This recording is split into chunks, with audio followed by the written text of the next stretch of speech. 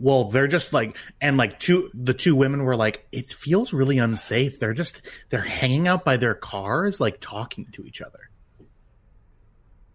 Oh, so unsafe. Wait, so them hanging out by their cars makes you feel unsafe?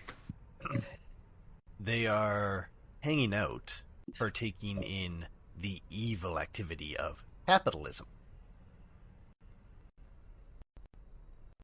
So I go, yeah, so every guest who's in our parking lot is a guest, and they are paying guests here with us who have the right to be here.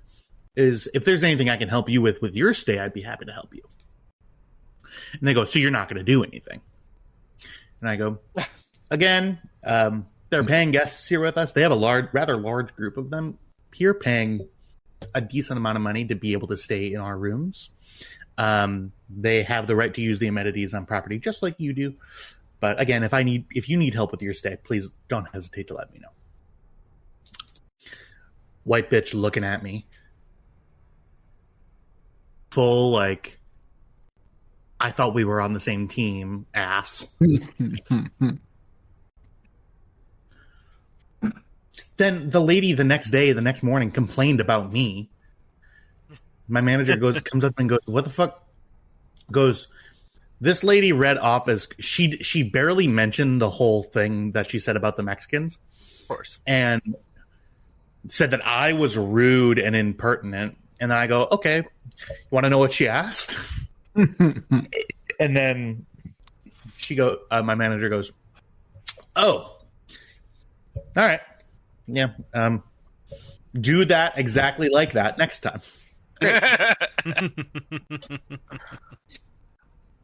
So I had a guy call in, right? And he calls me and I'm talking with him and he says, I want to speak to a supervisor. So I go, okay, well, I'm going to need to message the supervisor to let them know that you want to speak with them. Okay. Which is a reasonable thing to say, right? And he goes, okay. And so far this call is normal. I start messaging him and he goes, yeah, the FBI and Mossad are after me. And they want me to shut up and not tell my story, but I'm going to tell my story. And I need to speak with a supervisor in order to do it. And I was like, okay. Go off, King. Like, have fun. Right. Okay. So I keep typing, and he goes, what's that sound? It's my fault. He says, what's that sound? And I say, well, it's me typing, sir. He said, I don't like that sound. Sounds like you're trying to hypnotize me. I can assure you that I'm not doing that, sir. Well, I don't believe you. I want to speak to your supervisor. So that's who I'm typing to. Trying to hypnotize me. You're with them. I think you're an AI. Okay, sir. And so I get him to my supervisor. Afterwards, my supervisor messages me, and she goes, are you okay? And I'm like, yeah, I'm great. Why? She goes, I just spoke to that man. Are you all right? I was like, he just seemed regular run-of-the-mill crazy to me. What happened? Apparently, once he got to her, he started screaming. Like, not like normal, like, raise your voice, I'm upset yelling. You know what I mean? But, like, scream yourself hoarse screaming at her that I was an agent of the Chinese Communist Party and that I needed to be arrested for treason and that he was going to get the FBI to come down to our office and raid it for looking for illegals. So are you gonna turn yourself in? I don't think so. Gotcha. Mostly because I am both a Mexican and a Jew, and I don't want to know what the government would do to me if I did. Gotcha.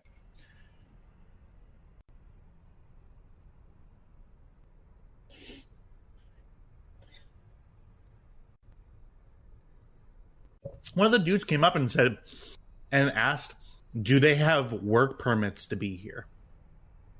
Work permits? And I go, sir, you're more than welcome to go up and ask them if you'd like. However, that's not information that I have or would tell you if I did. And he goes, oh. Anything else? No, I'm good. Okay. Now, there was a lady who came up and said one of them whistled and catcalled at her. Which is not okay. Which I believe women. However, she did look like she just had the Melania Trump special at the plastic surgeon office. I believe women. I don't believe conservatives. They were not whistling, they were screaming. It was more of a surprised low whistle. I don't know who whistles like like in response to being attacked, you start whistling. I don't even know if you can do that. Be an interesting experiment. Sorry, I was nervous. I whistled. No, that doesn't happen. No, but what you can do is if you're ever being attacked and you want it to stop, just take off your pants. Most people will stop. Yeah. Problem is, the ones who don't, that's going to be a problem. Yeah. Oh, if they don't stop after that, I use my teeth. But My pants are already off at that point. You don't need your teeth.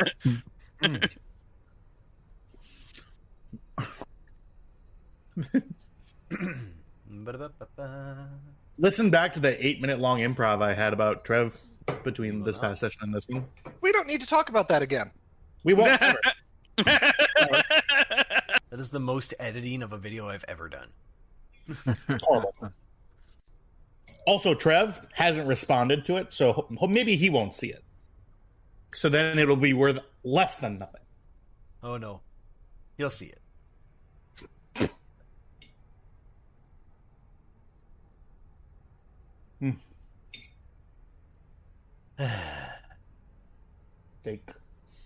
Steak pasta.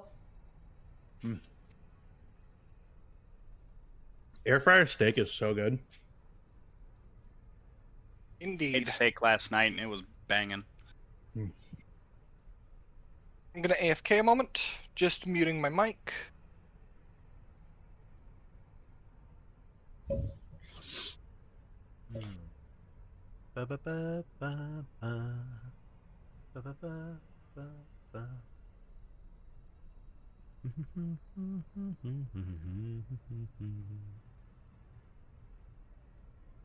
We're doing Seize the Day in choir for school. and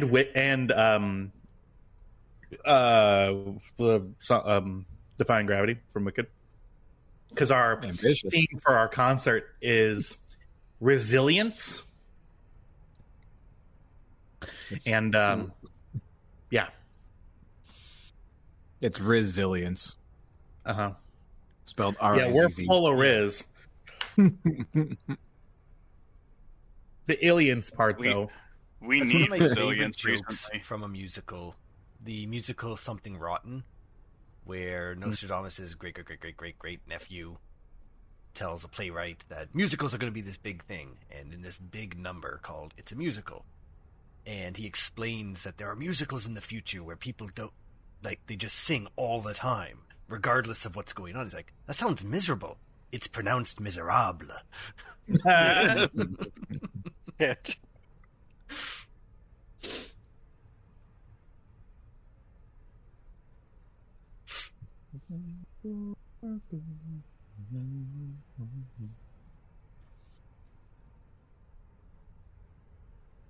I did the entire internet a favor there by not singing those lines, which were definitely sung in the show.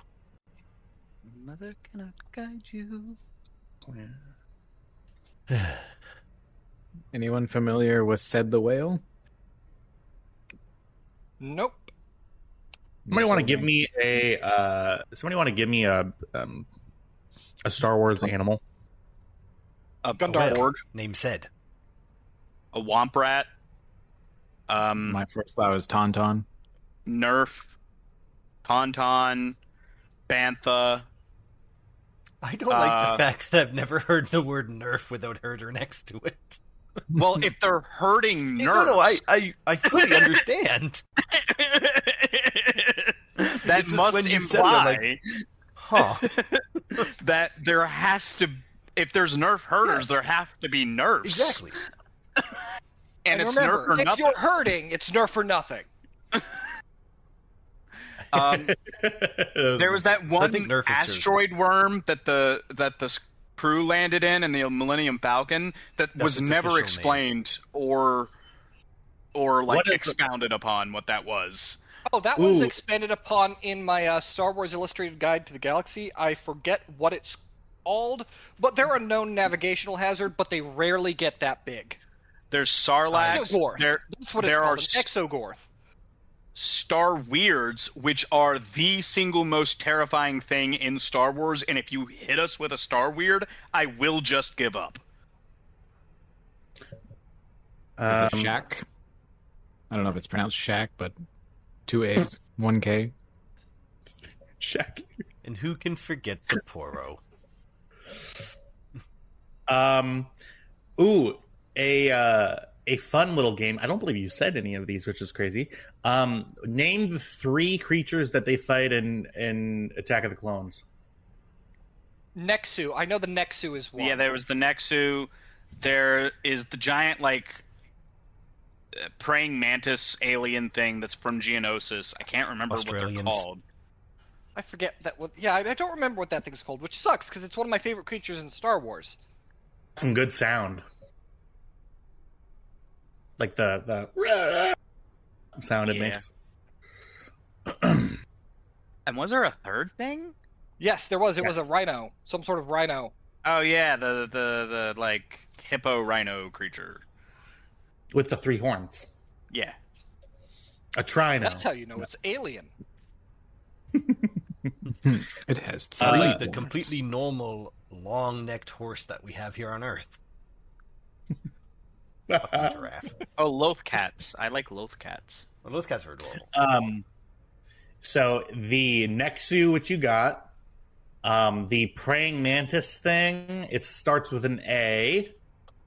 Yeah, I don't remember. It's an Acklay. Acklay. Hey. And then the third one is not.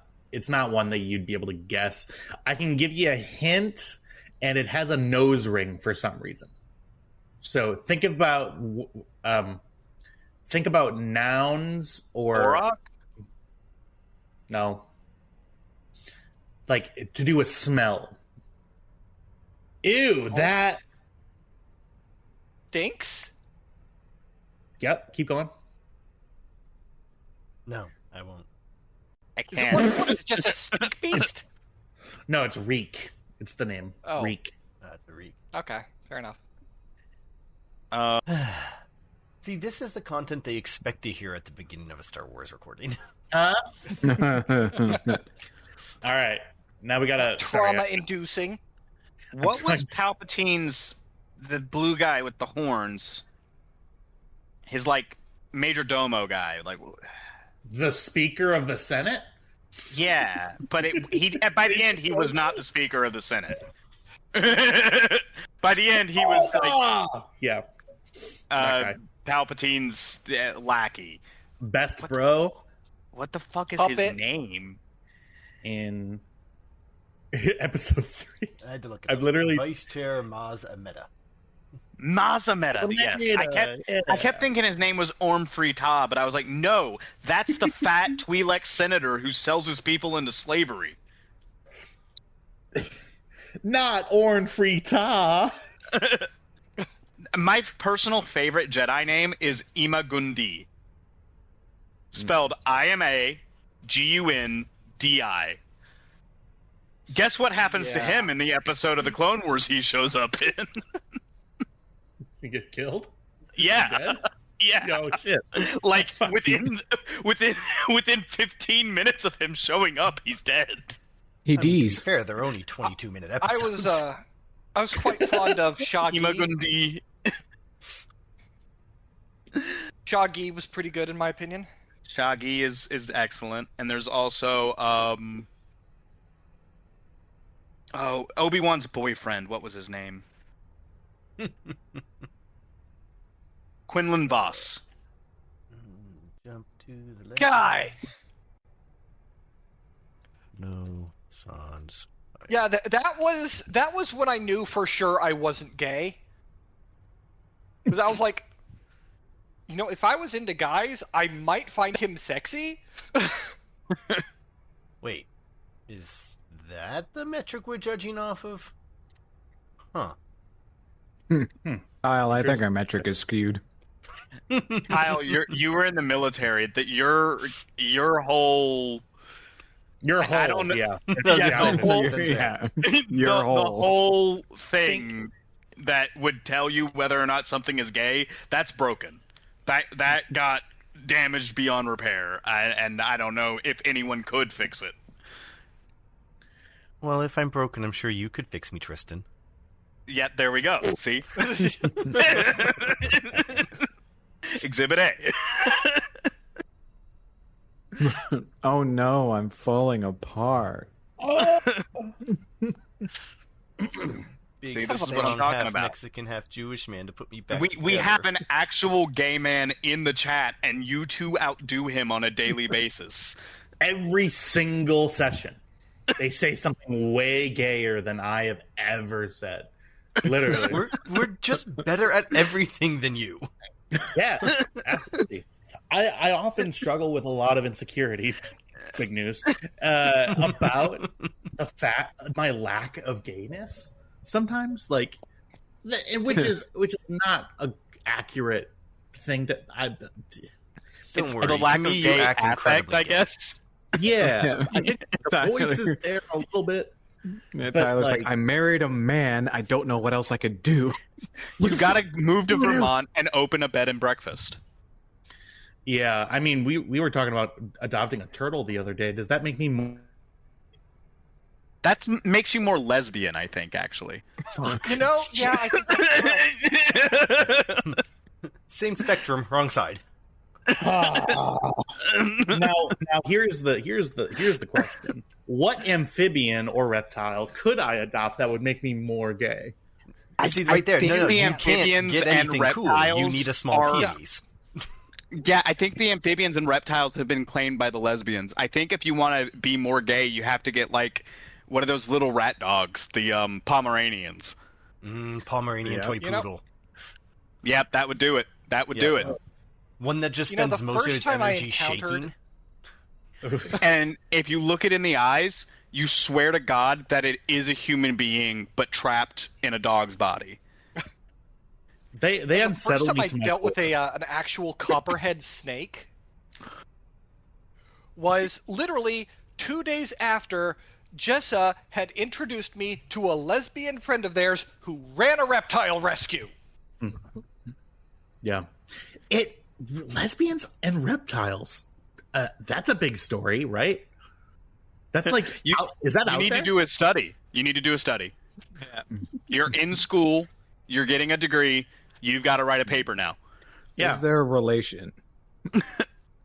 And one more question about this, and then I'll go into my actual warm-up question that I have brought in. What about the reptilian nature? Let's take, for example, an iguana. Number one, an iguana, definitely a lesbian's pet. Yes. Number two, My sister had an iguana. number two, Our case stands. number two. What about an iguana and reptiles in general, but it's specifically an iguana? Why is it lesbian? Why is that? Because reptiles can undergo both parthenogenesis and gender transition based on environmental pressures, which makes them inherently both trans and lesbian. Also, they are frequently misunderstood and maligned. Just write this down. They are not I need considered one more a point for typical my pet. 5-paragraph. They're real shitty chameleons. And that's what lesbians are? That's what they Real want. shitty chameleons? They want shitty chameleons. I will say counter- I've never known a lesbian The that I chameleon didn't is actually a know pretty was good a chameleon, and lesbian that is in the category. prior to them All right. telling me. Easy. The fact that you all unanimously say, I wonder what my sister would say. She's not a lesbian, but I'm sure she would agree. She'd be like, I mean, yeah, I don't even know why I was Y'all. going to say that. But anyway, what, in your opinion, according to IMDb, we're doing a hard segue. This is maybe where we can just cut. it cut in. Hard segue. What, in your opinion, or in the opinion of IMDb, I should say, is the highest rated by IMDb episode of Star Wars: The Clone Wars? It is either the Mortis episode, or it is the last season finale. 8. I do not remember the episode names. Well, right, yeah, just like the events that occur in the episode are actually. So I'm going to say the one where Jar Jar was a hero. Like, that one that one is third. It is third. Really? I'm not even Okay. kidding. In the first episode, Genuinely, that season. episode is amazing. Yeah, it's a great I episode. don't remember that episode at all. Okay, so what happens is a clone trooper realizes what a fucking disaster Jar Jar is and weaponizes him. Mm-hmm. Yeah, it's great. Mm-hmm. It's perfect. And it's season 1 Clone Wars, so the animation is they're still like figuring it out, and it looks real wacky, but it's so funny. It's so good, and it's like perfect. Yeah, like after the first few times Jar Jar screws something up, you can see the wheels turning in this clone trooper's eyes. He's like, Well, Helm, I guess. yeah. It is fantastic. He's so like, you should go talk to the bad guys and discuss terms. Jar Jar goes to talk to them, and wackiness ensues. He ends up accidentally knocking out like a tank or something on accident. Meanwhile, the clone troopers have been setting up a fucking ambush. Mm-hmm. What I will say, Is it the worm episode? The stats that I was going off of do not take into account season 7, which is the newest one. And in that case, actually, you're right. So season 7, episode 12, which is the last episode, is rated a 9.9 out of 10 on IMDb. So the episode that I'm referring to is pre the last season, which the last 4 episodes actually of the last season either tie it or rank it or outrank it. Any other guesses before I tell you? No. Either the Mortis episode or the Worm episode where Ahsoka turns into a dark side Jedi, but she's actually being controlled by an evil Sith worm. No, not that one. It is, so it's season 5, episode 16. It's called The Lawless. So this is when Maul has taken over the leadership of the Death Watch. And then then he kills. Then Obi-Wan goes to rescue Satine, essentially, and he's dressed up as a Death Watch Mandalorian. Yeah, and then Satine dies, which really takes the sails out of Anakin's angsting of like, no one could ever understand my pain, because I'm like, Obi-Wan just lost his baby mama, Okay. so I don't. I'm going to need you to listen very, very closely to me. Mhm. Anakin's a teenager. Yeah. No one out angsts a teenager. Mm-hmm. Yeah, absolutely. Well, he's a teenager at 19, but like by the time he's God, when did episode? Let's see. It was how many seasons of Clone Wars I were am there? going to have to inform 7 you technically. that 22 is basically a high-functioning teenager. Yeah. And How many years Point- were in the Clone Wars? Exhibit Did the B Clone Wars is go on? Tyler could definitely out angst Anakin. We've seen it. Seriously, how many years did the Clone Wars go on? Wasn't it 7 years? So he would have been 26. I'm sorry. At 26 years old, if you haven't figured out that the person who raised you is a whole and complete person separate from you and has their own shit going on, Anakin's stupid. I will say that I came to that conclusion like 2 years ago. Like it was closer than I feel comfortable admitting. It took me moving away from them to be like, oh shit, yeah, they're fucked. What? The Oh, Clone Wars yeah. canonically took 3 years. Okay, so yeah. So he went from being a Padawan to being the hero with no fear and general of the Grand Army of the Republic from 19 to 22. And look, as Greece and Rome will tell you, that fucks you up. Mm-hmm. Not to mention, he was fucked up going into it. Yeah. The slavery did not help. Also, they definitely should have kept him in the creche until he was at least 13 years old. Mm-hmm. The reason for that, a lot of folks say, the Lawless I'm talking about again, is because of the duel at the end of the episode. Yes. Between Savage, Maul, and Palpatine, which I would rate it second only to Maul's and Ahsoka's in the episode where they fight, which is Season 7. fantastic. Yeah. In my opinion, the best lightsaber fight across all Star Wars media that has ever been put out is the fight between old Obi-Wan and Darth Maul in Star Wars Rebels. Yep. Diego and I watched that 3 in seconds. on Friday. It takes 3 seconds. It is Obi-Wan saying, "I'm Obi-Wan Kenobi. No, I'm Old Ben. No, I'm Qui-Gon Jinn," and tricking Maul into doing that same sequence that got Qui-Gon killed and just taking him out. One hit. Yep. Wrong. And then he's like, fuck. Yeah. And I even love as Chosen One. I He will love love that he was right. Mm-hmm. He was absolutely fucking right. and that slow realization of Maul being like, wait a minute, this isn't an old defeated man in the desert. This is a Jedi Master on guard duty. Mm-hmm. And if I he's just threatened here, his charge. This isn't a game to him anymore. and if he's here, whatever he is guarding is the most important thing in the galaxy. Yeah. And the fact that unintentionally and, kind of unknowingly, Luke Skywalker avenged all 3 of them. I mean, Sidious is to blame for Maul's fall. He is to blame for Obi-Wan's fall. And he is to blame for Anakin's fall.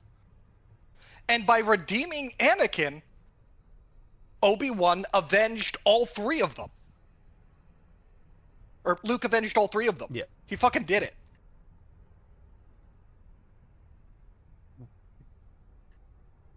But the best part about the Ahsoka Maul fight is the way he treats Ahsoka versus the way he treats Obi-Wan. Every time Maul sees Obi-Wan, he's like, "You son of a bitch, I'm gonna gut you like a fucking fish, you sorry sack of shit." When he sees Ahsoka, he's like, "Lady Tano, how are you today?" I mean, before Maul Sidious is so kidnapped good. him, he was raised by Night Sisters. Yeah, he was raised in a matriarchal society. He also does not have the personal beef with Ahsoka that he has with Obi-Wan. I've got to catch up on Bad Batch just so I can start Maul. I haven't seen it. Yeah. Nah. It's not that I want to watch it, it's I have to watch it. Yep. If there is even the slightest reference to that show, I want to know about it. I am the embodiment of the Leo meme that's always just pointing at the screen.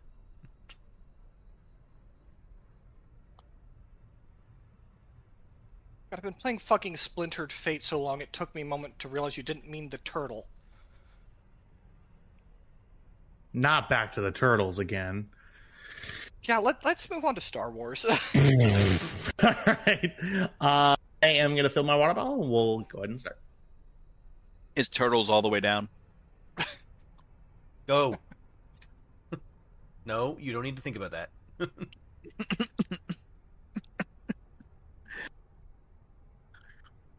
I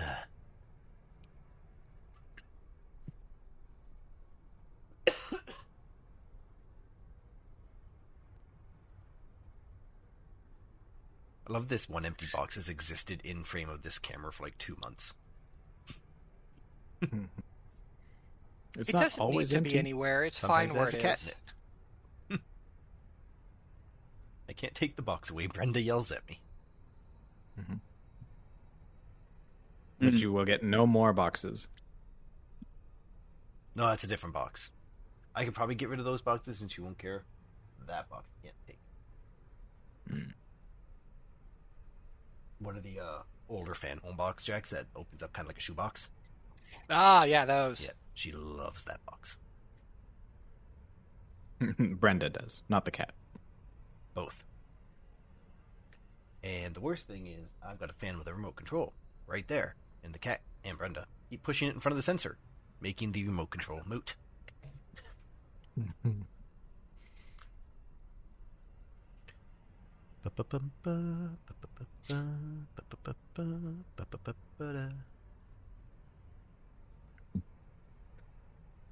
Oh.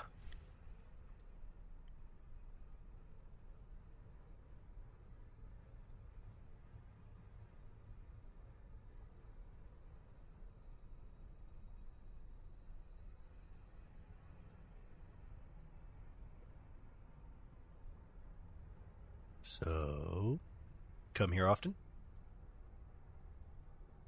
Oh, about once a week. Whenever I can.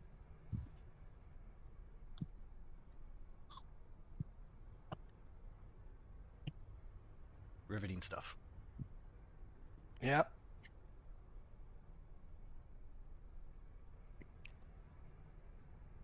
While I like Lina-heavy scenes when they happen, the notes are just trash because of them. The first line just says all that droid stuff right up to Lina's panic attack. That's it.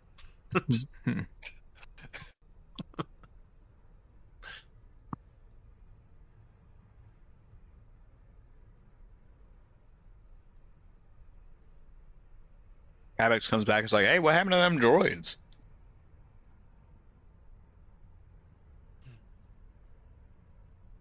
So about those.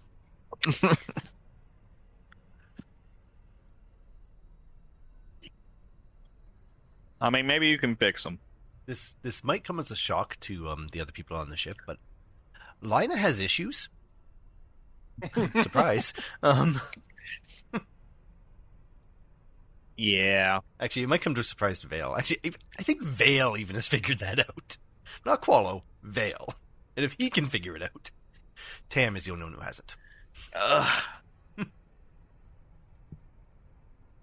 can't believe we got to deal with this guy to get 200,000 credits. And I don't think we're going to get paid. I don't think he's going to buy the things. I think we're going to have a problem when we get there, and we're going to end up fighting another Sith. If Tyler does that again so quickly, I am going to sit him down and have a conversation with him on the size of the galaxy. If they're specifically sending the Sith after us, one after the other, like, he failed, go get him. I mean, if you have all these in reserve, why aren't you sending more than one at a time? Pacing. To build up to a dramatic climax. Building up to my monologue before I am inevitably shot and stabbed.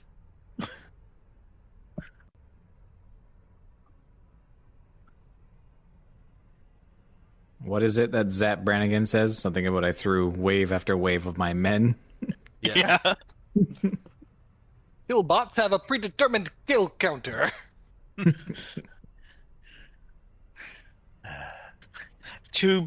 I'm going to defend Zap Brannigan here. To be honest, if that was the only known weakness of the robots, that would have been the only way to defeat them. So he's not that's smart not established anywhere. No. It's not.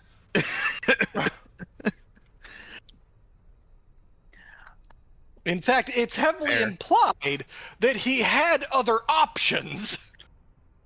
He might not have even known they had a preset kill counter until after that battle. That's fair. I often think about, that route's for sissies. This one has some chest hair to it. She's built like a steakhouse, but she handles like a bistro. You win again, Gravity. One of my comments on TikTok got liked by a profile named Church of Latter-day Taints. The captain should go down with his ship. And that's you, Kif. Congratulations. You've been promoted. You are now one of my elite employees. Couple of questions, Leela. Who makes your bra, and do they make a men's girdle?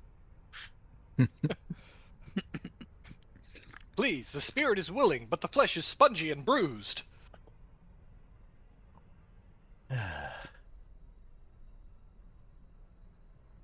And to reiterate, Wingus and Dingus are in fact named after a Zap Brannigan quote. Oh, I don't know if y'all have seen the news up in Canada, but you saw about the warehouse fire in California, yeah? I've seen about 6 warehouse fire 9 articles now. warehouse 9. fires. Man. 9. And they've caught one guy. Yep. Are we doing it? We doing it. Do you Are we want doing to? it? We're talking about the 9 warehouse fires that have happened over the weekend, and I'm No, we're asking, not. are we doing it? I don't work in a warehouse, so. Kind of work warehouse adjacent. I mean, we could burn the building next to us if we want to, I mean, I'm all for just burning the building we work in. as it is true. Yeah, you're not going to be there for very much longer. We're not Oh, no. putting that on the I don't internet. Oh, 100%. I've said that to people's faces. The guy who does our fire alarm tests monthly, I chastise him every time.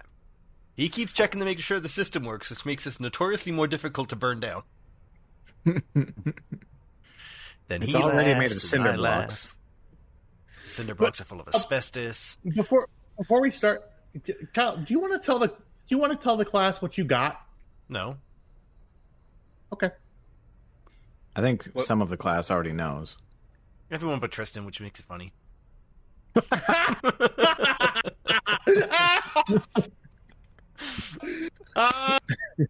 Fuck. All right. Well, with that note, Can you blame him? I can. no. I was going to tell him. I'm just marking the time so I can cut All it. right. So, yeah, Well, we so could say maybe it you're extraordinarily good at your job. I'm extraordinarily Have you good ever at everything I do, and this fucker just employs me to make maps. They're really Yeah, good 'cause maps. They are really good maps. I gave him. Nope. No. All right, let's go ahead. That one's spoiler related. A long time ago in a galaxy far, far away.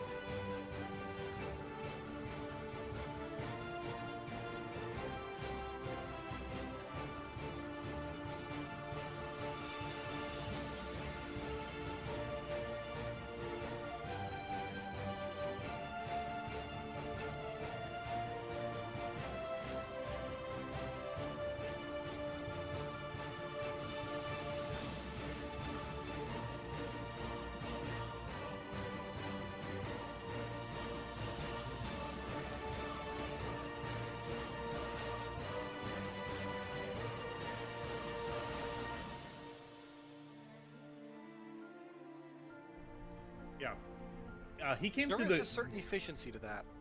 Hey, Yeah. you gonna click the button, Tyler?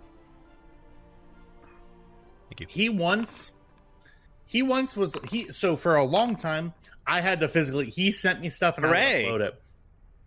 And then he goes Oh. I actually don't think I need to do this because I can just drop it in your computer. And I go, what? He goes, Jack, hit the button. Right. He goes, yeah. I mean, I have a connection to your computer. I can just do it. Oh shit! Oh. Ooh, Thank you. ooh. Those are mine. You can't have them. All That right. joke will never not be funny. All right, someone give me a recap, Kyle. All that droid stuff right up to Lina's panic attack. No, we're going to have to go more in detail than that. You want to compare notes? No. Let's see. Lina had a moral quandary of racing a couple of droids and having a few conversations about whether or not to take away their autonomy. We decided it was perfectly fine. They're essentially toasters. So then we spent some time and made them not toasters, and we gave them autonomy. They used that autonomy to send Lina into a panic attack, which she then turned around and took away the aforementioned autonomy by saying she needed to run diagnostics and then just shutting them off, making them a future problem. It's not great when you put it in short form.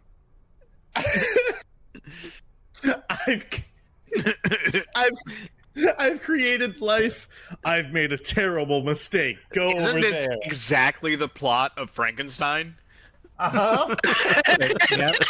Exactly the plot. Lina spent so much time thinking if she could, she didn't think whether she should. Lina is one bad day away from becoming a supervillain, and we are almost there. You owe Mary Shelley money. The estate of Mary Shelley, send it. Yep, this is infringement. Yeah, This is infringement. Cool. For those of you watching at home, I definitely moved everything around, so we're going to do this in video order. After Lina committed essentially a war crime and locked herself away in her shop, Cameron and Kybax decided they were going to sell that nice ship we built and did a little promo video of it, putting it up on the HoloNet, and someone decided they were going to buy it for $200K, one system down at the Denon system, the old friend of Tam's, who also had that boot that Kybax picked up. While they're off shooting that promo video, Qualo makes a rare appearance and asks Lina if this is a good time to assist him in the information he had gathered at that cyberneticist, at which Lina jumped at the chance to be distracted from her problems. Proceeded to give herself a drug addiction, and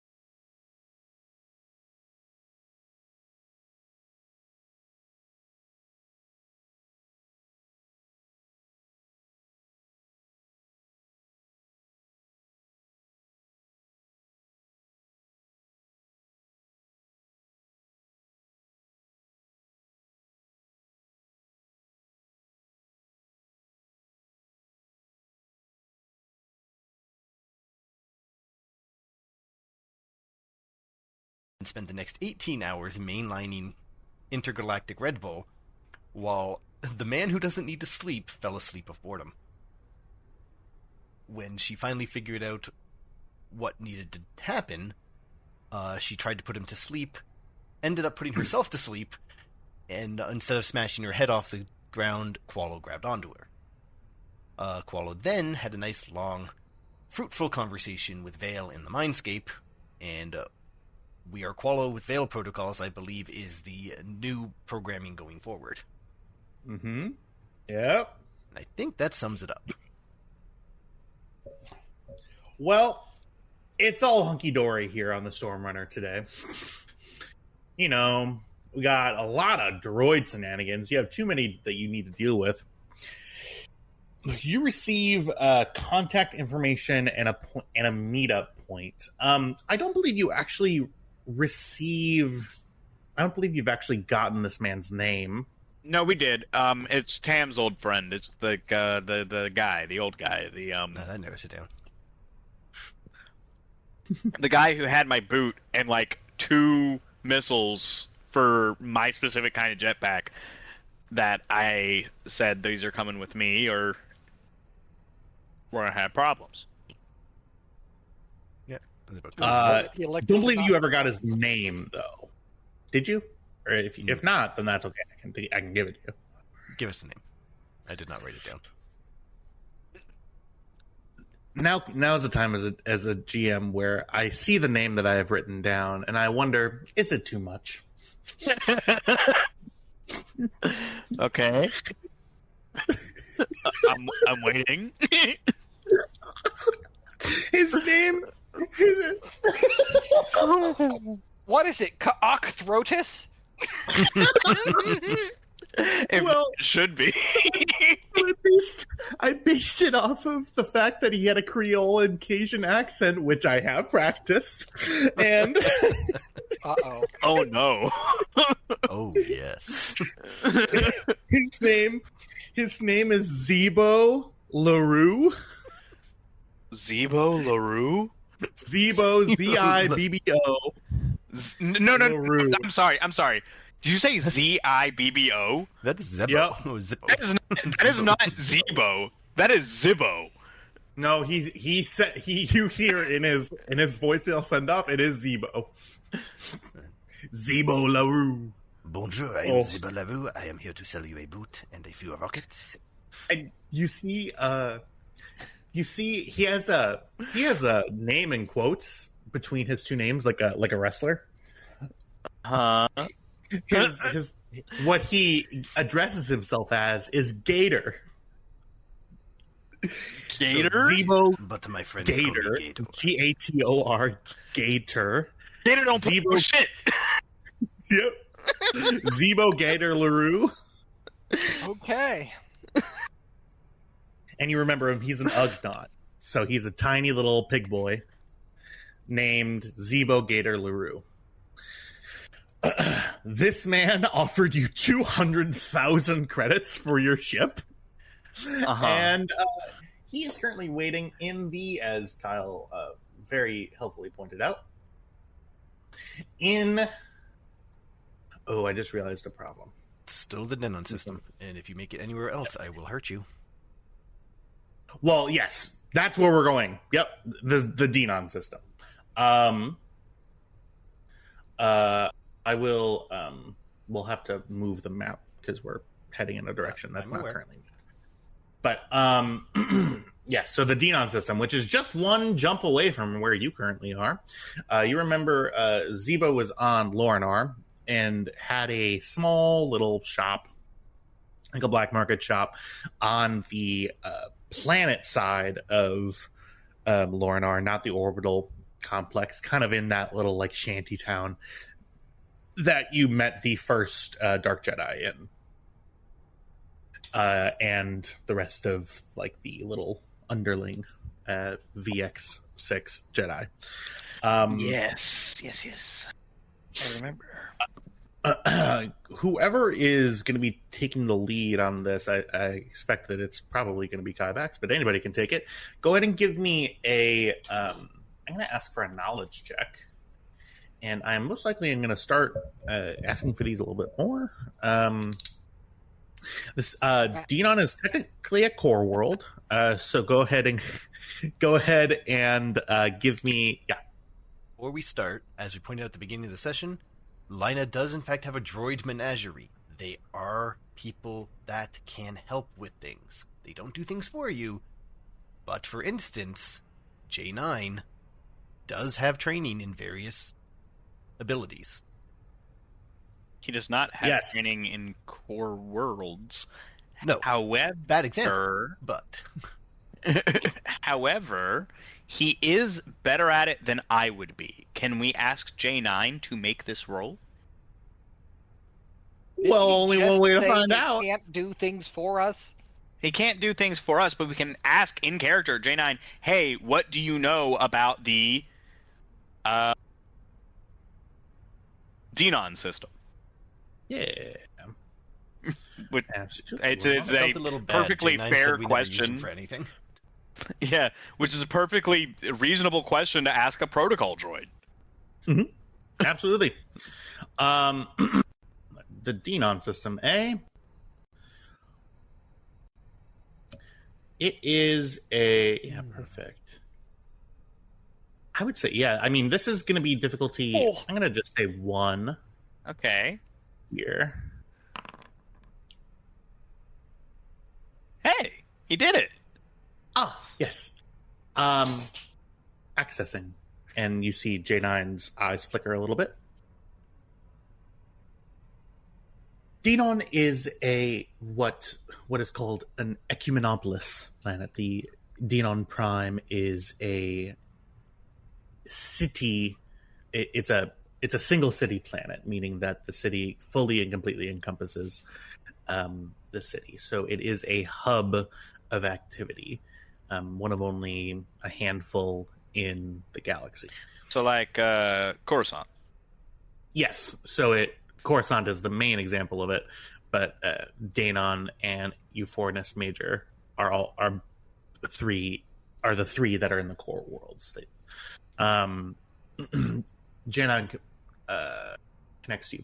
It has a lot of use in shipbuilding as well as just general trade. I mean, it is a city world, so a lot they cannot plant on it. Therefore, they are almost entirely reliant on imports for food and non-industrialized supplies.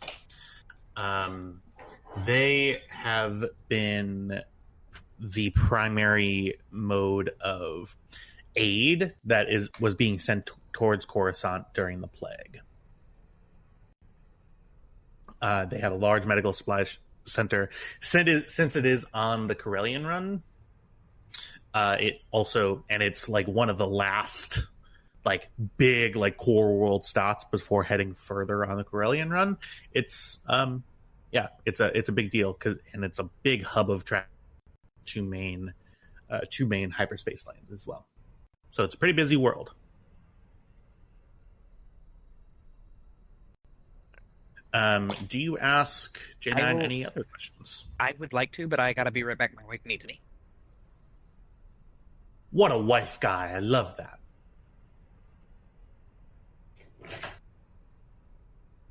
Does anybody else have any questions for J9 regarding relating to Denon? I have no questions relating to anything knowledge-based. Lina does not rely on other people to be smarter than her. Yeah, all right.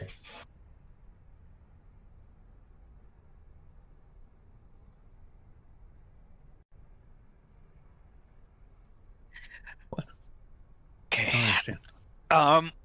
That's what I do happened have to a Vale. couple of questions. Sure. He seems relatively knowledgeable. Are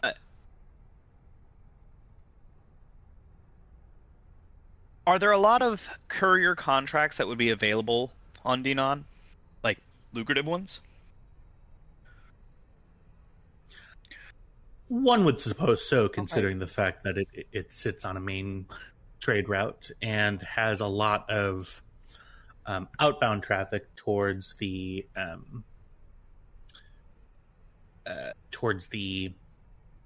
outer rim as well. So yes, if you're looking for courier missions, that would be a great place to look. Okay. All right. So there appear to be 2 of me. Yes. I'm fixing things. Yeah. Oh, There's my update. room got an upgrade. Sweet. You're just kind of disassociating there. Don't worry about it. Well, actually, I would be on the Hunter's Vale piloting it behind the Storm We haven't left. Information gathering and all that. Also, Vale is frozen in the engine bay and Lina's passed out in Cameron's room. Why is Lina passed out in Cameron's room? You drug her away, I'm assuming, without a bed to put her on. You tossed her there. Yeah, fair enough. It's either that or the couch. And Vale was on fire at the end of the last session. Well, Yeah. and Kybax came in with the CO2. There you go. Everything's... Yeah, I don't like this. I don't like this at all. Putting everything back the way I had it. What? Why? What's going on? Oh, I moved the camera to the middle of the screen, and then also moved you guys. Oh, yeah. Fucked everything up. I hated it. Yep. Mm-mm. Yeah, we got a real good look at the top of your head, dude. It was not. I mean... Yeah, still no hair. Bald, bald, bald, bald. Yes. My eyes. The less hair you have, the more competent you are. Exhibit A. That's what they say. That's why he is the way he is. He's bald. He's bald and he's torturing people who have hair.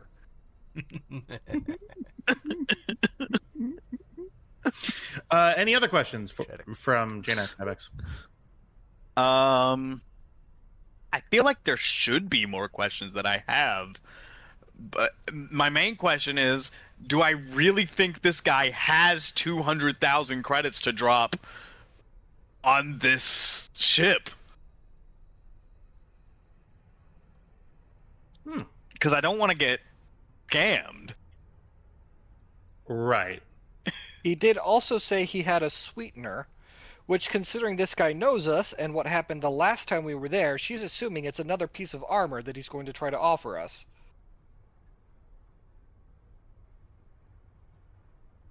If you wanted to go ahead and make that as a check, Kybax, Streetwise cunning? yeah, streetwise cunning. You're trying to figure out if this is up to scratch. Go ahead and give it. Actually, I have stats here. One moment.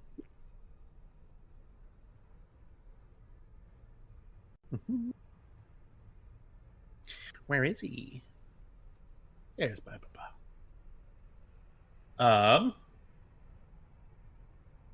give it to me, diff 3. Okay. Can I ask Cam for help? Like, just basically, hey, what do you think? Do you think this guy's legit? I can certainly offer a second opinion on that. What would that be, GM? It would be trained It would. assistance, right? It would be untrained assistance, actually. Cam does not have training in skullduggery cunning. Well, I'll take the boost die. Yep, boost time. We'll take a look. Given your previous experiences with Gator, he had a lot of high-priced goods. He, looking back, was kind of in shitty surroundings. However, if he's purported to be on Denon reaching out to you, there's no way to know. No, the best way to find out would be to go and meet with him. Yeah. All right. Well, I suppose worst Cam, case scenario, I could shoot You come him. to that, yeah, Cam. You come to that conclusion as well. I will say that with Streetwise Cutting, this is an underworld thing. Y'all were in the Outer Rim, y'all were in Hut Space. You know how it works. Sometimes there's traps laid out for you, and sometimes they're intended for you, and sometimes you step in one and you get bit. Sometimes not, though. That's what makes dealing with these unsavory sorts always interesting. Yep. Sometimes an offer that's too good to be true is perfectly legit. Sometimes you're just lucky. And sometimes you get shot. And sometimes you get to shoot at people, which is always a plus. Theoretically speaking. What? Oh, yeah.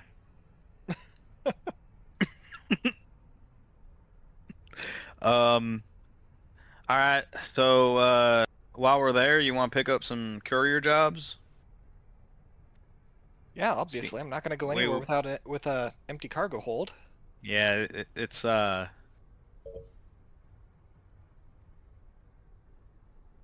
starting to get uncomfortable with how long we've been here. It's not safe.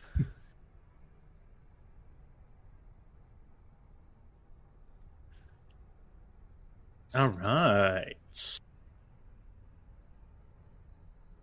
What's Lina doing? Hey, what happened to those Depends. droids? How many hours has it been since she passed out? We'll give it 2 to 4 hours. You're roused by the sound of preparations taking place to take off. Well, first we have to get a courier job and get it loaded. Like I said, I'm not going to leave without a from cargo here, hold. from here to Denon. I see. Okay. Yeah. Well, theoretically, the courier job we're doing is bringing the ship, which is a 200,000 credit surplus. Yeah, but why would we not also grab stuff to bring there for more credits? That's fair. And Yeah, why travel there with an empty cargo hold? And the Hunter's Veil has a little bit of a it hold. Not much. It can hold 25 encumbrance of stuff. All right. Yeah. Let me go ahead and get a roll from you as the captain of the ship. For that, I mean, yeah, so I guess that's a question. Where exactly are you looking for these jobs on last year? Are you looking with the government? Are you looking with the guilds? What are you thinking? She's going to check open contracts first. Mm-hmm. Gotcha.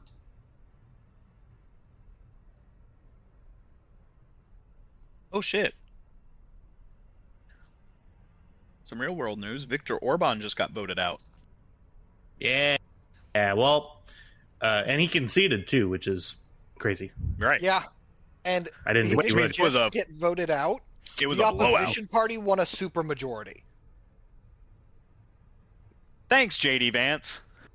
Your support Right? for Viktor Ding. Orban single-handedly overthrew fascism in Hungary. And the opposition party's still right wing. They're just not as right wing. That's what I'm saying. But there is a world of difference between 2000s conservative right wing and what we've got. Yeah. They used to be like, I'm not sure about all these illegals. Now they're like, put them in camps. And So moving on. So also, if any of you follow Giant Freaking Robot on YouTube, maybe don't. I don't know who. all right. They're a content creator. They do a lot of stuff and have said on Twitter, it's time the creators of Star Trek acknowledged that the vast majority of Star Trek fans are conservatives who don't want woke shit. Who told him that? That's interesting. I don't know, right? Like, I didn't know that conservatives like luxury gay space communism. Maybe there's hope for them yet. They also All right. put out job openings for writers who, quote, must hate Starfleet Academy. Yeah, I saw that one. Okay. Right? I appreciate people who go out of their way to tell me that I shouldn't be paying attention to them. It really saves me time. You left a wall here. I did. So you see a couple of open contracts out there. You see that there is a large run of precision machine tools. These are stuff that wouldn't be used on the line of like a manufactory, like pressing steel plates together. This is like finishing materials and tools needed for starships. These Lastria being a shipbuilding but also isolationist planet until recently, has the capability to create a lot of these tools. So they're starting to export and trying to open up a relationship to Denon, because Denon is also involved in shipbuilding, since they're a planetary world, and also know that in Really? They're a repairing... planetary world. Wow. Yes. Yep. They are an ecumenopolis. Yeah, planetary world. A planetary city. Fuck you. That one... What is the... You also cargo earlier capacity said of- a city that encompasses the entire city, which I thought was pretty funny, but I didn't say anything at the time. Look, words Yeah. are hard. I know, I get it. What is the current cargo capacity of the Stormrunner? That's a Kyle? good question. Definitely not on the character sheet. 7. That can't be right. what? No, the encumbrance capacity is 100. The 7 is because of things we have in our cargo hold. What do we And have our in the cargo cargo hold. hold? It counts each of the hard points we have as 1, because it lists them as things that we have, but the encumbrance is low because it's actually attached to the ship. The encumbrance should be 0, right? Well, Yeah, there because are they take up a hard point, not cargo. All I'm saying is Oh they are wait, currently- our current it's 7 out of 100, so we technically have Yeah, 93. Yeah, 93. Yep. Oh, so I'm saying our okay. encumbrance capacity is 100. Just what I said. Yeah. And technically it is 93 plus 25 because the Hunter's Veil doesn't have anything in its cargo hold. All right. Technically, I think So only something there is an abundance of this stuff on Lastria. You see that there's an open contract with one of the 2 big trading families, specifically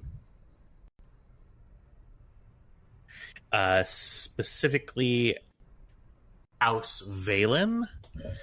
House Valen has a contract out that they are looking to start shipping as soon as possible, and this job is for 100. So this job is for 100 tons, or as much as possible. And essentially, it is right around 75. Sorry, I'm doing math in my head.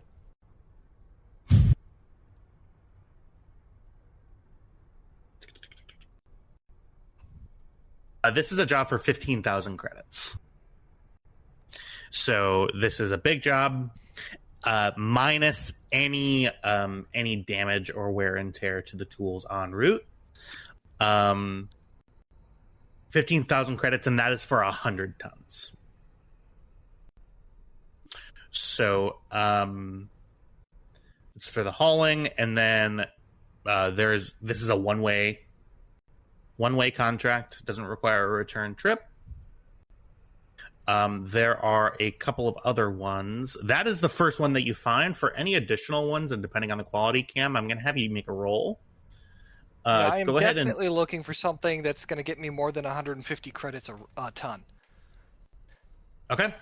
Go ahead and give me. I will say negotiation, and I will allow you to, if you would like, declare your difficulty. Okay. Ba. Is anyone allowed to provide assistance? I was going to ask J9 too. In negotiation, yeah, let's Yes. go look. Specifically, a protocol droid has that ability. Yes, don't know to where to write assist. it down. Yeah, etiquette and protocol. You can add a boost die to any negotiation checks or other checks made to negotiate or mediate. All right, yep. So you get a boost die because, yep, you get a boost die for that. Any other characters wish to provide assistance? You said that I can provide trained assistance, but I only have one yellow in negotiation. Are you better than that? Yes, I have 2. Okay. You said that this planet that we're going to is a big medical supplier. It is, yeah. So they'd have med droids. Mm-hmm. Lina, we can get an actual doctor. You see MD4 hovers in. He Whoa, whoa, screams whoa. into the void. Whoa, whoa, whoa. You are a medical assistant droid, and you know it.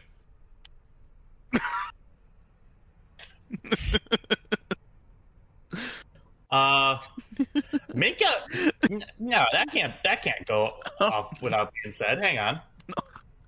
MD4 is a medical assistant droid. It is not a fully functional med droid. It's barely sentient. Barely sentient. Jesus Christ. Max, give me a charm roll. It's gonna be. Give me a don't be racist roll. It doesn't even have a charm score. Leave it alone. I'm right. Why are you booing me? MD4 has existed on this ship since its inception, and you're only picking on it now that it has a token. You didn't even acknowledge its existence until now. I have acknowledged its existence before when it assisted in a medical procedure. Because that's what it does. That is its own. It's like the pass the butter droid.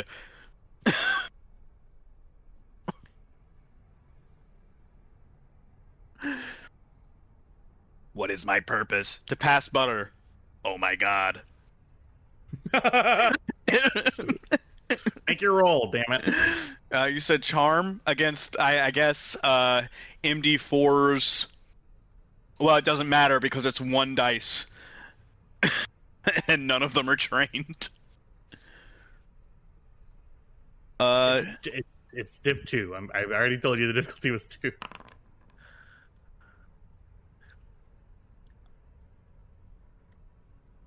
All right. You see MD sort of gets close to you, Kyvax. If you die, I'm not helping. And turns to the left, actually, and I guess I could do this. He does have a token, but...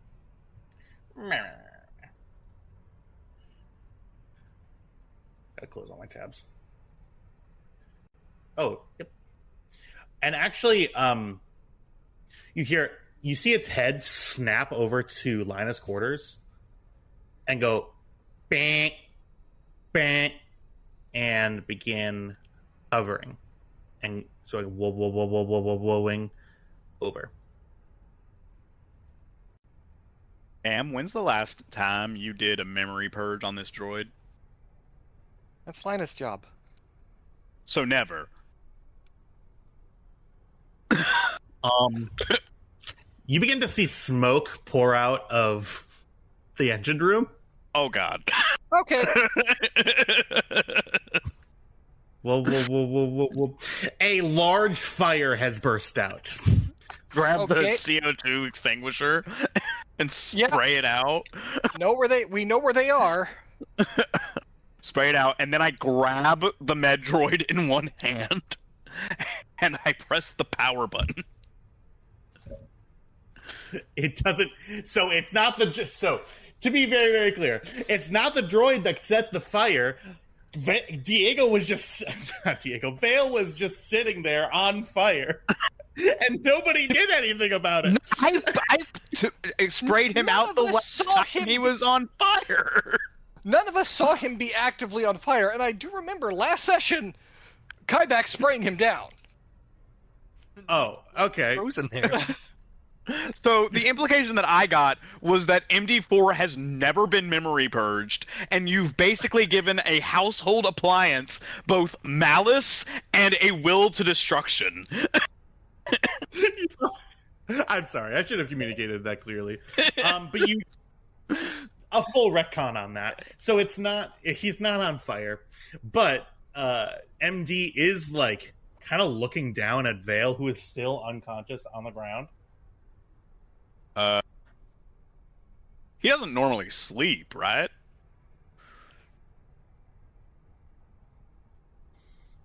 I kind of tow him, just nudge him with my boot. Make a medicine check? This is truly... Make a medicine... I'm not kidding. Make a medicine check div 2 on your toe tap. Okay, div 2. You don't know if he's living or dead. You're not sure. The toe tap didn't give you any information. I kind of lean down and I put my finger... Oh, does he have a... Where do you put your finger? Hang on. Where do you put your fingers? On his throat to, like, check his jugular vein, but then I'm like, wait a minute. No, that don't work. You feel cold metal. Right. Actually, no, warm metal. Warm. Okay. It was recently up there. Okay. I tap him. I tap his face. Vale.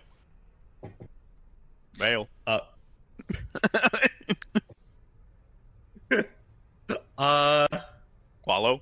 Make another medicine check. I like the existential dread Kybax is having because he's very good at making things not alive, and he doesn't know where this one stands.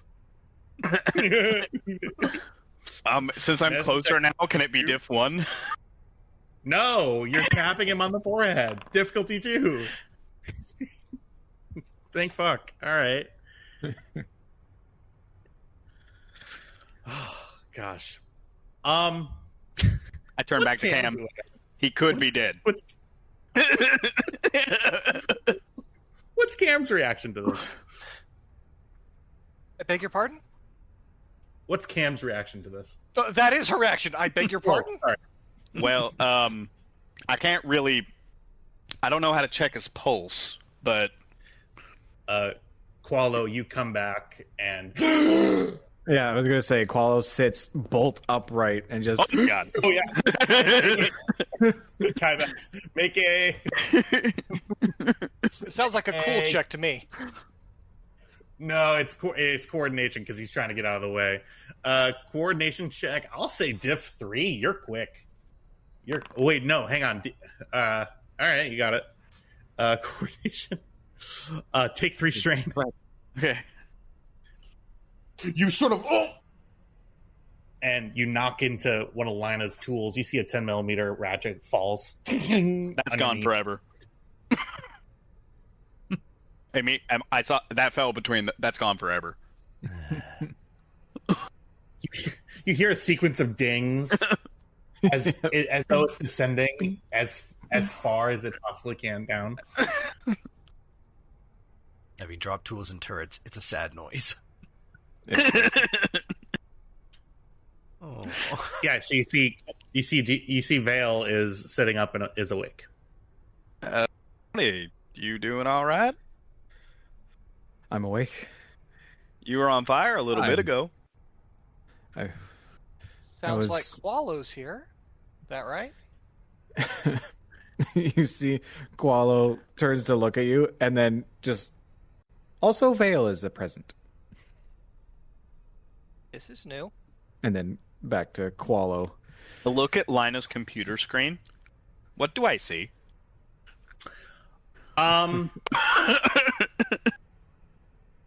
Don't forget the dot matrix paper everywhere. Yep. What do you see? Do you want to? So you see. Now, Kybax knows that these are words. Yes. They are in that order. It's sentences. But this is written in Orabesh.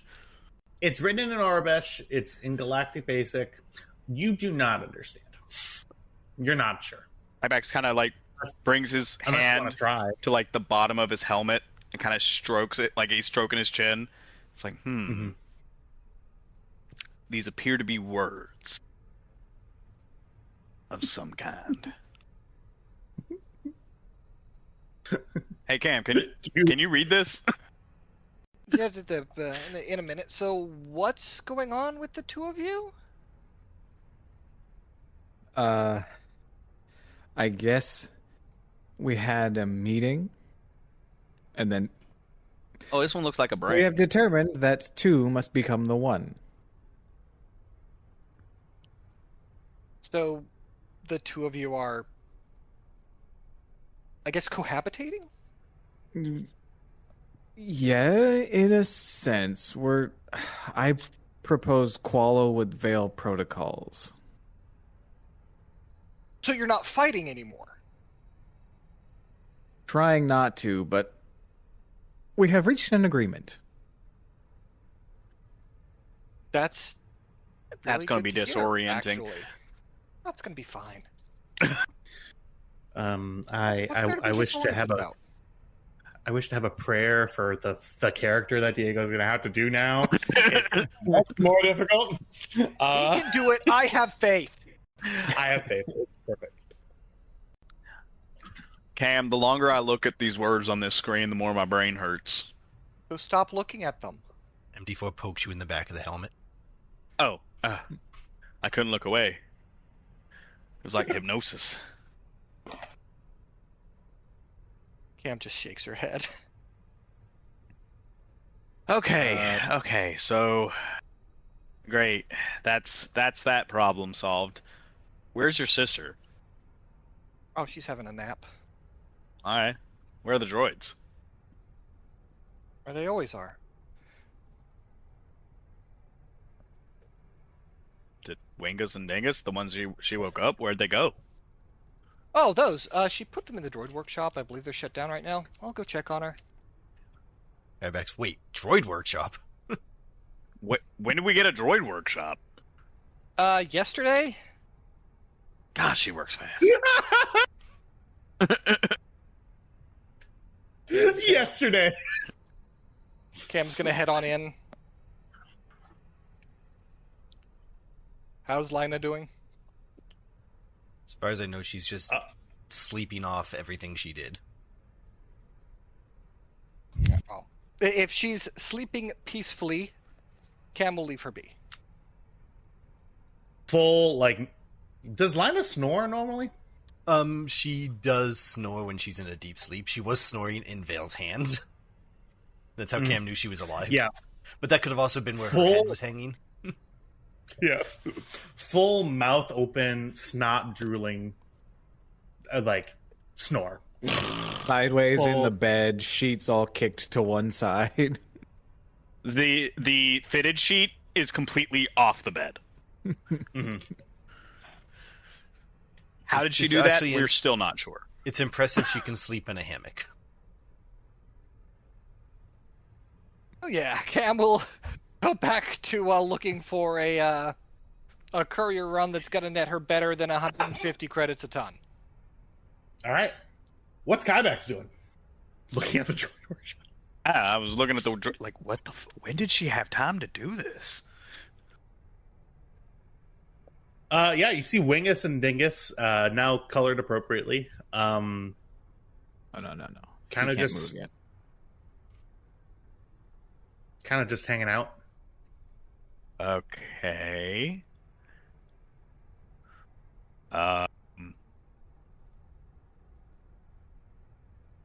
Something doesn't feel right about that, but I'm gonna leave that be because that's not my problem.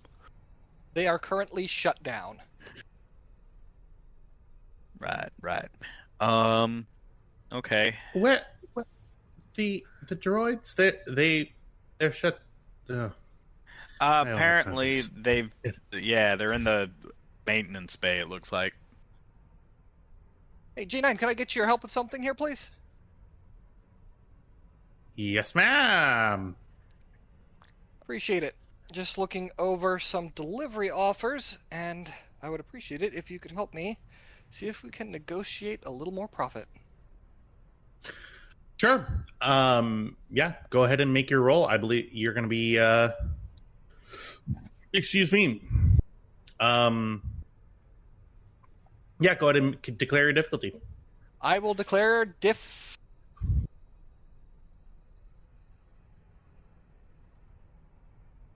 The question is, how much of a little shit do I want to be? Like, do I want to declare diff 4 or 5 and then edit my results? I think we could probably see a case for a house rule where you're not allowed to do that, but it's not rules written. But that would be shitty, right? But whatever.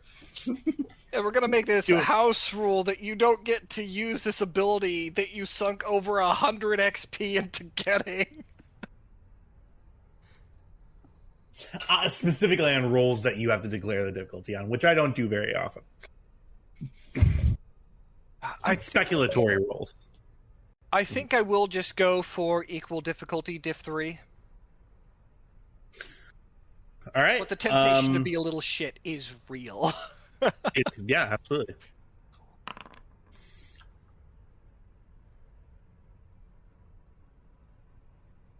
Oh, another one. Can I spend the advantages to get more profit? You certainly can. Yeah.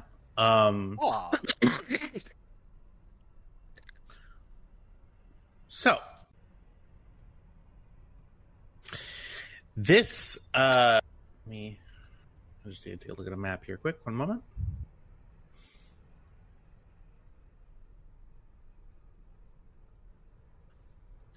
Move, please. Thank you.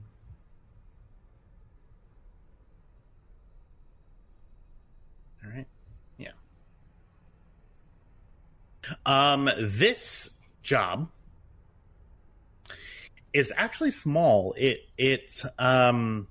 is only a 2-ton job. However, it's for 2 boxes. Specifically, the containers are mag-locked containers that are labeled. There is some experimental technology that Lastria has been working on in order to vastly improve the efficiency of city power grids. They're called grid harmonizers. They essentially, they're these units that are attached to power grid lines that are underground that assist with how fast this power can go and fixes up the density of any material that's passing through these channels.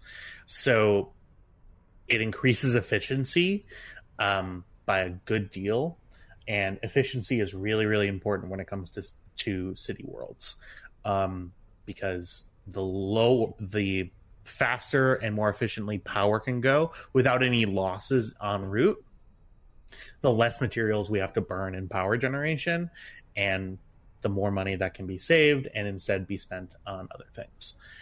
So there are 2 of these 2 containers, each of them a ton, of these high density grid harmonizers. They are prototypes that need to be mag locked because they are extremely sensitive electrical components.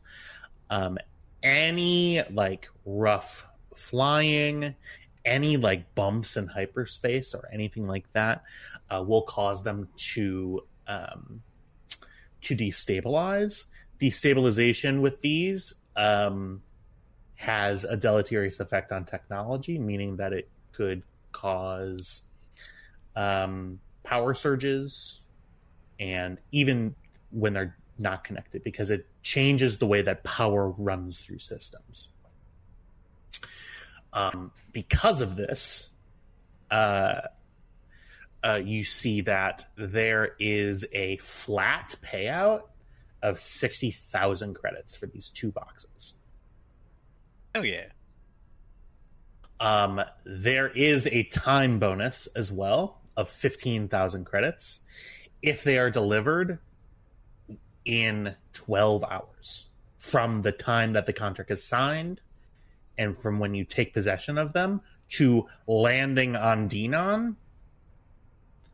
And how far away is Denon by hyperspace? Right about 12 hours. Negligible. It's like a little less than 12 hours. Okay, so if we grab these and reserve one of our cargo bays for them, we would essentially have, another 40 tons for cargo? Yeah.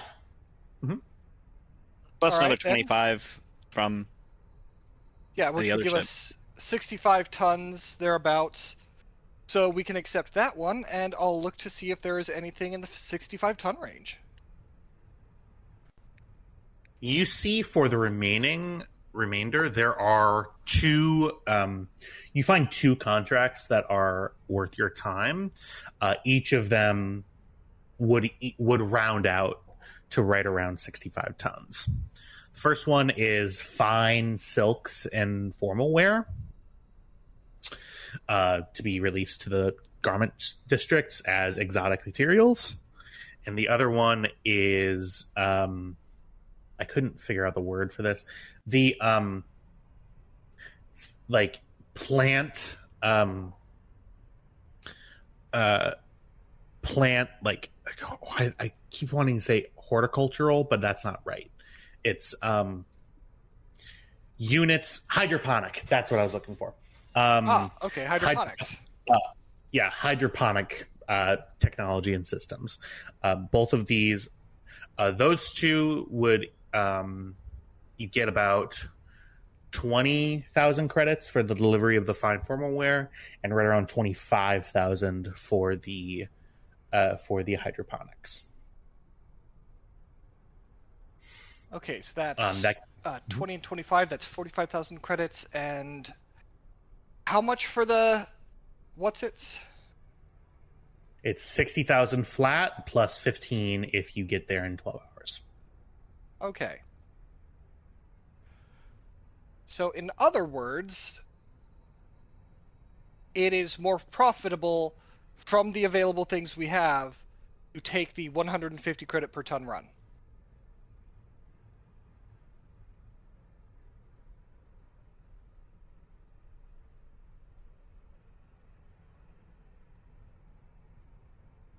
So the 150 credit per ton run, that fills up your cargo bay.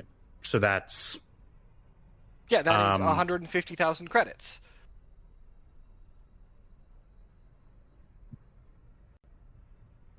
And, taking the other jobs would be just around 100,000. Yeah. And then 200,000 from the ship. Mm-hmm. So if we're going to maximize profits, then all of my rolling was basically for nothing, and we take the originally offered 150 credit ton per run. I'll tell you what, because that makes sense, and I didn't do math right.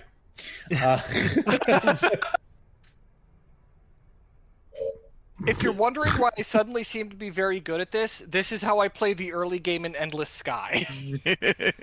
Yeah.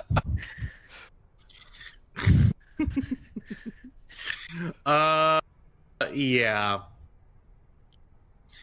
The fine formal wear and the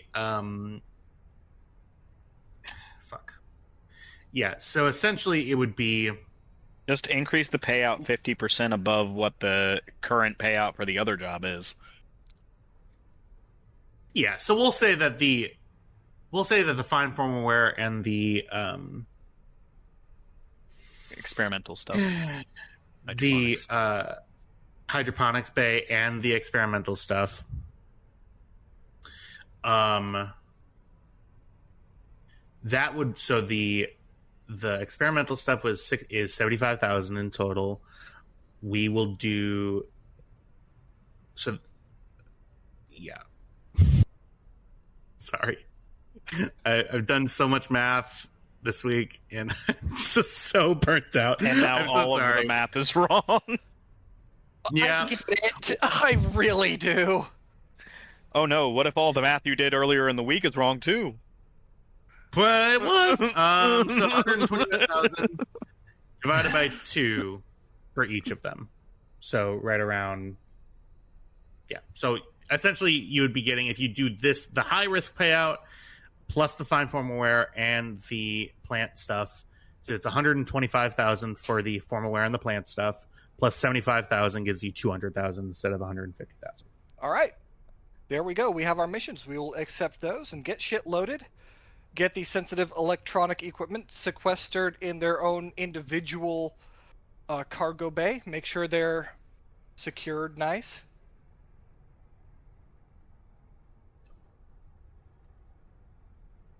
Okay. That is a good way to do it. Not overloading anything in their same compartment. You're sacrificing what you could do, find another job and fill up that cargo space, but instead you're putting it to its side. It's unstable if it's fucked with. Other side is going to be the formal wear and the... I still can't think of the fucking word. Hydroponics. Hydroponics. Let me write it down this time. Yeah. Hydroponics. I literally wrote H plant. I'm like, I don't fucking know. The hydroponzi. Yeah. So, you make the arrangements and and that cargo is incoming to you.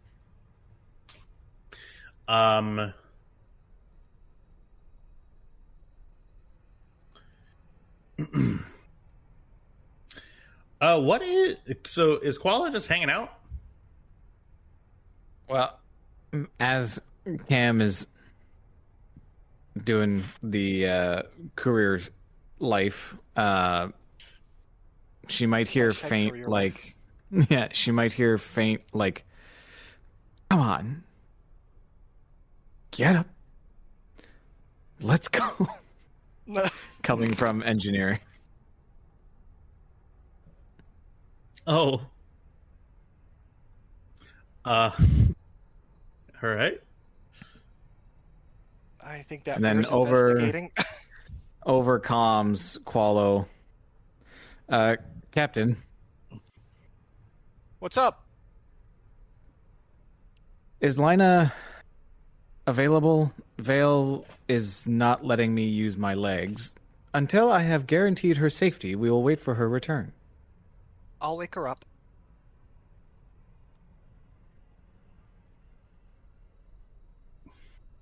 Wouldn't it? Walla's not a smart man, is he? Qualo's not, no. I know I have an answer to this, but I do not remember it, so Kyle, I am DMing you a question. Okay.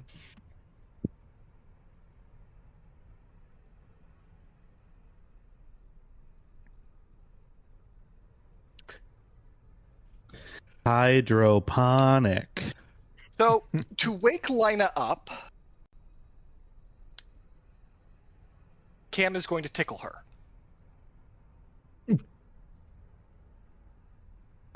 Yeah, she... There's a non-zero chance you get kicked in the face, you know that, right? Oh, I know. No risk, no reward.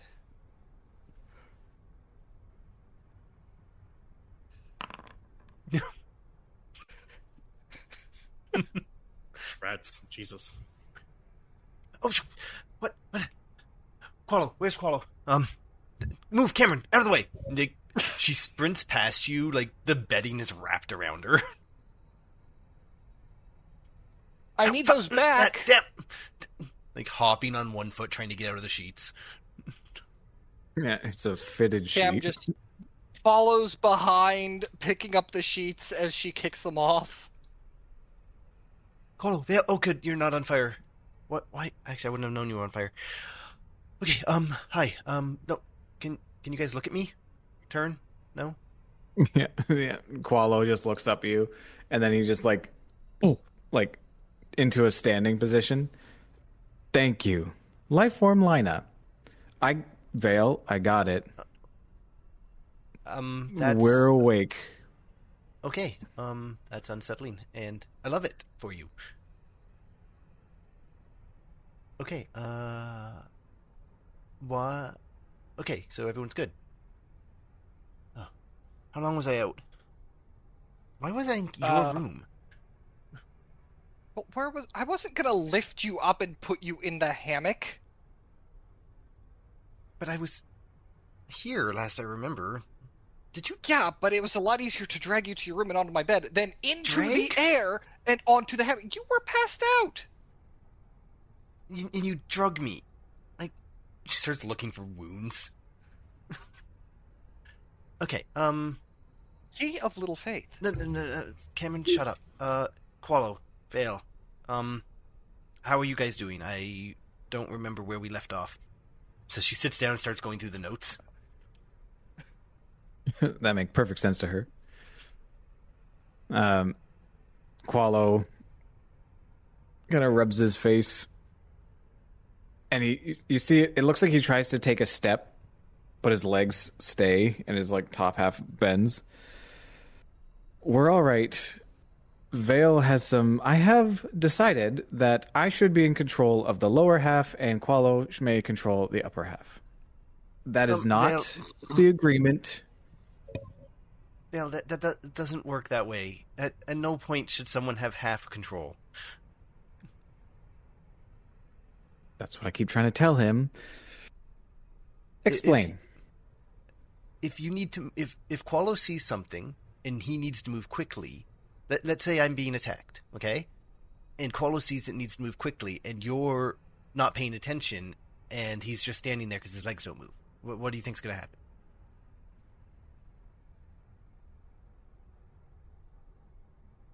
Understood. I shall relinquish control until Lifeform Lina is in danger. Yeah, we'll work with that Thank for now. you. Because I'm never going to be in danger again, she sings while walking past Cameron. Cameron just rolls her eyes, sure. Okay, Okay, I'm awake. I am fine. Hi, Kybax. Hi, Make Jenna. a resiliency check for me. No. Diff 2. You throw up. Ha! She hasn't eaten in well over 24 hours. You retch dryly. Oh. Okay, I'm gonna just... Yeah. Oh, hey, I got checked. Shut up.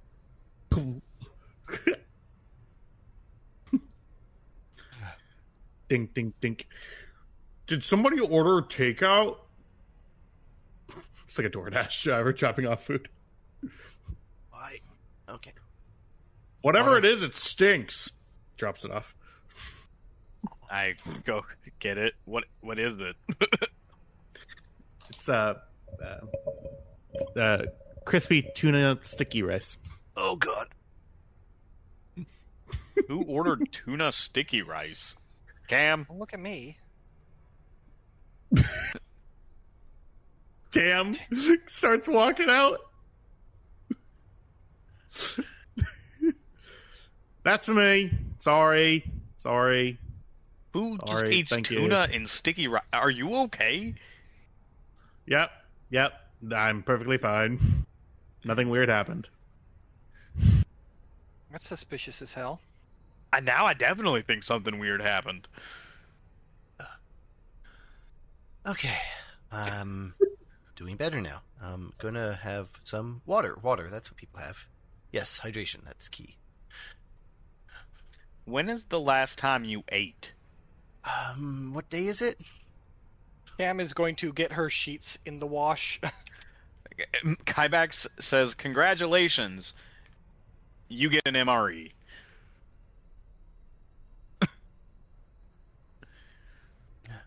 Okay, yeah, food. Alright, so okay. Water, food. He hands her Qualo. the silver bag. Alright, so what's everyone up to? All the nutrients and calories you could ever want. Well, we got a job. Good. Jobs are good. Total is about 340,000 credits, roundabout. Depends on how fast we get there. We need to leave as soon as the cargo's finished loaded. Okay. So yeah, I'll go fire up the engines. I mean, that would explain the cacophony of noises coming from outside. And, Also, whatever you did to Qualo set him on fire. ooh, that's not great. How many fingers do you see? I was like 3.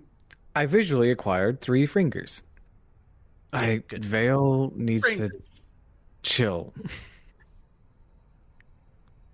But I'm good. I was not even aware of the fire. Okay, good. Just Oh yeah, you gonna- still got a little bit of scorch marks right there on the. Yeah. Lina, you make a medicine check. Difficulty 2. I figured out that he wasn't dead. You It's notice the easiest thing in the world. Could you imagine someone failing one of those? Yeah. You notice the critical injury. Ooh, You see, Vale. That's not great. as you do this dumbass thing that I just saw you do, you see that his cognition is not what it used to be. His eyes aren't moving.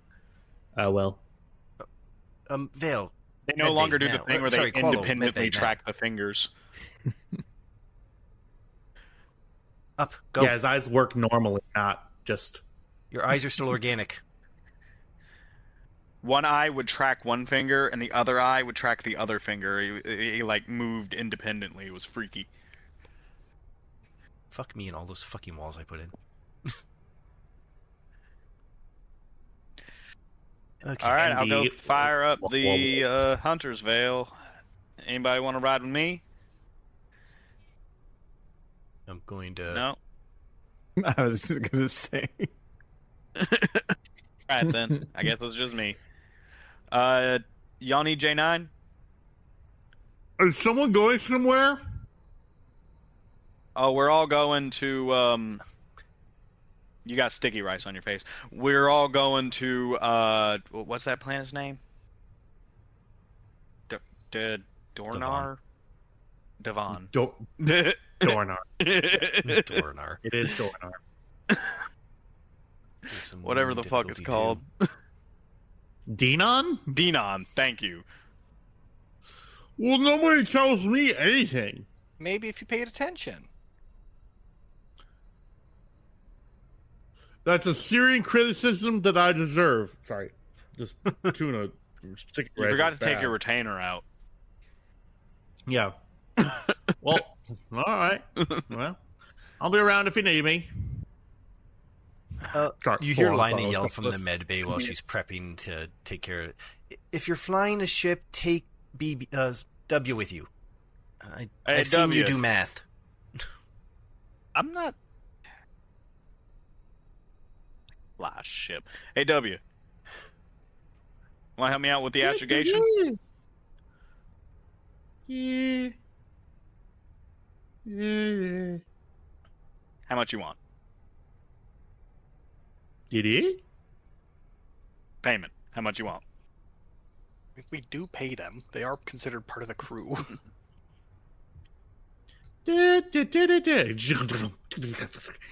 You see 10,000 credits pop up on Now, the screen. you and I both know I can't afford that. 9,999. Ha ha. Come on. He says, "Let's fucking go." And All right, let's then.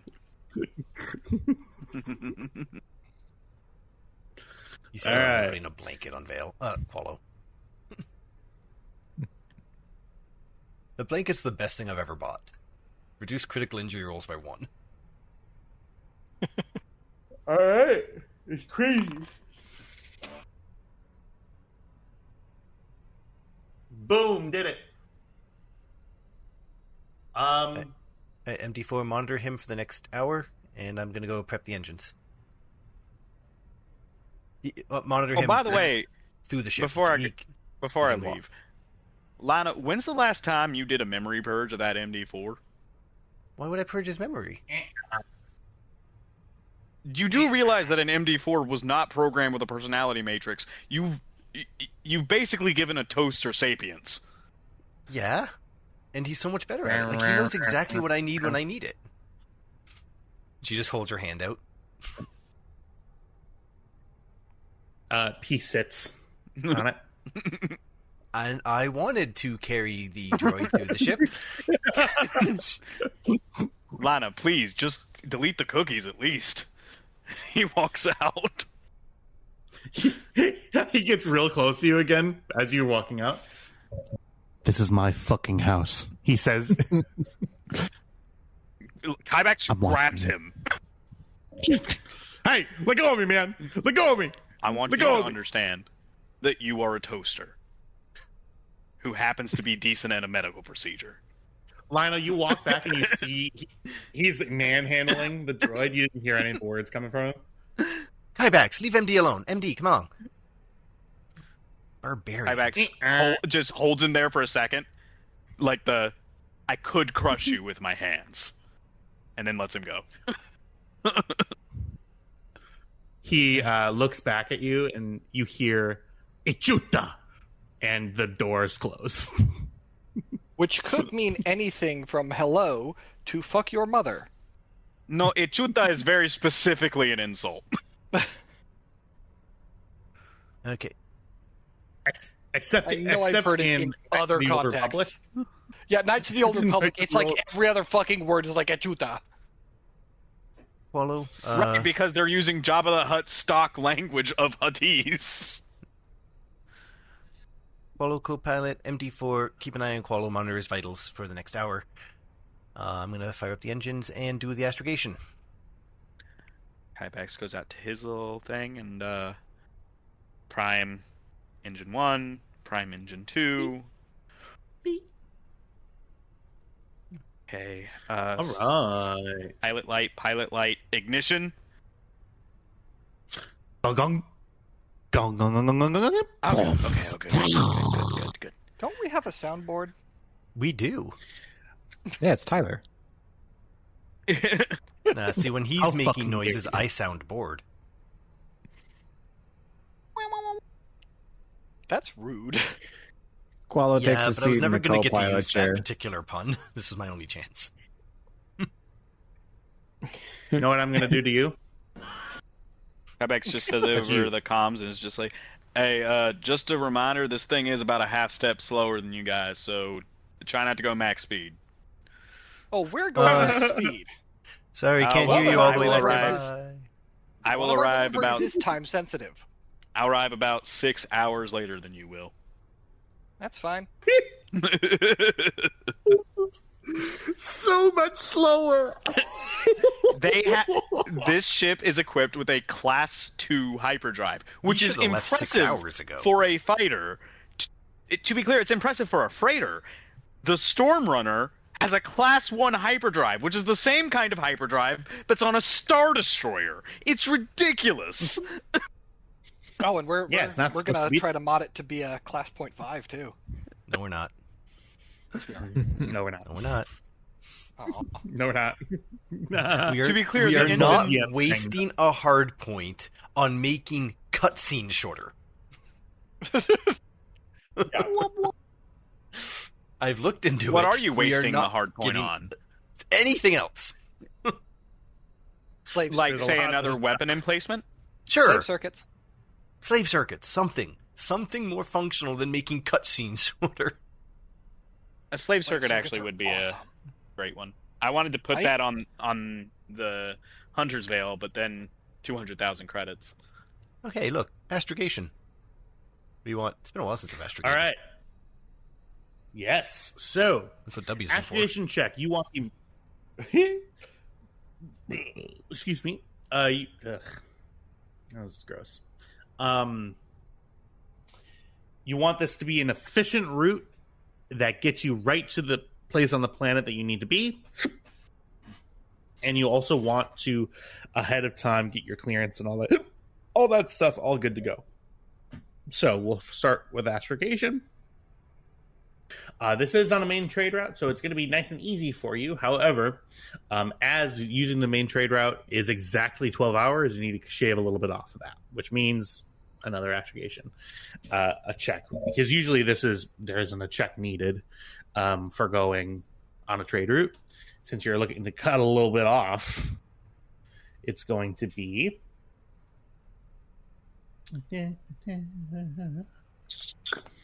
It will be astrogation diff 3. I am going to be spending to upgrade difficulty.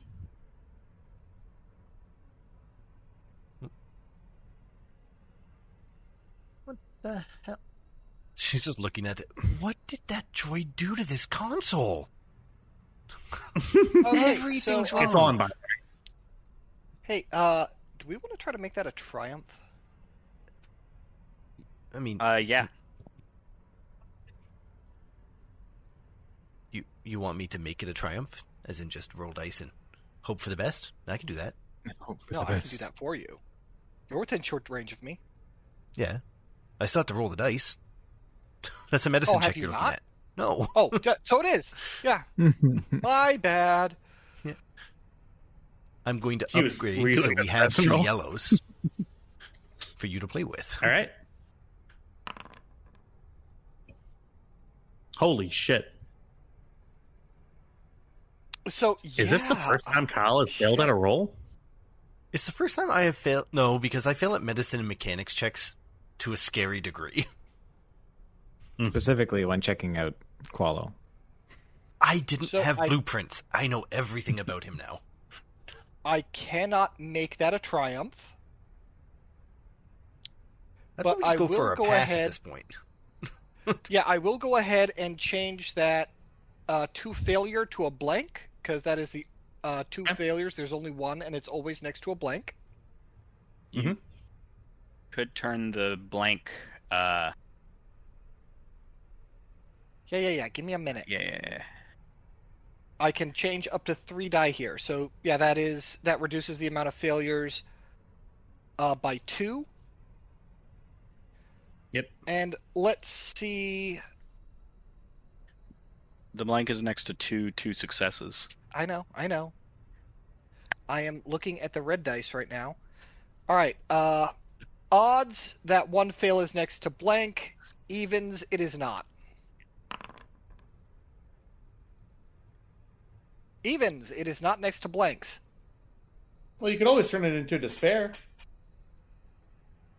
No. It's up to you. You know what, Jack? Give him a As treat. funny as that would be.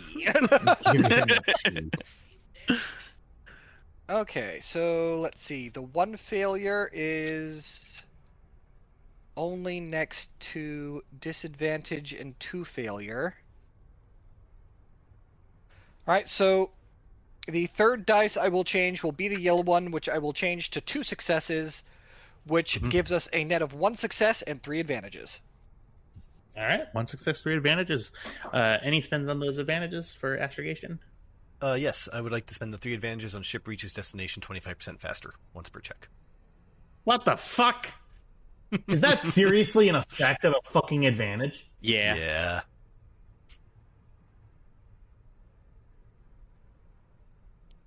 What's the fucking point anymore? Now, to be fair, I did not tell Jack. 5% faster? Yeah. I didn't tell Jack what I was going to spend them on in case he decided to change them. So, he made those decisions unknowing to what I was going to do with them. Where is it? Where is that? in our Where's cheat that rule? sheets. Tell Our triumph spends. Astrogation. Yeah. Yeah, 3 advantages. The ship reaches its destination 25% faster. Huh. Once per check. What? So you're saying that they need to make Two. 2... I don't know if it's not. I said it's on one of our cheat sheets, and we've been using these cheat sheets the way they are. Yeah, like where is it though? I just want to make sure. So in Because in the one that's actually called Advantage Triumph Spends, not the references one. Remember, there are 2 references now. So if you go in the journal, open up Advantage Triumph Spends, which gives a much more comprehensive spend list. All of which I told you to review, Yep. and I'm assuming you did. Of course it did.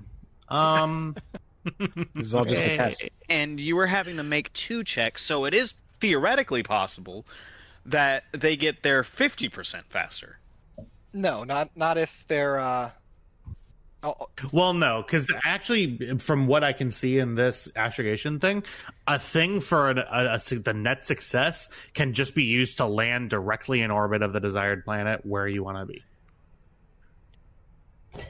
So there's that. All right. Well, so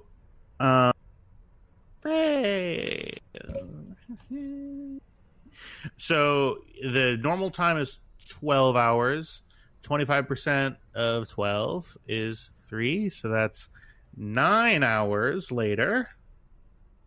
Is there anything that anybody would like to do in the 9 hours? Yeah, I would Lina- like to make sure that Lina hydrates properly and get some fucking food in her. Before that, Lina's Okay. going to hand her the astrogation route. Okay, here, it'll bring you there with a half hour to spare. It's not my dice. She made it good. All right. Mathematically perfect route. We'll Atta get you there in girl. 11 and a half hours.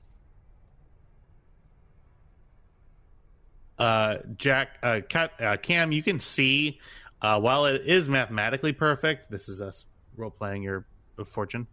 We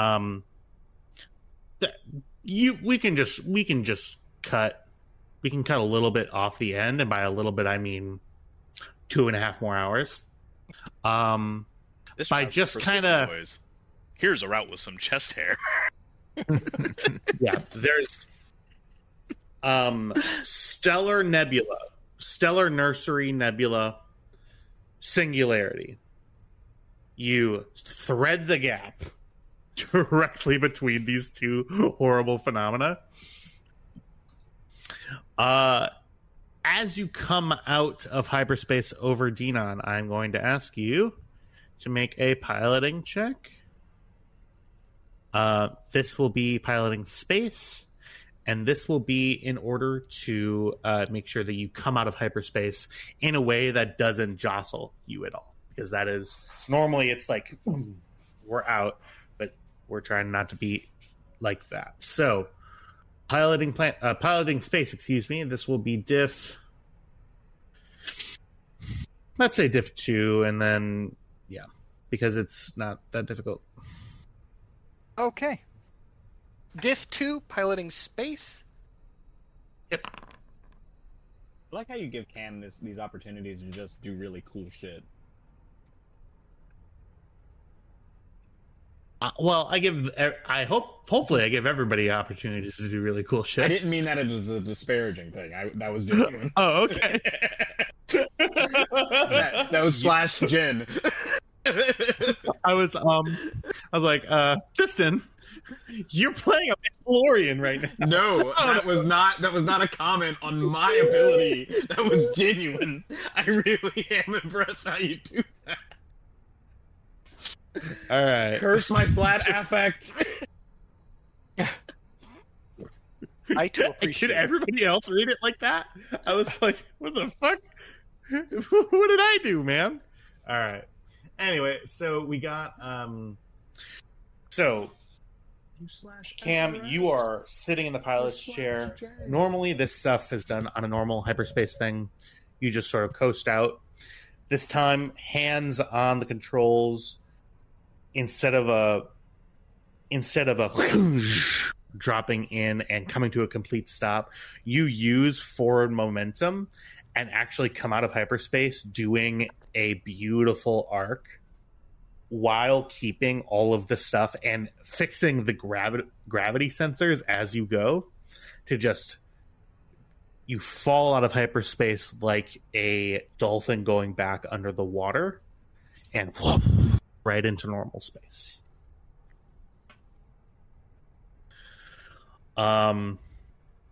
Very cool. Now, W9 needs to make his astrogation check with my 1 boost die for helping. Astrogation diff 3. Let's see. I don't have access to W9's character sheet. He's taking the lead on this. To be fair, he is on a main trade route and doesn't have a time limit, so he could just fly. He could just fly. I'd like to see if it's possible to make it faster. Okay. Yeah. I suppose just, Right. if you do the math wrong, what could happen? And you giving him a boost die? Yeah. Yeah, remember how you said you didn't want to be confronted with a star weird? Flat failure. He couldn't find a faster route. One moment.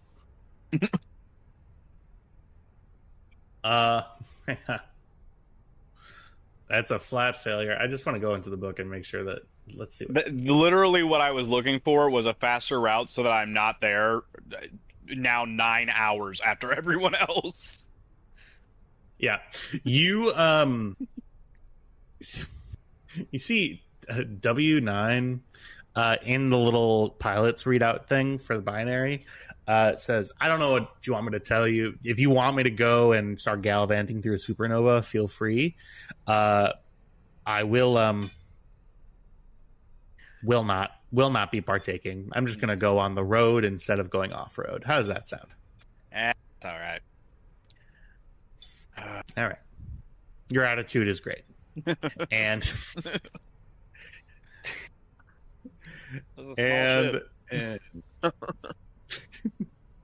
you're just kind of like in a little like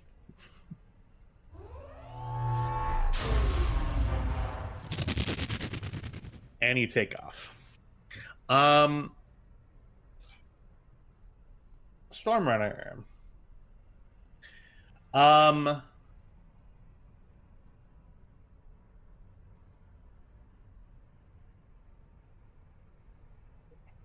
Don't get caught by stormtroopers again while I'm gone.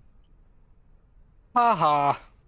What? The last time I left you by yourselves, that's what happened. The last 2 times we've left you without us, you fought Sith. And I won. So I don't see what the problem is.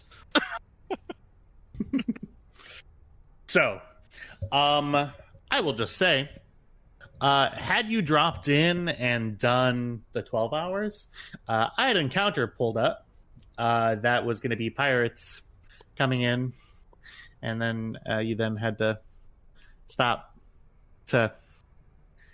Which means that I'm going to run be... into the pirates. Well, no, because you're coming way later, and you don't have the cargo that they're looking for. Actually, I do have some. Not if they're looking for the tech. Oh, well.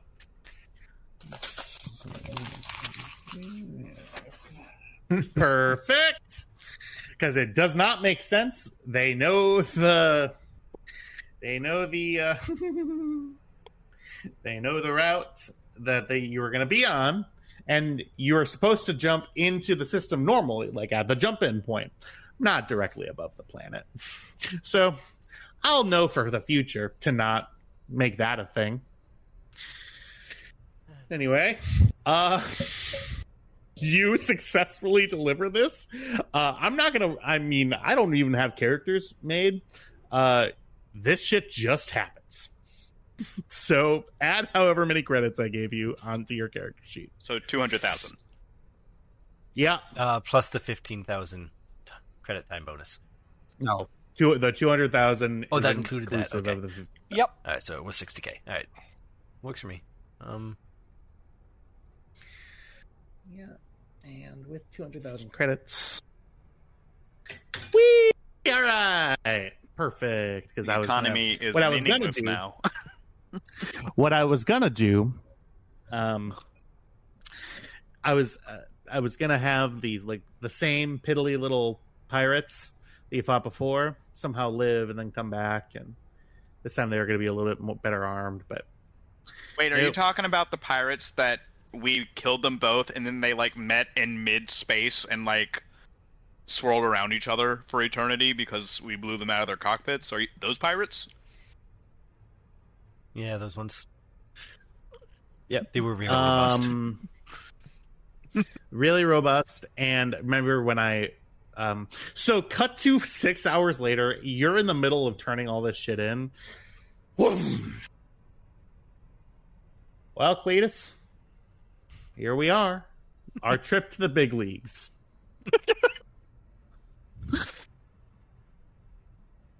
Get our own Team Rocket. Yep. Only, So that's them. only they're so incompetent that they never actually catch us. That was originally Yeah. the pitch for one of Cam's background things. Was that Cam had a rival Oh no. with the kicker that the rivalry was entirely one-sided, and Cam could never remember who the fuck this person was. I remember In the that. stomach, And I like, remember being like, you should have hunted me. And Cams goes, "Who are you? Were you plot significant?" I don't even know who you are. Yeah, it's just like, we meet again. Do we? I'm sorry, who are you?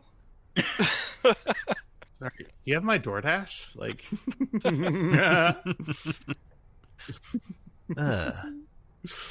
lots Hey, of we just funny gotta- DoorDash. We just got to workers sell that I the work. Hunter's Veil, and we're sitting pretty for the rest of the game. Like, not session. Yep. Yep. That's why I want Assuming you to that goes get out off of the without a portal. hitch. So, But the Kybak's playing poker against W9 on the ship as we go through hyperspace. you see on the little binary thing. Do you have any threes? This isn't Go Fish. Oh shit! Yahtzee? It's a good way of it's a good way of handling poker, though. You just ask. Do you have any threes? This isn't Go Fish. Yeah, I know. I'm asking. I'm asking. Well, I'm not going to tell you that. Oh, why? It's against the spirit of the game, man. What? They're like, what? Lina joined you guys in the cockpit. We're just waiting. So, how long do we wait for him before we just retire? I mean, What do you mean retire? we could just leave. Anyways, that's why I'm here. Qualo, got some time. You want to come to the shop? For any reason in particular? Her hands are or behind like her back, and she's just kind of rocking back and forth with a smile on her face. No. You're not going to put me in the droid lift, are you? No. She pulls out the giant grinder from behind her back. Okay. At the Kybak's, something's wrong. Cameron, if you Yeah, hear I screaming, think- it's probably just Vale. I Qualo. sense. I do not disturbance. scream. We might scream. See, I told you he'd be fine. I'm actually gonna hop out, grab something to eat, and gonna pick up another toy for the Stormrunner. Do you want me to grab Yeah. anything? All right. Soup? Yeah, let's do noodle soup. I will find Are the y'all best on the noodle soup I planet can. now? Yeah, All right. yeah. Perfect. Sitting on a landing pad. Yeah, so y'all come down to dock. This is it's an Ecumenopolis, so I can love how I know Ecumenopolis, but I don't know hydroponic. Crazy. Words are hard. I've said it before. I'll say it again. Yeah. Cam, you're out searching for street food? Yep. Perfect. Y'all know about Cam's propensity for finding areas that are interesting and that have a good food scene. You find after you take care of all your after you take care of all of your docking needs, you get out of like the industrial area that you were going to, and you get to sort of the cultural hub, kind of like right in. So are you going to like the main hub of the city? Or are you trying to go a little bit on the outskirts where it's a little bit less populated, or where are you thinking? Let's go to the outskirts where it's a little less populated. Gotcha. So you're looking out kind of in like the power generation area, these big pillars just sort of arcing loose power just sort of through everything. You see that this section of the city, again, is industrial. So as you get further and further out, the buildings get smaller and smaller and smaller and sort of start to just be like a big flat landscape of just metal that's just sort of extending out. You find a small, secluded little landing pad and land there. Whoa. You also know that this is the area where Gator is looking to meet you in, just sort of off the beaten path, kind of getting close to where folks who are looking to kind of stay hidden in the Undercity. You're right around one of the Undercity entrances, which is are these big pillars that go into the superstructure of the planet and then sort of echo out into a chasm. You sort of nuzzle into a little landing area on the down shaft of one of these Undercity blocks. You meet the most interesting people there. I really do. So, Cam, how are you equipped as you walk out? She is wearing her coat, her smuggler's coat, and she does have her pistol on her hip. Okay. Walk out of the landing bay. You see a couple of rather bored-looking, but still slightly official-looking Republic officers. Sort of smile, tip their little uniform caps to you. Thank you for doing that. And he gives them a nod of respect in return. And you begin working your way out. You see that you weren't charged a landing fee in this area. It seems like they just don't see it as profitable. If there's a landing fee here, then nobody would land there. They would just land somewhere else. You make your way out, and a lot of these landing pads are situated right next to sort of a market center. This one doesn't have a bizarre feeling to it, though. It's not like a lot of open food carts. It's a lot of these big residential blocks sort of lined up with shops attached to them. Very like, I don't know if you've ever been to like a smaller southern city. A lot of these residential blocks, big apartment blocks, have like a Noodles and Company and like a small like shops and little stores connected to them. I guess you're from Texas, or wherever. You're from a place, but from a place somewhere in the continental United States. And are you? And I'm going to ask you this genuinely: would Cam be keeping an eye out, or are you just kind of on a mission? Oh, Cam's keeping an eye out. Okay.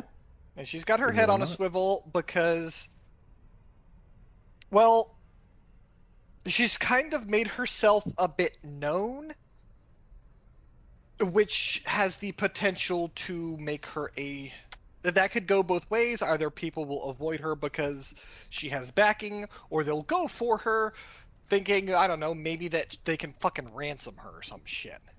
Mm-hmm. So, Gotcha. head on a swivel. Give me just one moment here.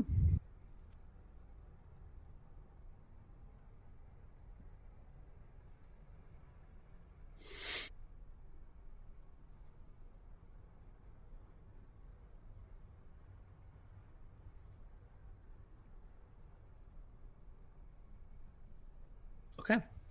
I'm going to make you a perception check. I will make the statement that this is an opposed check.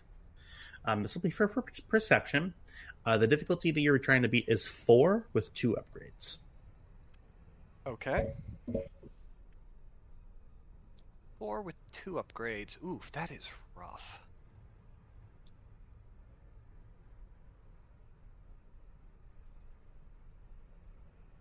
All right, here we go. Ooh.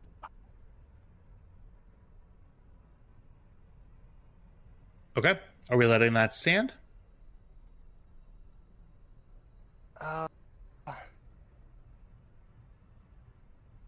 It does not seem to be This is sort of anything I as can do to spend the advantages on. All the advantage spends seem to assume a success, so yeah. Okay. Yeah, so you walk into this area. You see a lot of folks just sort of flitting back and forth as you walk your way out looking for soup.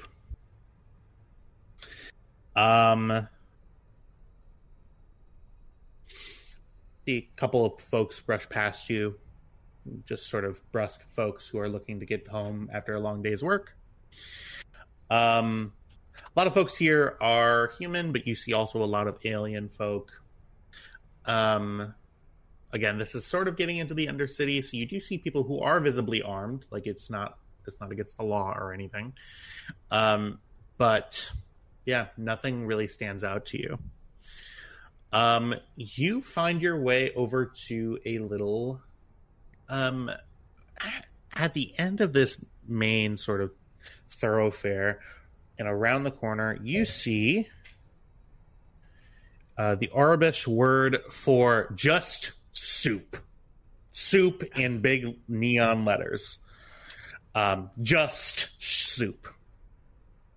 So it's soup, just soup.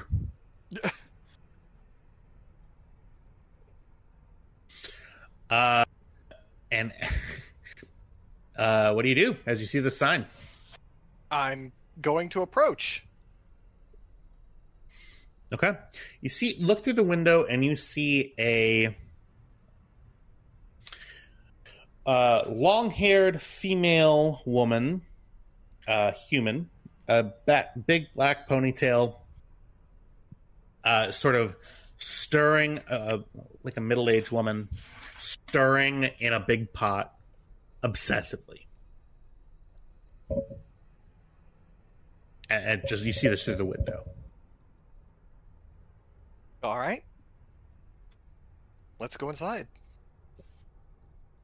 As soon as you open the door is wafting out at you. You smell herbs would be an understatement. It's like somebody hit you in the face with a garden's worth of vegetables. It's like doosh! It's kind of like hits you, and your head goes back. Very like hearty soup smell as you walk in, like onions, garlic, turmeric, coriander, sage, rosemary, oregano. Pretty much all of the big like Italian seasoning, all of these like different like seasonings mixes poured into a pot. Pretty much is what you smell. Okay. Yeah. Howdy, dearie. Yo. What can I do? Yo. What can I do for you?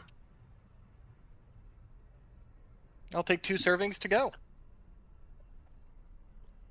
Okay. I haven't stopped stirring this since before 2 wars ago. You see one huge bicep. The other 40 arm. Got nothing. 40 years?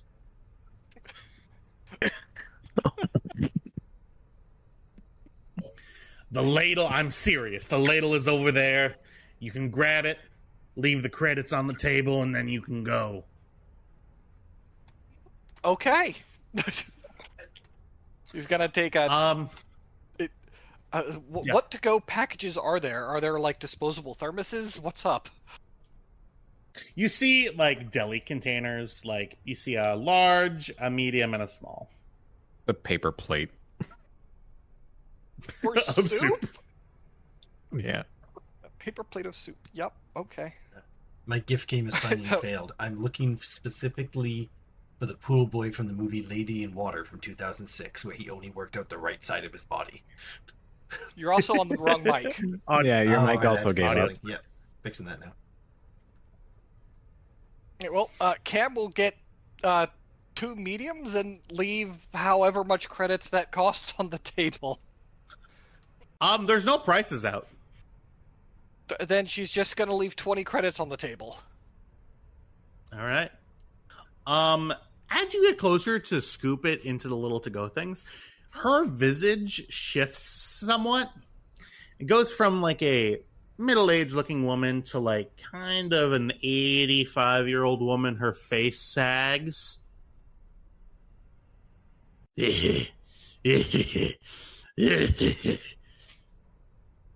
Soup. Okay.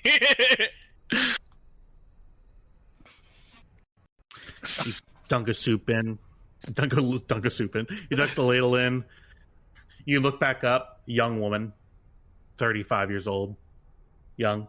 Soup. Is this the triple goddess? What's happening?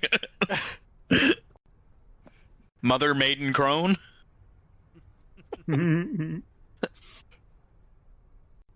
So You turn around. The door's not there. Imagine we just convert to full D&D. This is a hag. You walked into a hag's lair. You open the door and step outside back into the soup kitchen. Oh, God. Wait, I saw 48 hours on this once. It's true crime. Ansel and Yeah, Gretel. you get your soup. Yeah. You take your soup. It's very hot. Do you take a bite? No, I'm going to wait to share this with my sister when we get back. All right. I'm going to ask you to make that same perception check one more time as you walk out of the store. I'm going to make that same perception check. All right. At this point, yep.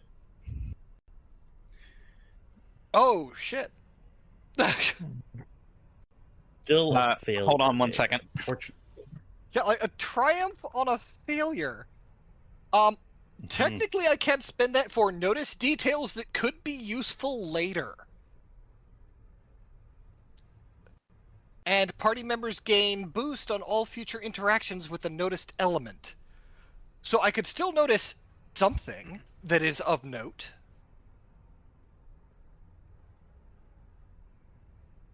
Yeah, you notice as you walk back into the crowd, you get nudged again. Kind of look back. You don't see who nudged you. It's kind of like you're walking into a throng of people. You just get nudged in the exact same way. Okay, so that means I'm going to start checking my pockets. Okay. Do you start checking your pockets? Yep, just as she doesn't stop to do it. She keeps walking, checks her pockets like she's doing it casually. Gotcha. Like you're doing it casually, huh? Yeah, like not looking down like, oh shit, did someone take something? Just as she's walking, just slip a hand into the pocket, feel around a bit. Mm-hmm. I'm gonna ask you to Full make a phone wallet, deception. keys, pat down. Right? Yeah, a deception roll, you said? Yep. Alright, diff? Yeah, this is Div 3, all upgraded. Oh fuck. Ooh. This is gonna be terrible for me. Here we go. She is not a deceitful person by nature. Oh, are you fucking kidding me? It's really ridiculous. You feel like you played it off really well. You act like you get a chill, weirdly. There's like a breeze coming through. And you just sort of You find that your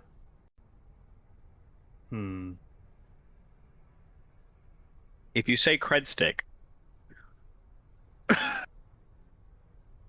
gonna have all the Well, cred to be sticks on the fair, same stick. Cam keeps her personal cred stick and the Stormrunner's profits separately. Yep. And she doesn't go walking around with the Stormrunner's profits. The soups you just had, gone. Just the noodles, though. You still have the broth. Yep. Sell the broth, no noodles though. No, it's just soup. It's just soup. Soup doesn't have noodles. It's just water. Yeah, you notice that you have everything still on your person. that would just be broth. It's not soup till there's things in it. Listen, man, I don't want to fight you. He will fight you about soup. I'll fucking fight you. Well, if you're gonna fight me, at least be right. No, I don't know how you. You don't know how fighting works. I don't have to fight with them, right?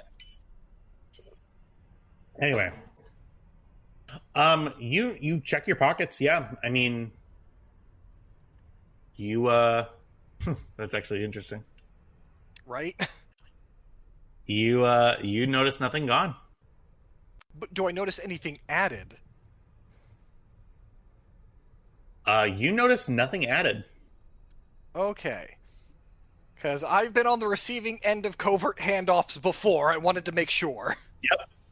You look, yeah. So during that whole thing, you look at your feet, seeing if there was a dead drop. You look and see if you're seeing anybody that you've walked past a couple of times. You don't see any of that. You check your pockets. You check your ear for your ear comm link. That's still there. Yeah, you are good.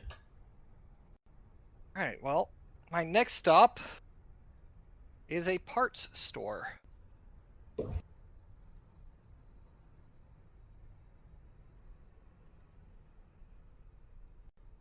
Because I am looking to acquire slave circuits. All right. Perfect. This is crazy. Wow. Yeah. I like failing traveling these through perception space. checks. It's building up a lot of suspense here. I like it. Man, I'm getting pretty Bring me a unlucky beer. today. Like, are you hoping I'll succeed these checks? Yes. No, I'm not. But it's just 'Cause it's very interesting because I simply cannot elaborate. Okay. Okay. Okay. He's gonna get us. A couple. Go No, get I need like 15 seconds. Give me 1 second. Oh 15. no. Kitty. Big Look how pretty the kitty. Oh, and actual kitty.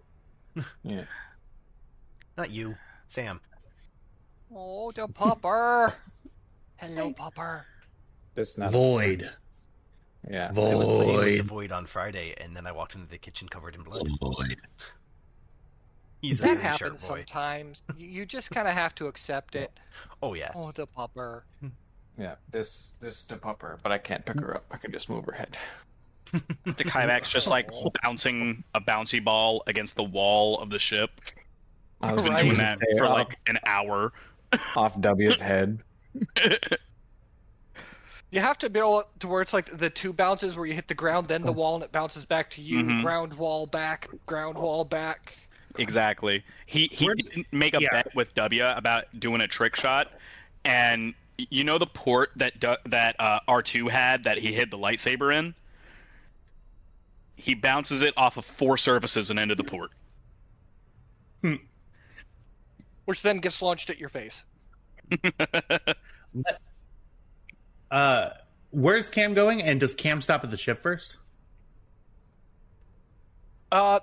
Is there a starship parts place on the way back? On the way back to the ship? No. On the way back to the ship. Okay. you if you want to interface with like the area console, you could take a look and see where one would be. Yeah, sure. Let's check it out. Local map kiosk. Okay. Yeah. Okay. Go ahead and get. Yeah, this is what it's a map kiosk. Yeah. You look in. You see that this is mainly a residential area. The area where Gator is going to be meeting you is deeper into the Undercity. In that area, there are a lot of like ship chop shops and a little bit less reputable ship dealers that aren't any of the big brands, but those are places where you could find both regular and restricted ship types, because it's kind of like a black market area down there. Okay, in that case, I'll just go ahead and take the soup back to the ship first. Okay. Perfect. There is like a head back half-second to the ship. lag on your camera, and it is driving me wild. It exists. It's been over 2 months with it. Yeah, I think it's not on my end, so it's definitely just because of my internet. No, it's the FBI agent that's currently tapped into the stream. Yeah. Who I He hope really is likes having our fun. show. Hope you're enjoying it. I'm not. I hope it sucks First for live you. audience. That's not just Trev. What is it like to work for Kash Patel? You can just tell us in our ears. They don't have to tell us in our ears. They're talking about it in the press. It's like, this dude's fucking stupid. Like a high level FBI people are like, dude, it's horrible here right now. Anyway, yeah. So you head back to the ship.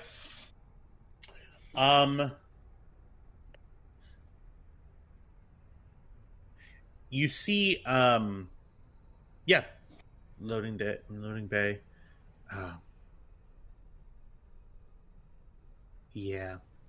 I'm going to ask you to make that perception check one more time. I am going to spend to upgrade it, though.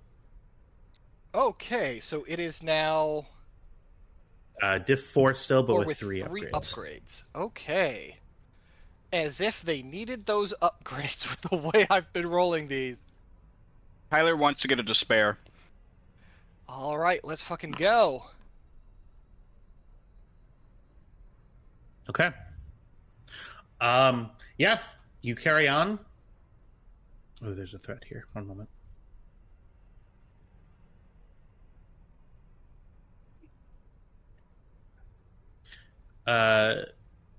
Kyle, can you turn on some city ambiance for me, please?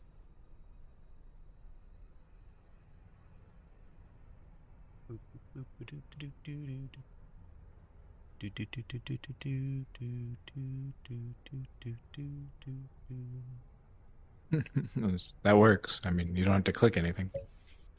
Ambient light. That's great, wasn't it? Yeah, you notice that the actually no, you don't notice anything. Yeah, you walk right onto the ship. He does close the ramp You are- behind her. Yep, ramp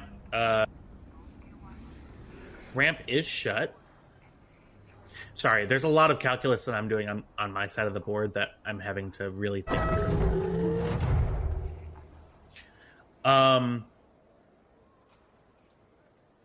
Okay. Yeah. You make it back. The soup's there. Go ahead and activate. And then Kyle, you had some rolls, right? I am good. so intensely stressed out right now. Yeah. So while Kim's gone, Lina brings Quolo to the workshop with an unhealthy amount of powered grinder ready to go. Okay, Quolo, can you just bring the swords out? She's got a glint in her eye, and her third mechanical arm brings her goggles down.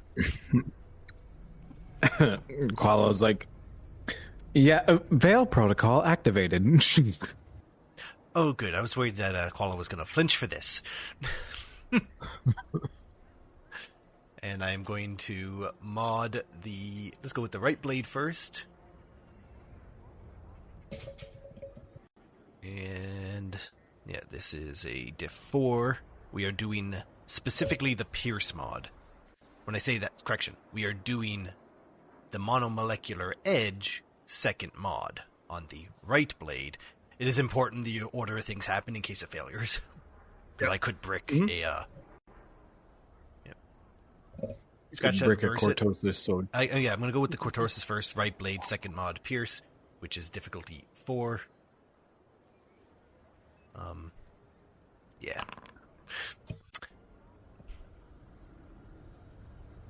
I'm going to spend the advantages on the next time he uses that weapon. He gets a boost.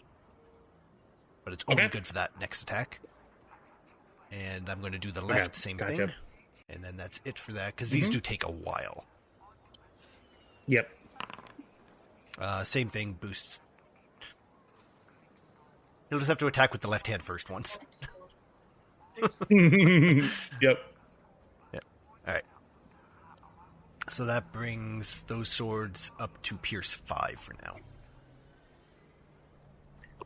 Jesus Christ. Hour of meticulously grinding. The goggles come up.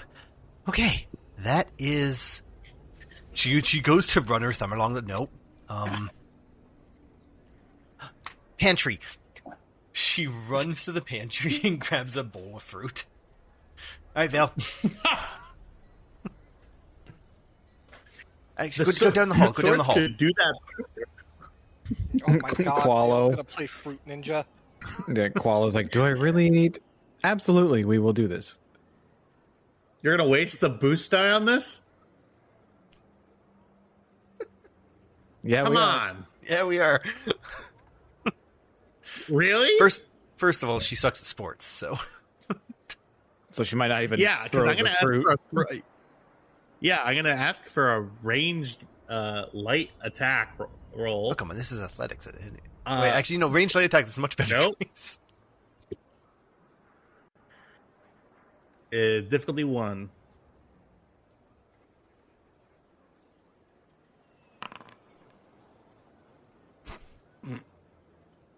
Ridiculous. Vale, you get this orange hucked right at your head. I'm going to ask you to make a... Go ahead and make a melee check. Difficulty 2.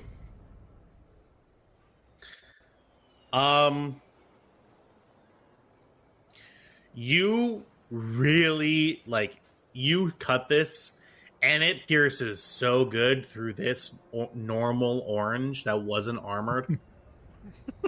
Just like swinging through the air, no resistance at all through the orange. Yeah. Yeah, and it is good that you did that, because it couldn't have done that before as a sword. The most useless test I've ever heard of in my entire She life. gets excited. What do you want from her? Gets 5 successes on a ranged light attack. Pitcher throws it. Sing, it is very cool. It didn't test the thing that you just did, though. He's screaming into a blanket. In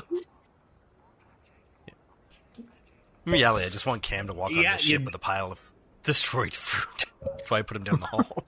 Yeah, speaking of which, Lina, you see a fruit salad on the ground. Baby. Cam, you see a fruit salad on the ground. Yesterday. Excuse me, what the fuck? Lina panics, throwing one more apple. Range light.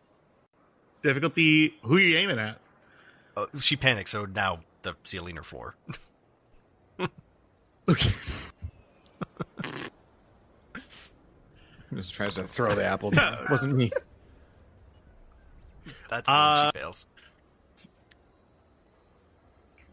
There's 5 advantages. Unintendedly, it bounces off the ceiling and goes towards Cam. Cam, make a coordination check. Okay. Diff 2. Diff 2 coordination check. Here we go.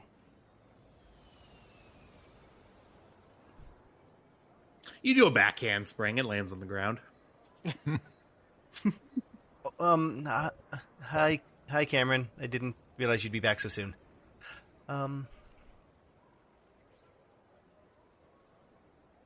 My blades have achieved a higher level of sharpness.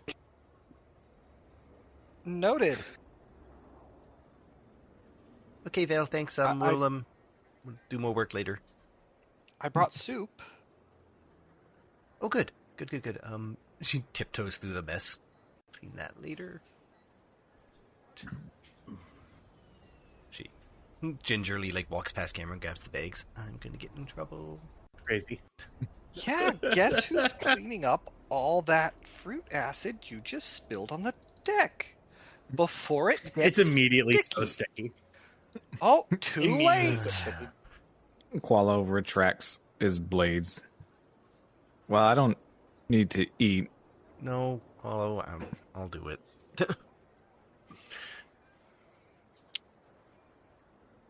Yeah, somehow, Qualo, I doubt this demonstration was your idea. I didn't really want to do it, but it seemed a useful application of our time.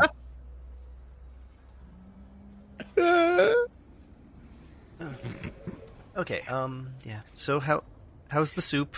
She's cleaning up fruit while her soup gets cold. Soup first, it's gonna get cold. I think good. Kaibak should be here shortly. All right. You try the soup. Yep, Yeah, we try the soup. It's bland. I know. I'm just kidding. Yeah. Imagine all the spices. Somehow it spins in your mouth as if it's being stirred. You Hasn't get slowed down yet. It has Lionel, you achieved perpetual motion. you take it and you sip it. It it makes you emotional because it's not spicy at all, but it still tastes good. It gives you a sense of you're back in a core world. You're not really in danger at this very moment. I mean, feels good. Yeah, you can see the tension just drop from her shoulders. Oh, this is good. All of I'm our glad. problems are gone. All of them. Not a single problem left on board. Because soup. J9 walking in. So, not to be this guy, but are we just sitting tight on the whole droid sitch? Or Yeah, no, shit. we just I've never heard you curse before. Yeah, about that, J9, there were a lot to deal with, and I need to... I don't have the spoons to deal with them right now and get them acclimated, so, I'm not treating them fairly. I'll go turn them on. Yeah. Finish your soup I first. think, yeah, maybe finish your soup first. Big boy. Oh, he's so well behaved. This little girl. Big girl. It's a sweet baby. She's just desperate. Yeah, Tyler, don't misgender the dog. That's named Sam. Yeah. The most gender neutral Yeah, name of real all clear. time. Not to be confused with the I boy made it. cat Sybil. Yeah. The boy cat whose name is Sybil. My, I guess he'd be my step uncle. That's so weird. Anyway, Like your stepmom and brother. my mom's sister's second husband. That is not the father of my cousins. So not your step uncle. Just someone who's in your life. There's no title for them. I get, but he's technically my uncle because he's married to my aunt. right? Oh, yeah, I suppose. But anyway, he named By his marriage. 2 female cats Gary and Fred. That's awesome. Gabriella and Oh. Frederica. No. See, you'd think that, but no. Just Gary and Fred. Lina, are you turning on your droids? Yeah, she finishes the soup. Qualo, can you come with me? Yeah.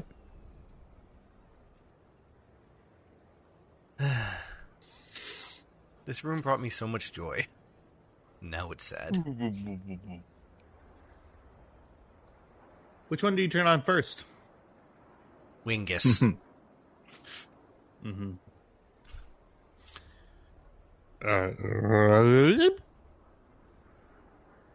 Oh, hi. I Wingus. seem to be immobilized. Yep, sorry. And she hits the release clamps. So here's your charging bay and all that. You can pretty much call this home. But you have free reign of the ship. Great. How much time has passed since we were put in? I lost track of time for a bit. Couple of days? Wait, it's been like 12 hours tops. No,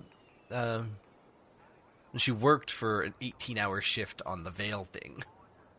After building these droids. There's a reason she passed out. Oh, okay. So about 2 days since I shut you guys off. Right. And we were shut off because we are defective? No, because I am. Oh. You So know, they sell pills for that. Yeah, not That was a look. joke. Yeah, your brother Dingus is a lot, and I didn't handle it well. So when I turn him on, I'm really hoping you're going to do me a solid and kind of keep him in line for me. I don't want him to not be him, but I want him to be less him around me so I don't go into a panic and run away again. Gotcha. Well, while he's shut off now, might be a good idea to kind of put... You could always put some more work into him and see if you can No, that's bring out take. some of the... No, he is the way he is now. Ah, well, I would be happy to ensure that he works the way as you intended. And as you are both security droids, this is our security specialist, Qualo. He'll be your direct boss. Okay, bye. I turn Dingus on. To be clear, DM, before That you seems get any arbitrary. ideas, the door Yeah. to the Mandalorian's room is locked. Okay. Okay, So that no problem Dingus is Uh, solved. cannot Dingus- go grab a missile. Qualo Dingus just sticks wakes his up. head out the door. Lina. Hi. Hi. Hi. I know. I can't move. Hello. Do you need to?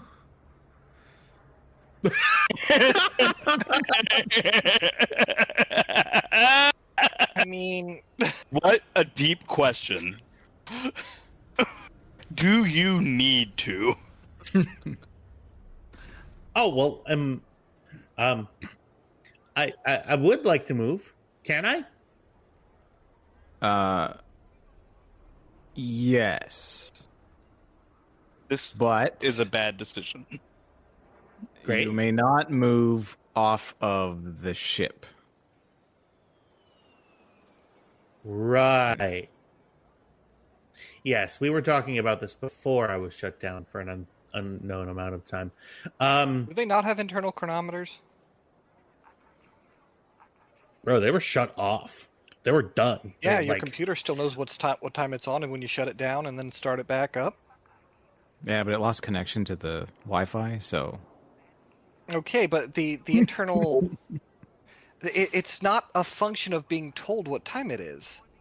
When Lina created their personalities, she accidentally shut off their clocks. Absolutely right, Tristan. Don't math check my jokes, goddammit. Eliminate all evidence. Anyway, well, that seems reasonable. But I do get the run of the ship, right? I get to kind of... within reason, you will do as instructed, and then you have caused Lifeform Lina a great deal of distress. Your voice changed. Your entire mannerism. It's frankly unsettling. Yeah, man, what's going on with you? Yeah, we're working on it. The whole defective thing, I'm there with you, but I'm trying to turn it into... We have made it into a positive thing. Are we defective? Are we defective? Let's stop saying defective. We're different. Right. Okay, I guess that makes sense. Right. Yeah. Well, he's more different than I am, right? Hey, that's not very nice. Everybody's more different than everybody else. No one person wins the different award.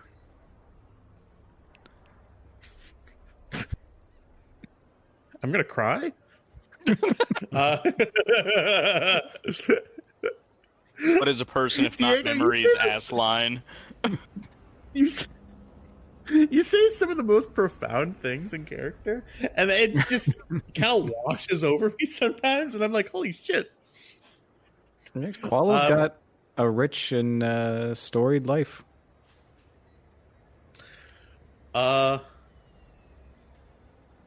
Wingus. No, Dingus. Dingus says, okay. I'm sorry I'm so impulsive. It's fine. Your impulsivity leads to quick action in times of distress. Oh, right. I like the other guy better. No, I don't. I like you. I like both of you. I'm trying to like the other guy, but he needs to stop jumping in. Mm-hmm. Yeah, I know the feeling. And Qualo will hit the release on Dingus's restraints. His voice. Dingus will immediately start moving out. And, hi, everyone. I was freed. But I'm going to stand by the door. Actually, you know what? I am going to go ahead and do a little patrol outside, I think. Is that okay? No. Wait, that's not okay. I'm going to stand right here. Let's just head down, sipping Wing her it. soup. Starts walking. Qualo walks out. Captain. Yeah. I'm not above tattling. Your sister has bestowed upon me these droids. Whose side are you on? I will keep you safe, but I'm not going to do your shit for you.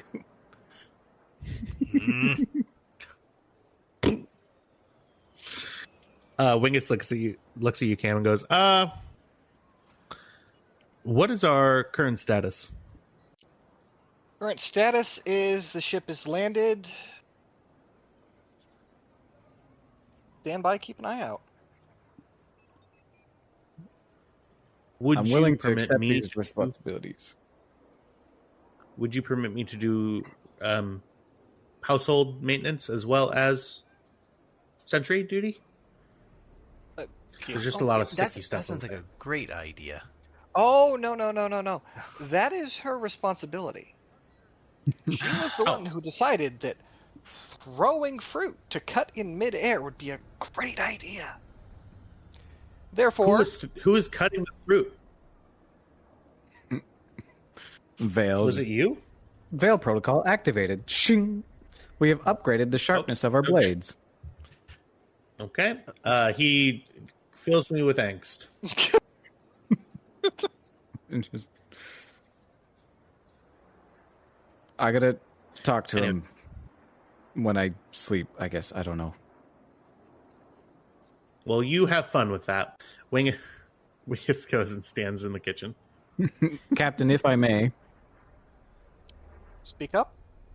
I would have Wingus, sort of pseudo-cargo verification droid. He's quite efficient and to the point. Whereas Dingus, I think, is more useful as, an interrogator of sorts to newcomers to the ship. An interrogator? Not necessarily interrogator, but he seems like he would run up and say hello to anyone on the ship who's not supposed to be on the ship. I think the word you're looking for is guard.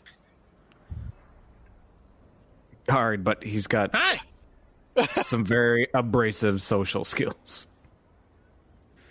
Yeah. Abrasive is a negative trait. Not if Abrasive you, is a not if you want quality. sandpaper. Hi! Hi, Dingus. How are you doing? Hi! I promised you a good. blaster, Are you done didn't with I? that too? Yeah, there's a long blaster in the cargo bay for you with your name on it. Put a little tag. I made horrible A choices gun? again. Ding, ding, ding, ding, ding, ding, ding, ding, ding, ding, ding. Cameron? Ding, ding, ding, ding, ding, You ding. are not to fire that unless you have a legitimate target to shoot at. Defined by who? Is defined by me. Okay, good.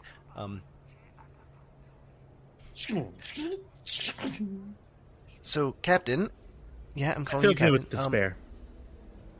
I am no longer allowed to make decisions. I give you power of attorney or whatever. All right, clean up the fruit. Okay.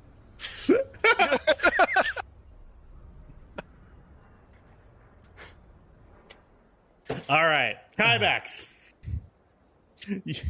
You park. You're a dirty cheat, W9. You had 5 aces. We were playing with 1 deck.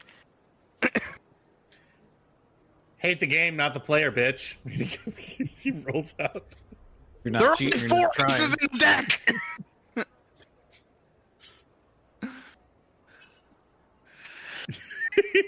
I like how W goes between speaking binary and just fully is just like a brash New York asshole. I love it so much. It's my favorite thing in the world. One moment.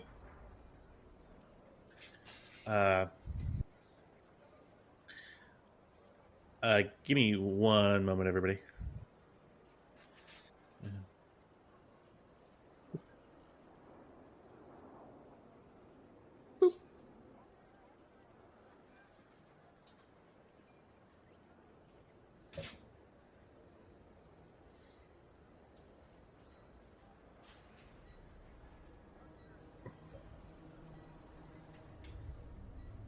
In the silence here, I'll just talk to the captain. The responsibility of the droids is a surprise, but it's not one I'm unwilling to accept.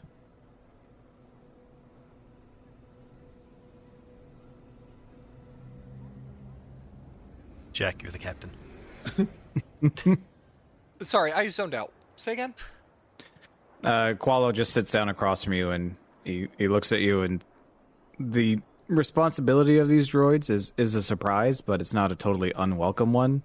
I have let's say, a certain level of familiarity to things that are defective. You already picked up on how they could be useful in what roles.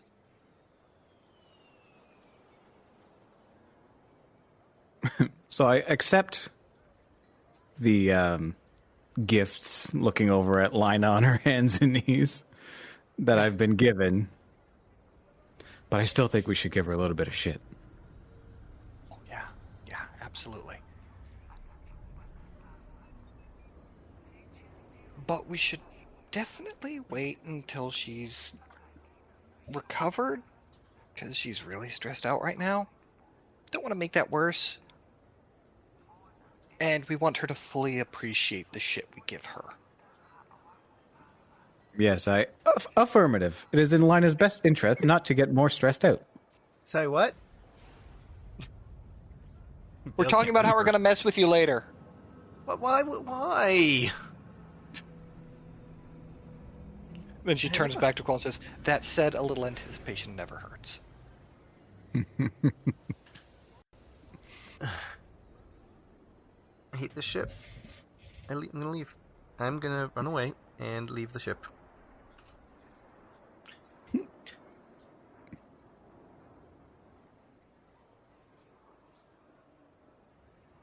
All right. Does Lila leave? No, she stays there. She keeps cleaning. Mine is all bark, no bite. Just sometimes acid. No, she doesn't load those canisters anymore. She felt real bad about them. Don't step in the climax. Why is there fruit? Don't ask questions. We were attacked. We have increased the sharpness of my blades. Damn it, Vale. So you threw fruit at him to see if he could cut it. I didn't think Look, it was when you- great. Vale thought it was great. Look, when you I'm put it still like not that, used to that. Just take your boots off now that you've stepped in it. I'm just gonna go to the bathroom and clean off my boot. That works. All right. Get the hose out. I'm gonna run to the bathroom, and then once we get back, we can go ahead and run the scene with Gator. All right. Okay. You think we'll get the scene done with Gator in less than 30 minutes? Well, we're gonna try. Unless you guys are okay with Start letting that wait till next time. I'm good. Yeah, Let's go. Sort it out. None of us have to leave at 10. All right. I'll be right back.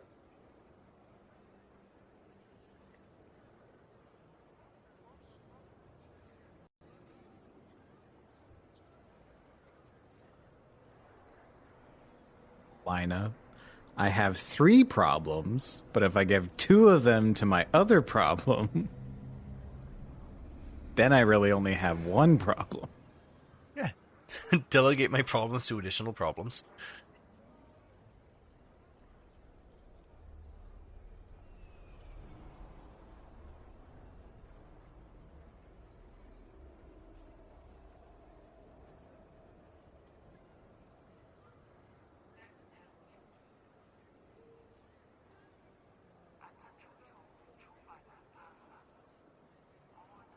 That might be the meanest thing Line has done.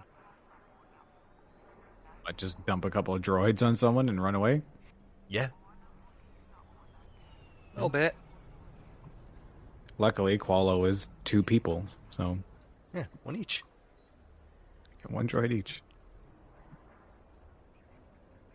I'm still going to have to be responsible for all their repairs and programming and day-to-day operations of 2 battle droids seem to smart play to hand them off to the security officer.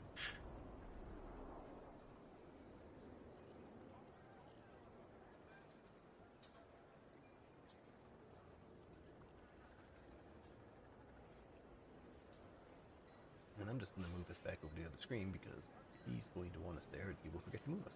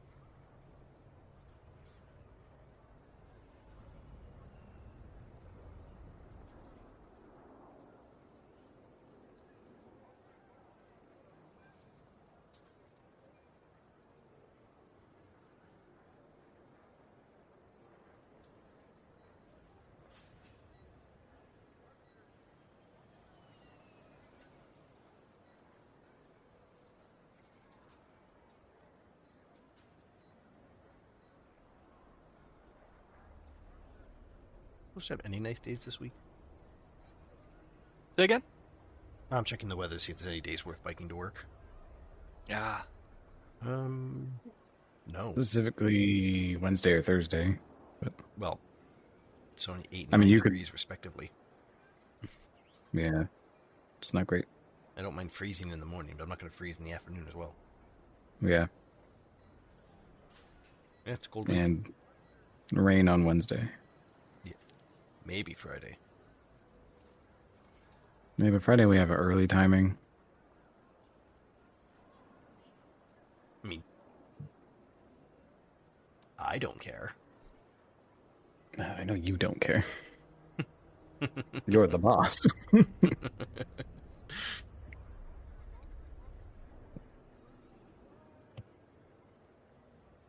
Yeah, maybe some 20th or 24th looks kind of good. Oh, and I can't bike Wednesday anyway. I gotta get my tires flipped. That's right, viewers. Listen to us, adult. Right? Riveting stuff. It's actually been quite lovely recently, but my version of lovely is very different from others. It's been raining and thundering a lot, and I've been fucking loving it. We do get a lot of thunder. We get a fuck ton of rain. Yeah, that's what I was gonna say. Like, I don't hate the rain, but I do wish it came with thunder.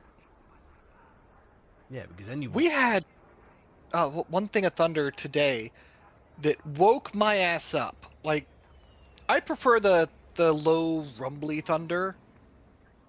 This was a loud crash of thunder that continued for like 7 or 8 seconds. It's like, bro, fucking chill. I heard you. Right? Like, I get it. All right, I'll turn my alarm off. I'm awake now.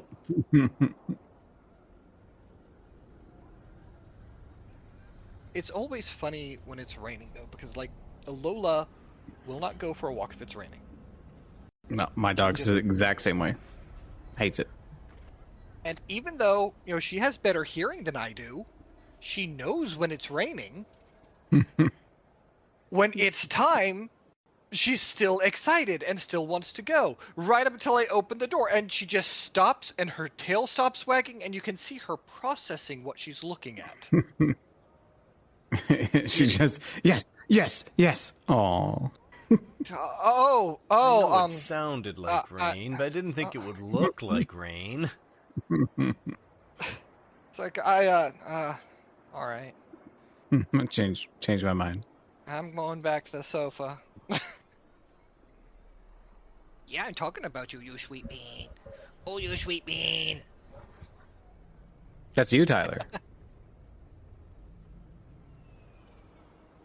Yeah, all right. Yes, Tyler is Sweet Bean and Baby Girl. Yeah. I am baby girl, thank you.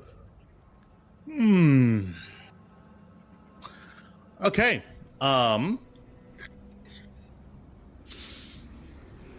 Cool. Who all is going to the meeting? I believe we are going to the meeting as a group with Wingus and Dingus maintaining security at the ship. Okay, what are the security configuration of Wingus and Dingus? Who's where? I mean, Captain, if you have a better suggestion, but I would put Wingus kind of at the access point and then have Dingus do the just a patrol. All right, at your discretion then. I mean, Patrol I where? Patrol the don't ship. have to Like, go. 'cause Bear if- in mind, yeah. battle droids are illegal. They're not Maybe battle droids, don't they're have security them. personnel. Well, no, they're both going to stay on the ship, but Wingus will be near the access point, the main access point, and Dingus will be doing just like a patrol route along the length of the ship. All right.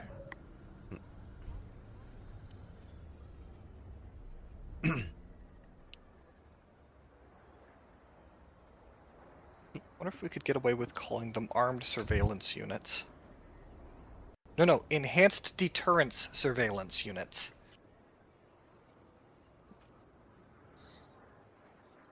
Hey, Droids with guns. I only have one gun right now because someone deleted the other one off the character sheet, and I haven't drawn it back yet. Yeah. Hey, you Could've done that. get good credits. I'll stay here. I gotta tune up the engine. I heard some noises I didn't like on the flight over here. See, as I just had to rebuild the entire hyperdrive. You sure you don't want to come along? I am going to be picking some parts up. You don't want to inspect those before I buy them? No, you know not to get the crap. I mean, you're literally a princess of a ship manufacturing planet.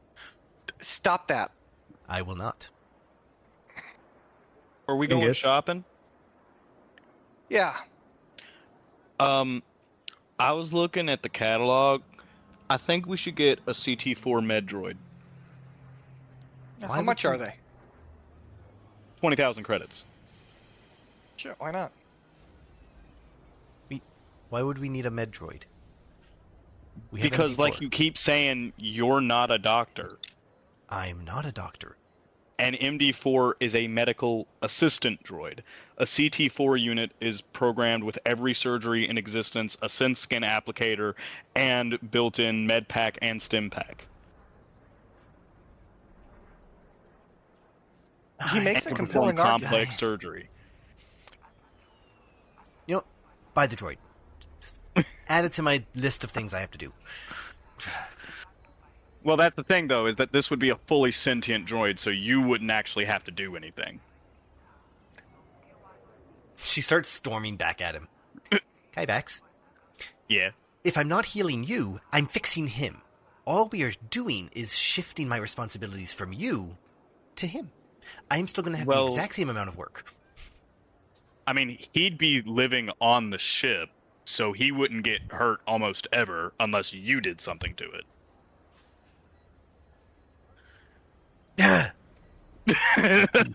She doesn't like it when I'm right. Shouldn't be right.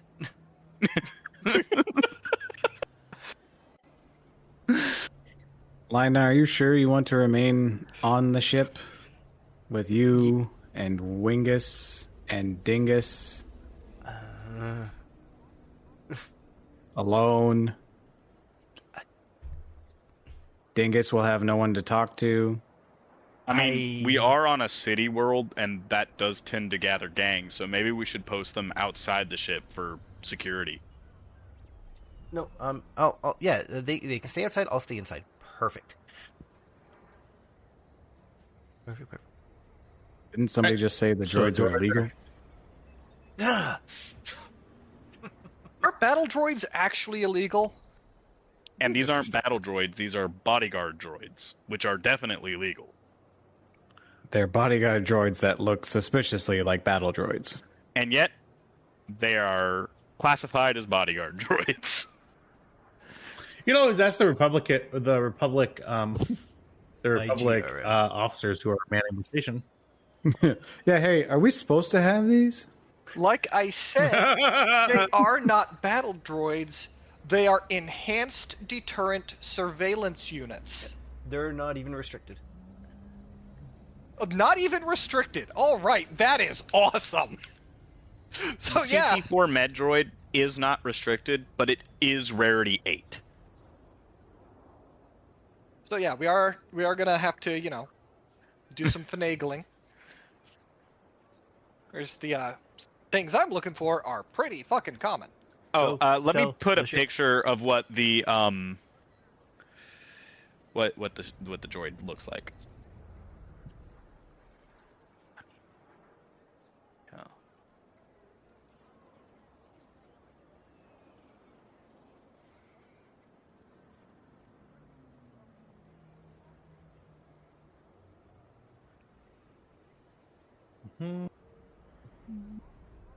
I love him.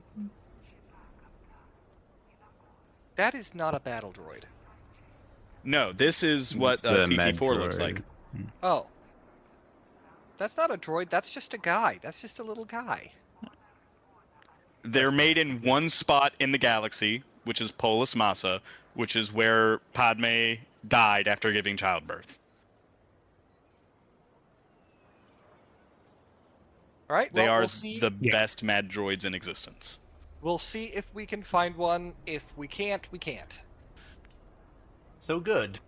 They let a woman die during childbirth because she was sad. Hey, that was up to her. To be fair, you can't make someone live. She was really sad over her clearly fascist husband doing fascist things. They're not selling that ship in the last half hour. All right. Yeah. Let's get going. So tell me exactly what the droids are doing outside the ship. They are told to just keep an eye out and make sure no unauthorized people approach the ship. And we will clarify which people are and are not legally allowed to approach the ship. And also set their blasters to stun. Yes. Blasters set to stun. Yeah. And additionally, Dingus is to check in with Lina every half hour. Every half hour? Okay.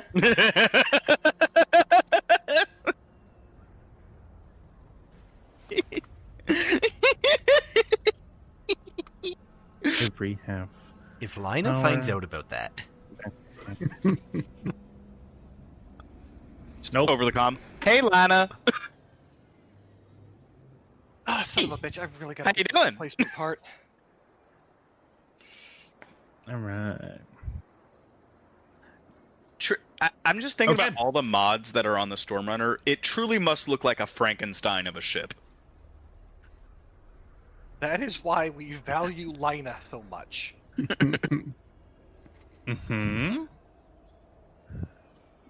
So, with that being said, you all make your way over to the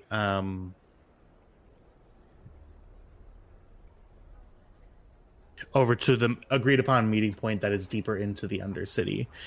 I'm going to make a couple of hidden checks. One moment. What is Lina doing on the ship? She's working on the engine. Okay. Is that involved going outside? Oh. No. Okay. Oh. Vale is going to slip into the crowd and just try to be unseen. Did I Standard make a perception check? Vale protocol. As y'all leave the ship, there's nobody in there. Nope. There's nobody in the docking area. Okay. I do want a marching order, though, as you leave the docking area. Who's leading the party? Kybax leads, Cam just behind. Okay. Presumably, Cam near Cam and Vale running interference around, being silently unnoticed in the crowds. Yeah, Vale unseen on the sidelines, but maintaining sight lines.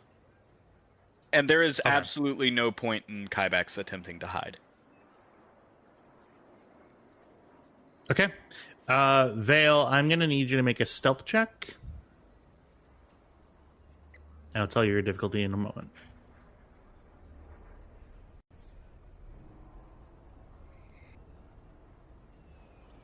It is difficulty 3 with 3 upgrades. I'm going to spend to upgrade. Okay. Just to...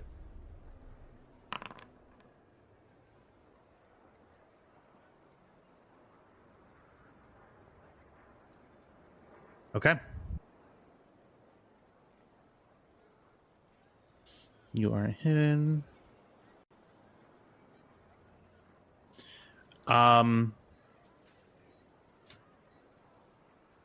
Kybax.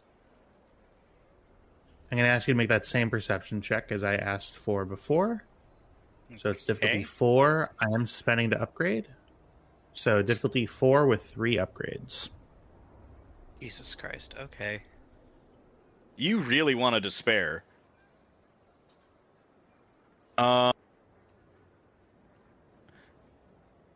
Should we be at 4 light side points then? No, I spent one, which gave him 3, and then he spent one, which gives us back 3. Okay, I'm gonna spend one.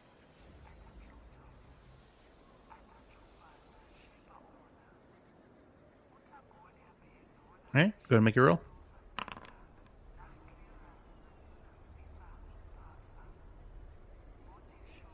Wowie. I really don't notice. Cam, I'm going to ask you to make that same roll. Okay. And I'm going to spend back the upgrade. Copy that. So diff 4, 3 upgrades.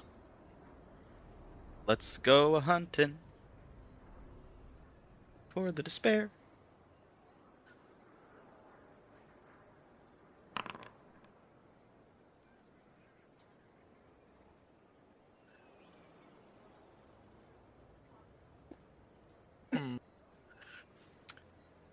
You know what?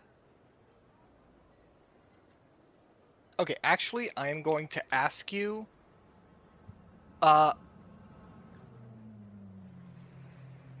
Would you be upset if I changed this role? Would it be more fun for you if I didn't?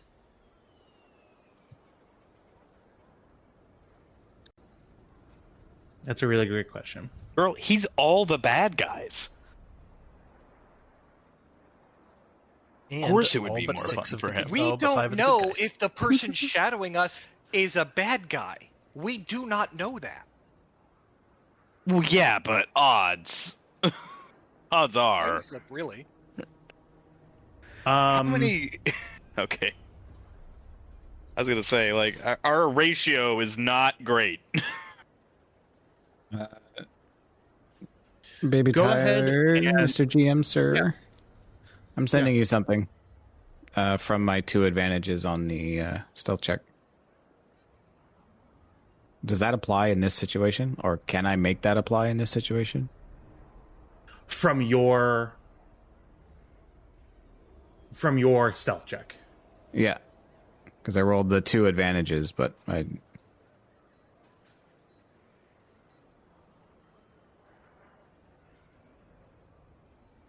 Character manages to sweep to the target without raising suspicion of his exact whereabouts. You...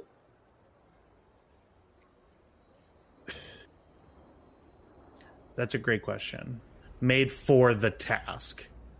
The task being perception. If you rolled perception, I would allow that boost to come in. Okay. So the way that you worded it before was I'm stealthing and I'm keeping an eye on the party and I'm watching the party. Okay. Which would also imply watching if anyone is trailing us. Well, yes and no.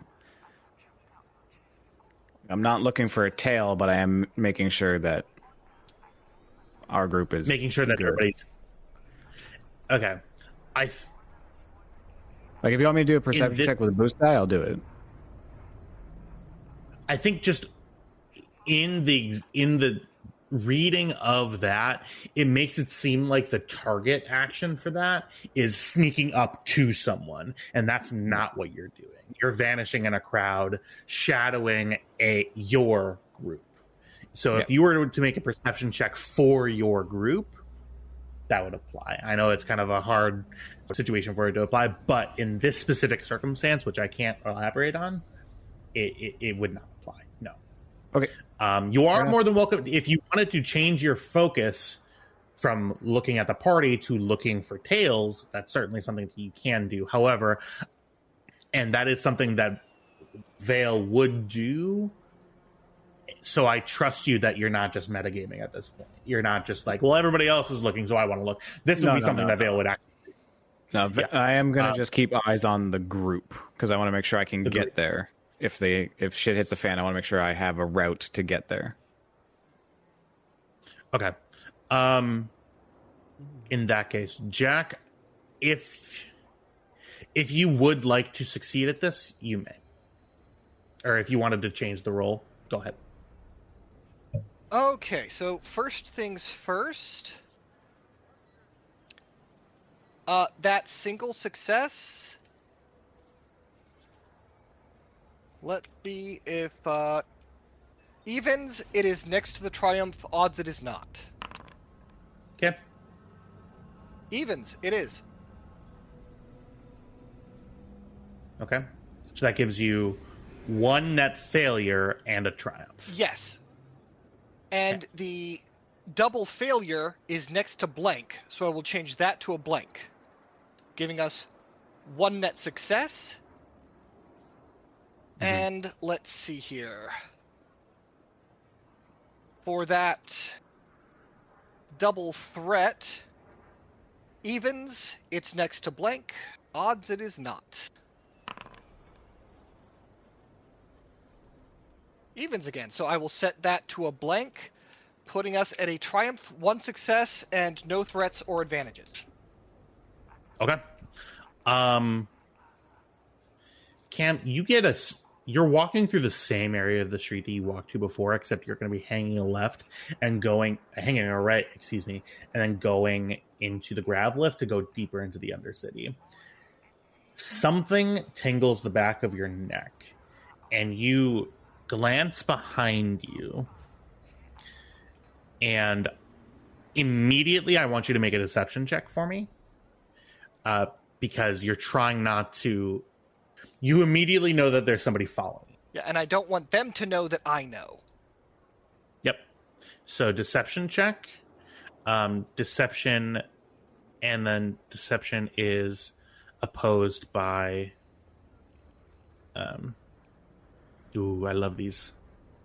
Discipline. Okay.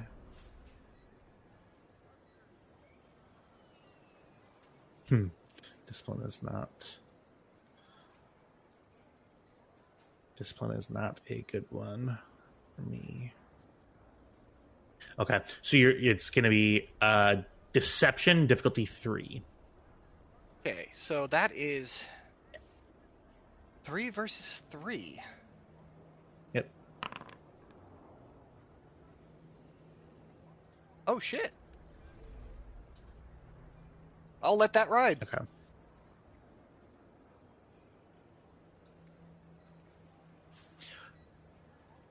Deception. 1 moment. That's target sees through part of the lie, knows she's been lied to. Okay. I'm going to spend 1 for that and 1 for strain. Okay, so I take a strain. You see a familiar face, one that could easily blend into a crowd that you have seen the last time you went out of the ship. You turn around, you make eye contact with someone who is surfing the crowd, coming towards you and going back the way that you came. Bald head, small scar across the face, a small tattoo inking its way down above and below his ear. It seems to be some sort of humanoid, not human though. One of the near human races, wearing simple, a simple like shemach, like a big scarf that kind of partially conceals his face. Combat pants, combat boots. You see a set of 2 blasters, 1 on each hip, walking away from you. As you walk past him, your eyes meet. He squints his eyes and keeps moving. You've seen him before. You recognize the corner of his shoulder, like his shirtless, like his little vest thing that he has on, and his bare arm as the arm that was bumping into you before.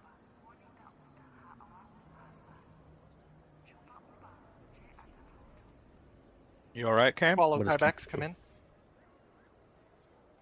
Oh, she's speaking into the comm unit. Copy, go ahead. That man's been following me all day. Any identifiable tattoos or marks? So it was a scar beneath the eye and tattoo around the ear. Yep. There's a small scar beneath his eye, tattoo going above and below his ear, bald head near human. You know what the tattoo looked like? I'll describe the tattoo. It is a purple, curvy set of vines inking its way underneath, like around his ear, going down and in where it vanishes. So, not necessarily like a gang tattoo, just a tattoo. Based on Cam's description of the tattoo, you are unable to determine an affiliation or whether or not it has some sort of significance in whatever culture this guy celebrates. It is a tattoo, but it is an identifiable marking. Paulo, do you have eyes on the individual with that description? Also has a blaster on each hip, wearing a shema, combat pants, combat boots. Do I have eyes on that guy, GM? Perception check. It's going to be the same thing. Diff 4. I'm not going to spend to upgrade. Diff 4 I will spend the triumph for party members gain a boost on all future interactions with the noticed element. All right. Yep, you get a boost. I get a boost from the Triumph, and could I get a boost from having a description so I know who I'm looking for? Yes. Technically, that is part of... right. This thing has been notice details that could be useful later. I assume that is like the scar and the tattoo? Yep. Okay. So then just the one boost. But I am going to spend to upgrade. Okay.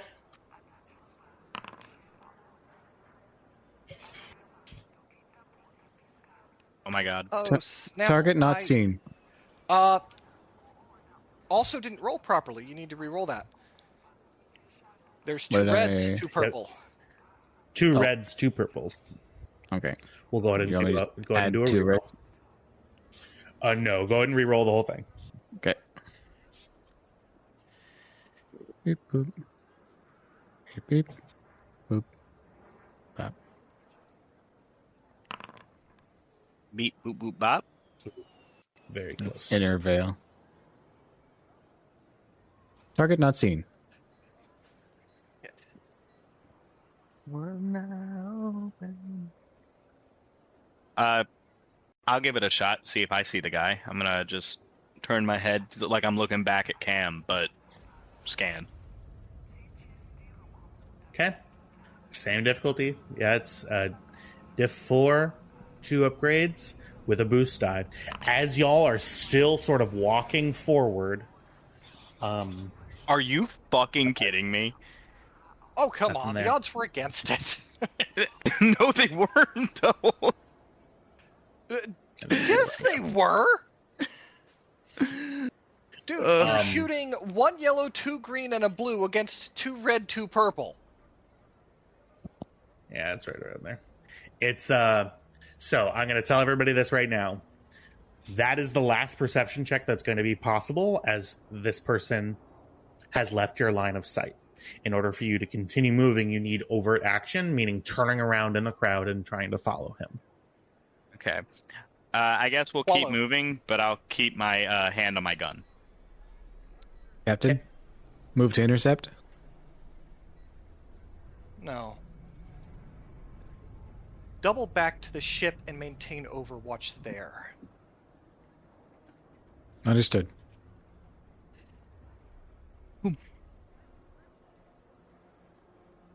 So Vale will, staying hidden, he'll just turn and start heading back towards the ship. Okay. So you're still going at a speed to which you are stealthing slow, right? Okay. Yeah. I want to be unnoticed that either I've turned around all of a sudden or that I'm heading back towards the Stormrunner. And then I will ping Lina.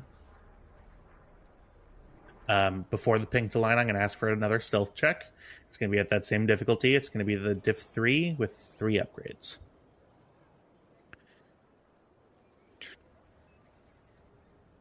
Div 3. Boop, boop, boop. 1 second for me. Have a thing. I just saw it. I was just reading it.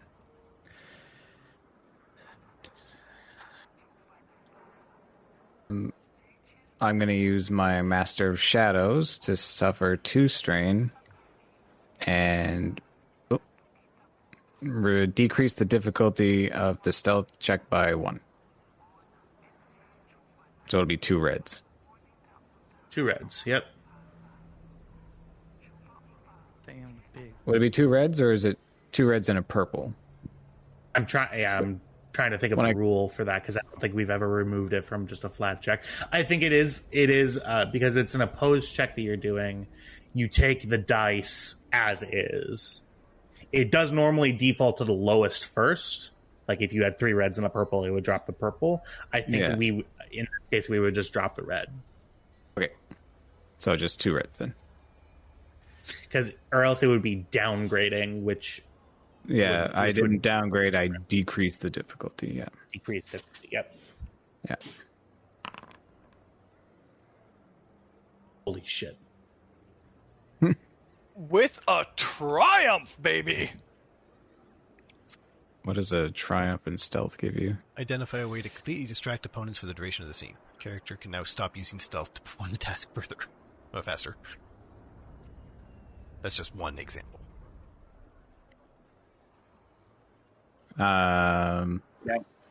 You spin the triumph so that Vale finds the dude and is trailing him.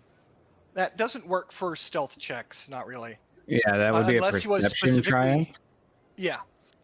This, I think, in the spirit of doing things more quickly, Vale would find a way to get back to the ship at full speed without being seen. Yeah, so I think this translates to Vale causes a little chaos that doesn't trace back to him, but it kind of sends the immediate crowd into a tizzy. So if Buddy's in there, he might stop and be like, "Oh, what the hell was that?" Okay. So I'm gonna describe to you exactly what happens.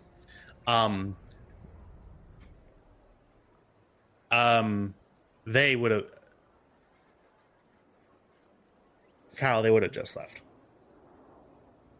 I was just curious. So you notice exactly what you're going to do. You see that there are rafters. There are these balconies that are connected that go up in these residential blocks. Going in the street is the slow way, but that's how you were able to keep going. You see a way you see a grate that you can climb up and go across. However, doing that overtly is going to draw attention. So what do? You look down the street. You see a local power node that has an exposed conduit on it. You can throw your hat, or you can walk by one. One appears next to you. Take your hat. And because I forget you're not Captain America, it doesn't come back. It doesn't come back unless I. You Billy Oddjobs his hat with no method of retrieval. Back on a triumph. This is technically a triumph. So yeah, we could. Sure. Yeah, that works. You've never had it bounce back for you before. It bounces back perfectly, destroying the laws of physics in the process. You catch it like Captain America. Oh, fuck. All right.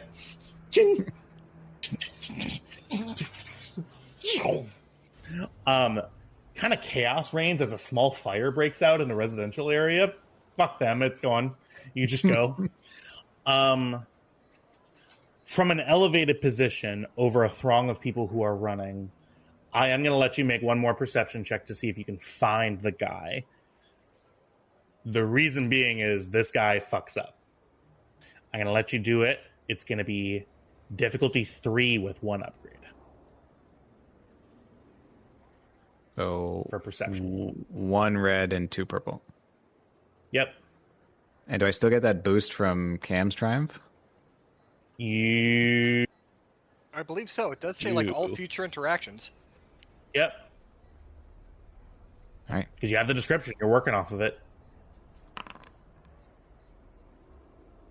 It's another fucking triumph. Jesus. You clock the guy right away. And you notice him because instead of running away from the power line that he's going against the crowd. Literally, it's a sea of fish, and he is very nimbly moving between the crowd. You see that he is heading not towards the ship, opposite direction of the ship. Too much so. He's going too much in the opposite direction. So to you, notice details that can be useful later. Something immediately hits you. The Veil protocol tinks in. Veil tells you he's acting like he's already done what he's there to do, and he's leaving.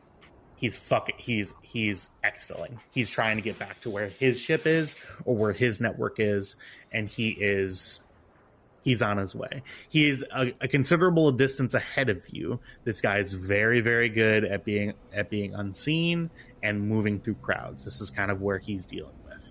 But he's not heading towards Lina, so Lina is safe. However, you see him walking away up the street. But he's not walking towards Cam and Kybax anymore.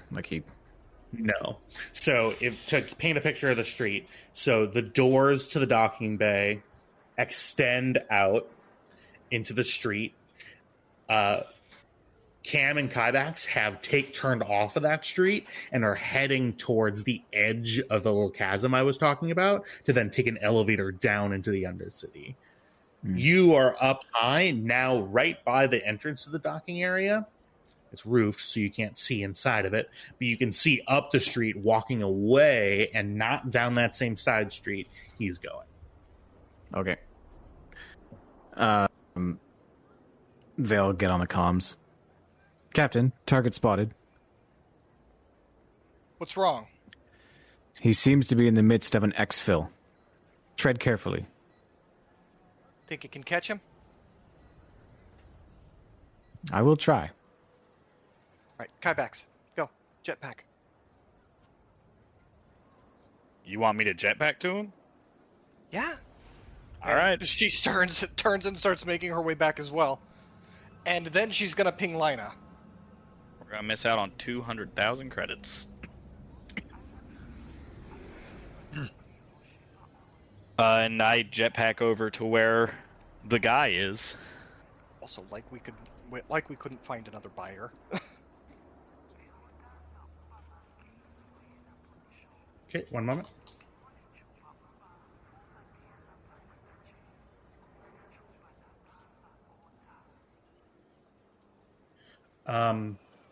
Kyle, do you know off the top of your head where the chase rules are? No, I don't. Because there is actually a specific set of rules for chases because they're such a Star Wars thing. Oh, I found it. Yeah, I do remember that. Also, I still need a ship sheet for the jetpack. Oh, right.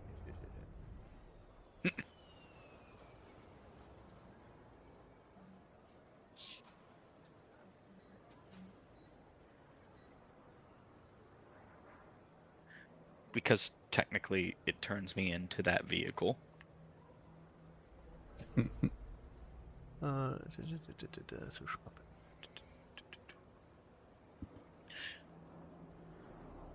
A big rule of using this jetpack is do not attempt to use this jetpack unless you are wearing armor.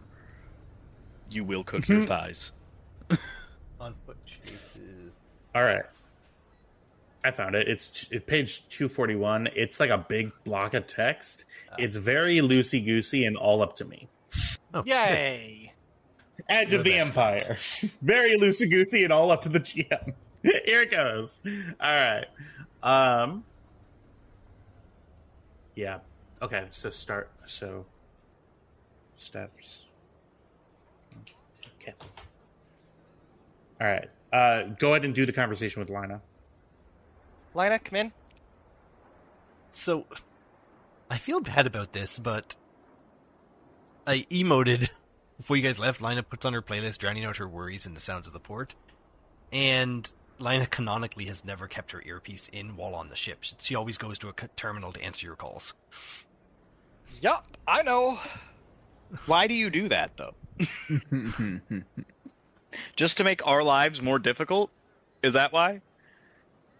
My job is to make everyone's life more difficult.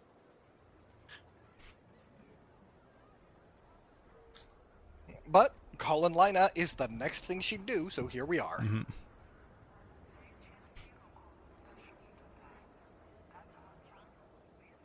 All right. Perfect. I was like, should I activate my signature ability so that we can contact Lina? It very specifically says enemy agent or espionage leader. All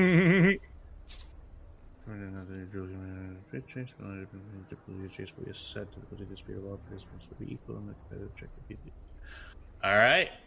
So, perfect. Let me, oh shit. Okay. Yeah, this is going to be fun. All right, I need chase music. Kyle, before I turn on the music, find the timestamp. Find the timestamp. Got it? Yep.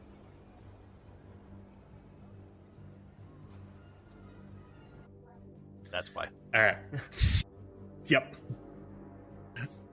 Okay. We are now going into a chase sequence. This is, I've just read it now. It's actually a very cool rule system. So we are going to be establishing starting ranges of everybody who's involved. Since we're doing this in a way that one person has flight and then the other person is going to be running, we're going to be doing the running guy first. This guy is currently at long range to you. He is moving, and you see as the explosion, the stuff for the explosion ends, you see that he starts going. He's booking it. He's fucking pushing people out of the way. He's going. He's fucking going. So, you chasing after him? Yeah, as soon as he breaks into a run, I'm going to use my dense musculature and jump up to medium range from my spot on the up aboveness. So how does falling work? Because I'm gonna. So you are. Let's do D6. How do I do this fair? I'm gonna do 1d8 plus 3, and that's how many stories you're up. Like this, these are tall buildings. Okay. I climbed up there pretty quick, so I figured it wasn't like second story, maybe third story. Okay, so you are on the 5th story. Jesus Christ. Land on him, push his legs. Well, I can only jump to medium range, which would put him in short range of me. Yep. But I would suffer a number of dabblage. Yeah, so 50. So 50. A story is 10 feet. We're agreeing? Somewhere around there? Yeah. Yeah. All right. 10 feet, so 5 stories would be 50 feet. 50 feet to meters.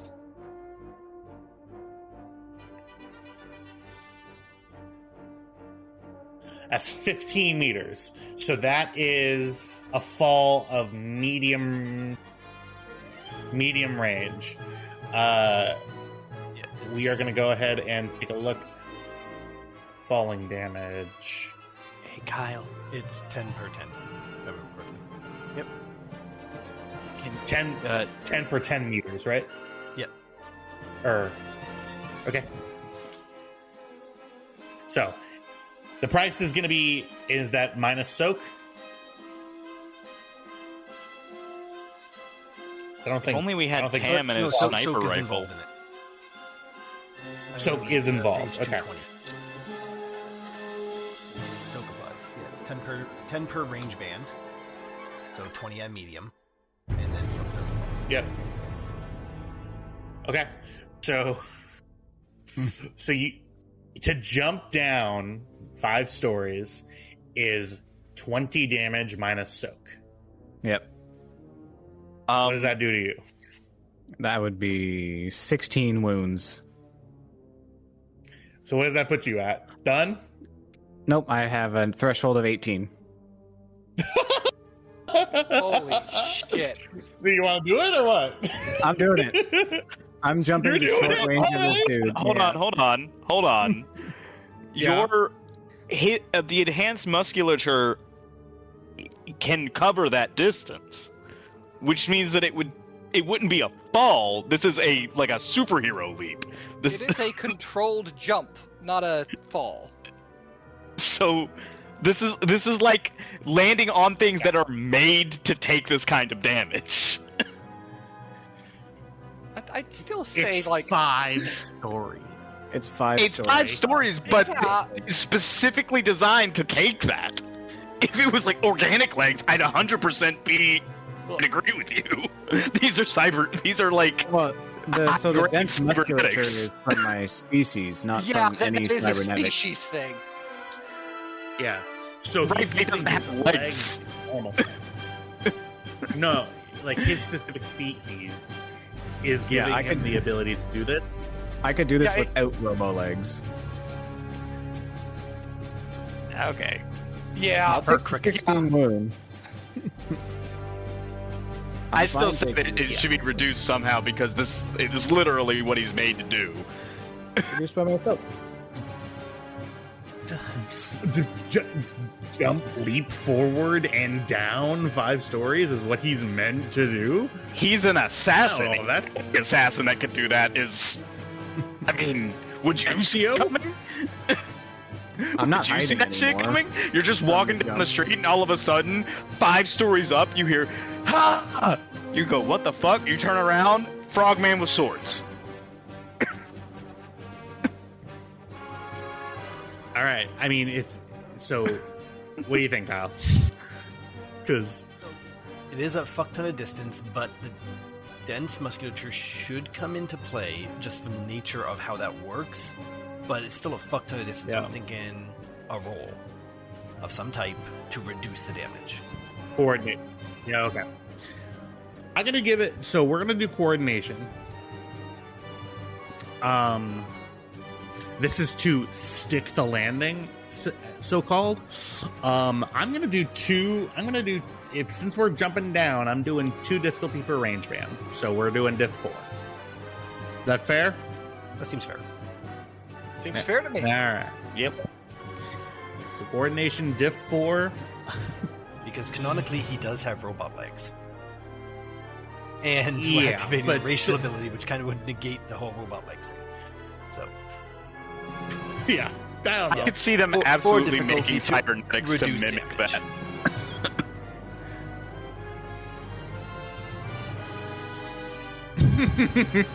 No, there's no fucking point. Of course he's gonna get it. He's rolling 6 dice. My agility is 6. Like, So are we thinking Oh, good baby girl. save I'd or say- suck? So like no, I'd say half? save was half damage. Yeah. No, done? Yeah, that. Yeah, yeah, yeah. Yeah, that makes sense. He needs to take something. Okay, so Yes, yeah, absolutely. 20. So 20 minus. So 20 and half. 10 minus soak. 6. do you want to do that, or because it was originally 16, and I can take 8? Because 20 minus my soak puts me at You said 16, and then half of 16 would be 8. So your soak has to apply last. That's Okay. that's just how soak works. Okay, so if we're having it, it needs to be pre-soak. Half first, and then soak. Okay. Yeah. So Here, I know like it fucks Kyle me was up. trying But to make life as hard as he can for himself. Yeah. He learned that Well, from so you. just He learned it by watching you. Fuck. He was not the same belligerent asshole that we know and love now. When he first came to me, he was a nice boy. All right, Is that Vale, it for you me, jump. or do I have a chance to? Well, no. So that is gonna be your roll for your turn. My of the chase. chase. Okay. So, yeah. So everybody gets a chance. He's gonna get a chance to push the distance. This is essentially everybody's trying to get one over on each other. You see him pushing over old ladies and just fucking going. He does not turn around and see. If he did, he'd crap his pants. Hey Kyle, while this is happening, can you throw me up a quick jetpack sheet so I know what speed I'm gonna be moving at? So now he's at short range to me because he was long when I Correct. jumped to medium. Jump medium range, so short. Yep. Yeah. I'm at penetration. I guess it would be under vehicles planetary.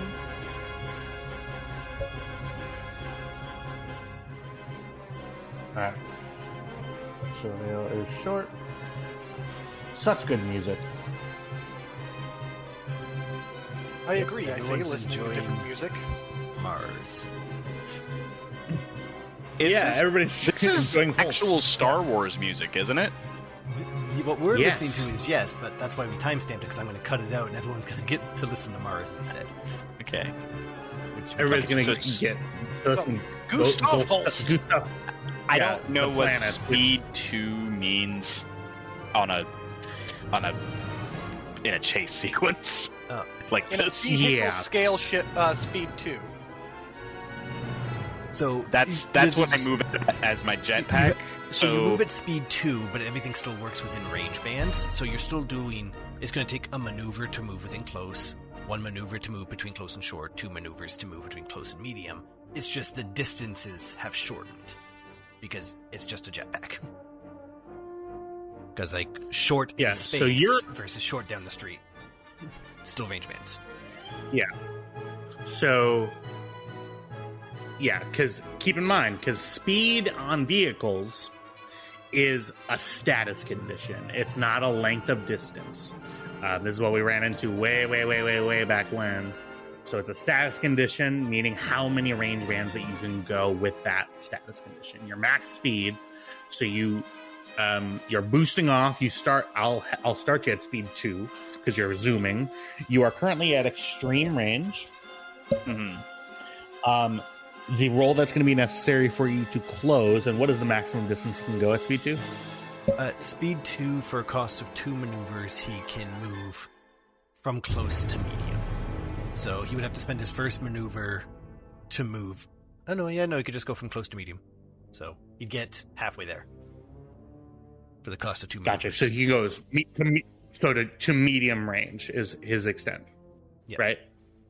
Okay. Which I do. So perfect. Go ahead and give me a piloting planetary check. You are doing this in a crowded street, trying to gain altitude. There are cables in the way. There are a couple of other hazards. There's the top of buildings. There's the side of buildings. You're doing this incredibly quickly. Go ahead and give it. You've got a handling of 1. Yes. Base because 0, but I you get it. modified it. So it's going to be to 3 Gotcha. here to get you there. All right. I am going to apply system strain to your jetpack Okay. because you rev that thing up. And what is the maximum capacity of what is the threshold for the system strain? I think it's 4. Is it 4? Okay. I think. Hold on, let me double check. 3. A 3. Okay. So once you hit that max threshold, there's going to be a vehicle critical injury that happens. Yes. Or actually, no, it's strain. I will look up the rules in a second, but something definitely happens if you hit that. That's not good. Okay. So you are now at medium range. If I am at medium range, that means that I've still got an action left, yes? Yes. Send two strain because you did 2 maneuvers to get to medium. I already did. Okay. You are at medium range. And I can see this guy, yes? At this point, yes. You're going to be able to see him, especially if you... Are you boosting into the air and then going? Yes, or where are you? It's up so that I'm below speeder traffic, but above foot traffic. I'm in that... Okay. In that zone, right there. Okay. Yep, that means that you're at medium range.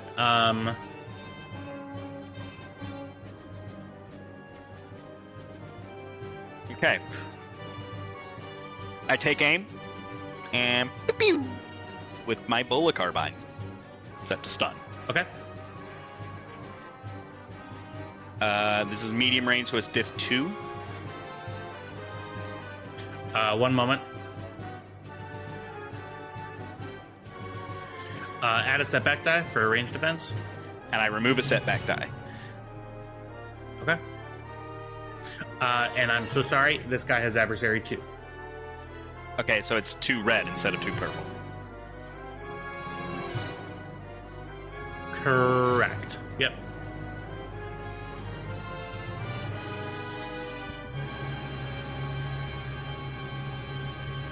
Oh dear. There it is. Despair. A success, but with a despair. Yes. I believe, if I am not mistaken, you can either damage my weapon, which would be very mean. You can upgrade the difficulty of any allied character's next check. Run my bullet carbine out of ammo, which I've been using it for a while, and I've never reloaded it, so that might be the thing that happens. Or range attack hits character engaged with target, but no one's engaged with him currently.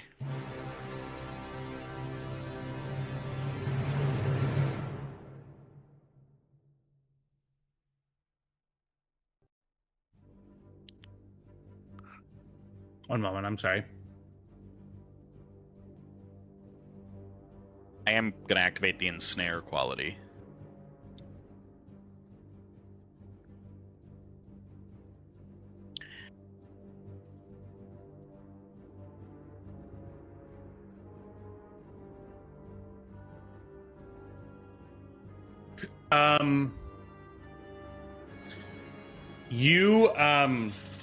Does that happen in addition to, or can I substitute it?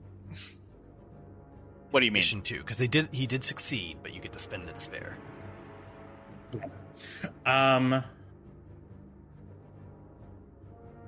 So this is hitting me as strain, correct? Yes. With the restrained condition and a critical. And I'll give a boost to Qualo or Vale's next check.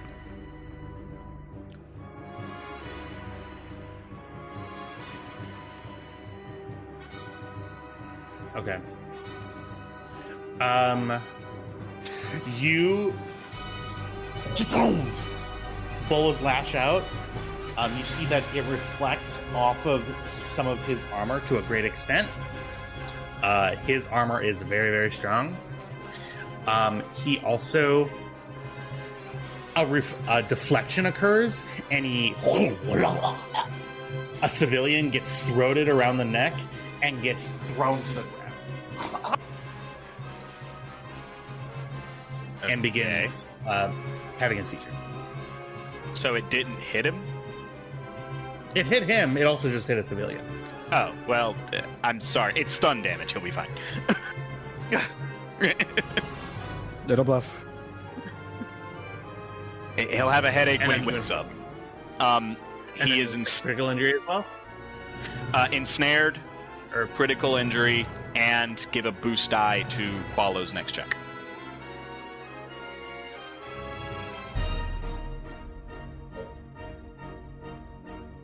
Ensnared, critical hit. Okay.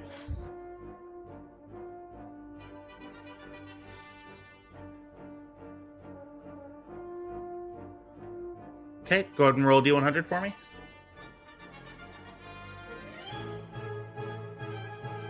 Slash R1D100.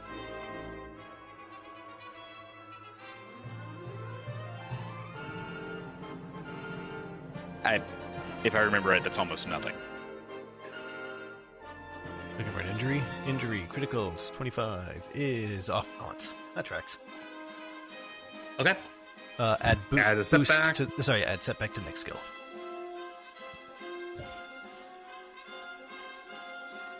Okay. It's a good thing I chose stun damage instead of lethal, otherwise that would have been really bad. I did say capture. That would have been really, really bad.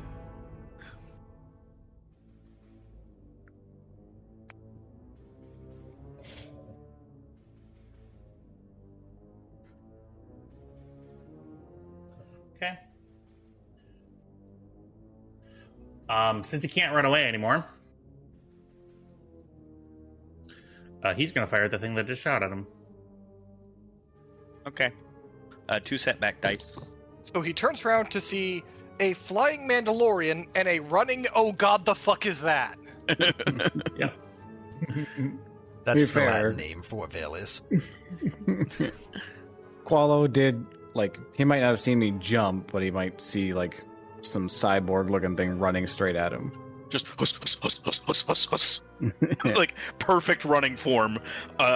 Blade hands, fucking just arms going like hell. Hold up, where the fuck is that gif?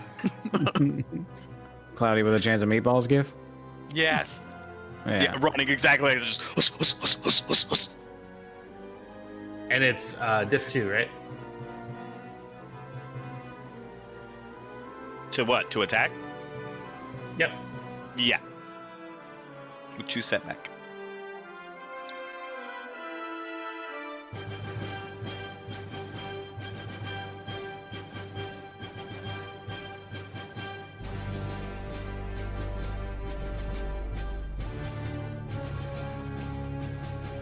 There it is. You see a stun bolt lashes out. Uh-huh. Is that supposed to be a hidden roll? Because I can't see what happened. No, but it's going to be for now. One moment. Did you hit me? Did Oh no. hit you pretty well, as a matter of fact. So I rolled 3 net successes. You can just right-click it and select show. Yeah, but it'll be too embarrassing. I'll tell you why after. There's so many dice. And sometimes you don't want to show the dice because it'll show the character's name as well. Yeah, he has to remain the dude in my notes.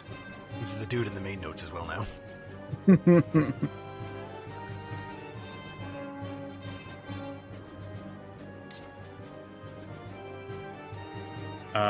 He is adding his ranks because he has deadly accuracy. Okay.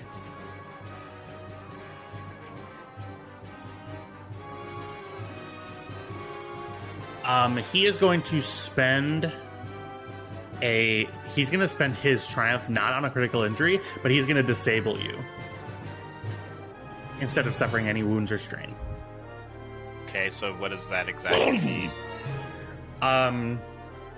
You cannot move, you cannot take actions. For like a round? Nope, you're disabled.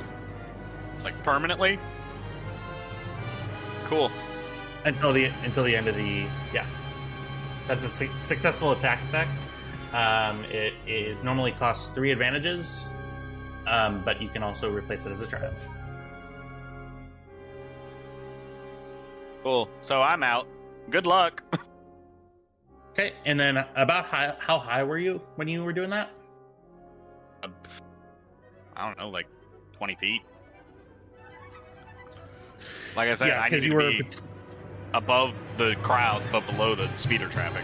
I wasn't super high up. okay. Most of his momentum would have been done to catch up. Okay. All right, yeah. So 20 feet, I'll say works.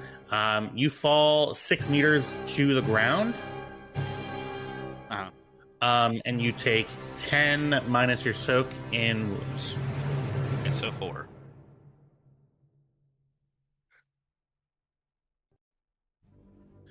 Okay, that was his action. For the restrained thing, is it his action to get out of that, or can I use Yes, it as a it would maneuver? be an action to get out, and it would be a difficulty 4 check. Athletics. Okay.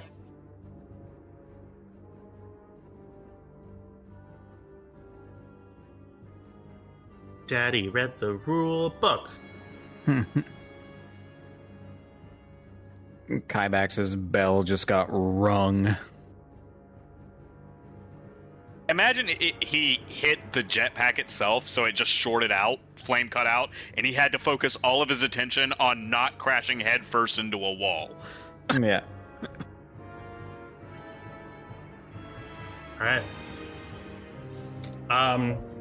That is his go. He cannot move because he is restrained.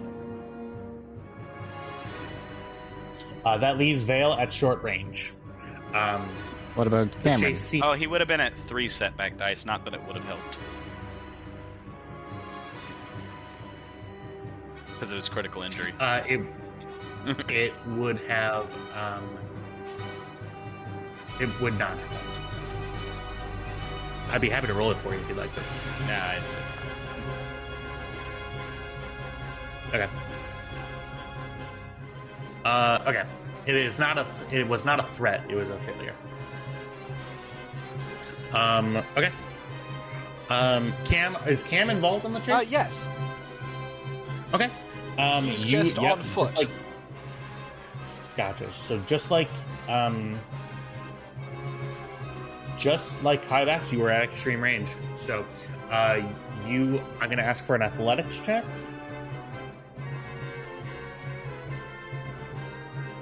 Unless you would like to. What are the rules for sprinting again? Sprinting? Well, it was a maneuver and then 2 strain to do another maneuver.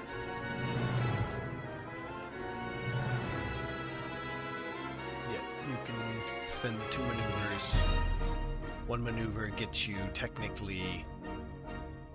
Yeah, you know what? I feel good about my contribution. I kept him immobile for a round. Yeah, that is significant. And then 2 maneuvers get you from medium to long. Gotcha. So you would be at. So if you spent 2 strain, you could go. And the reason why I'm doing this, by the way, is because since it is no longer, he is not moving this round, you are moving like normal. However, if the 2 of you being on foot, if next turn, for example, I were to get up and be unrestrained, it would then be an athletics check, and essentially it's going to be whoever gets there. Gets more net successes, then we then start going and then advancing it or falling behind. But yes, so for this, Cam, if you'd like to spend 2 strain, you can be within short range. I will spend 2 strain. All right.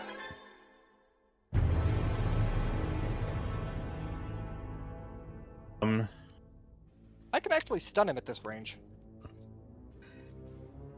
You are more than welcome to try. I believe I will. What is his difficulty? It's going to be difficult. It's going to be diff 2 with 1 upgrade at this range. Okay, diff 2, 1 upgrade. Away we go. Yep.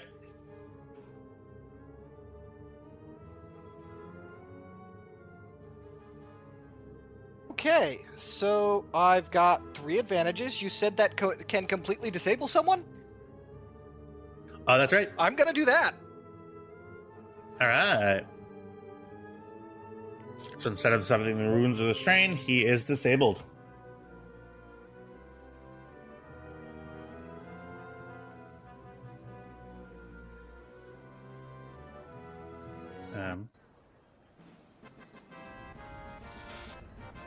Yeah, the only reason I was able to do that is because he couldn't run. Kybax is in a pile of cardboard boxes, just kind of like... It kind of looks like he's sitting on a very relaxing lounge, but he has his eyes closed behind the helmet. Oh.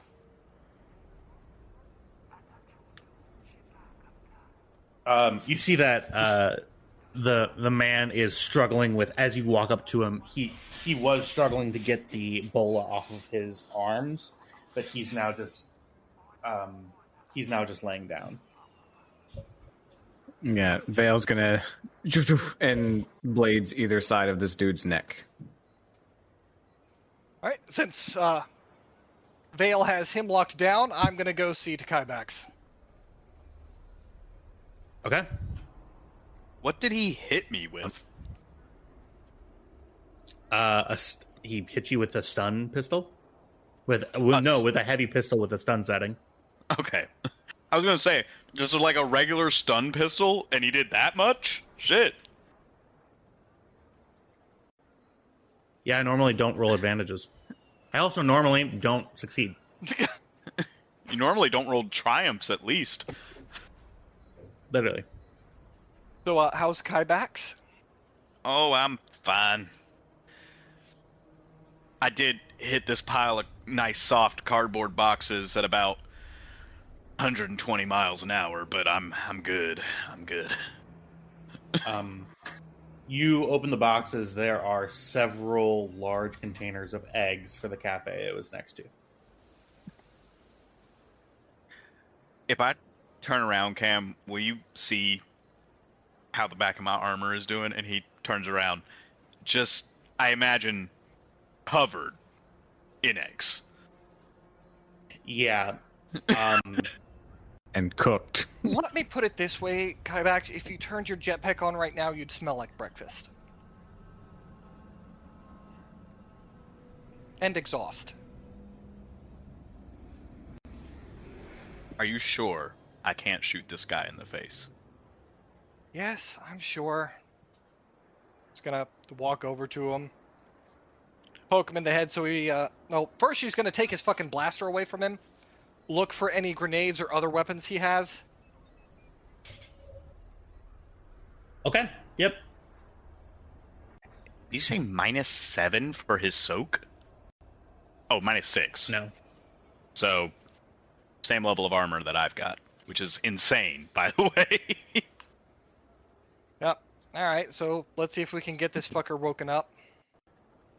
Okay. I put binders on him first. Yep. Put binders on him.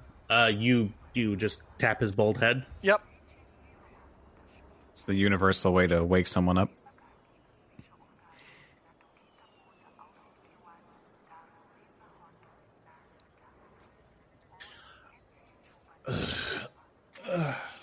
Wakey, wakey, sleepyhead.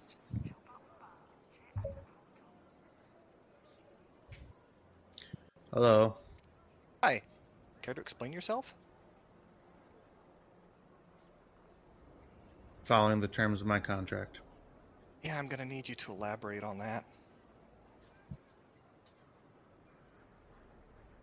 Nope. Cool. This contract, was it the legal sort? Do you think it's the legal sort? No. No. But that does allow us certain latitudes. You may have noticed your position and the two blades crossed at your neck. Not to mention the very angry Mandalorian that you shot. There is that too. Yeah. You Mandos never really understand that those big jetpacks. They got You the should little maybe holes in stop the front. talking. I got your ass, didn't I? Well, you should maybe stop being antagonistic. No, he wants to be antagonistic so that we kill him. Hmm. Then he won't I'd have like to to answer any live. questions. See, I think he just likes being an asshole. Hmm? Would you say that's correct? Oh. Well, yeah, I was just... Is this guy your, like, chef or something? He's got covered in eggs. So I'll take that as a yes. I pull out Listen, my man, vibra knife. I'm just... I want to cut pieces off of him. My back? Yeah. Down. So you've been following me basically all day. Uh-huh. And then you stopped. So why were you following me? Like I said, terms of the contract, it was a pretty stupid assignment to begin with. I was between jobs, figured a nice and simple track and trace mission would be a great one to pick up off the bounty boards. Picked it up. Cool. Track and trace. Okay, so this, in other words, was a sanctioned bounty from the Bounty Hunters Guild. Not through official channels, but you see he checks his chronometer on his wrist.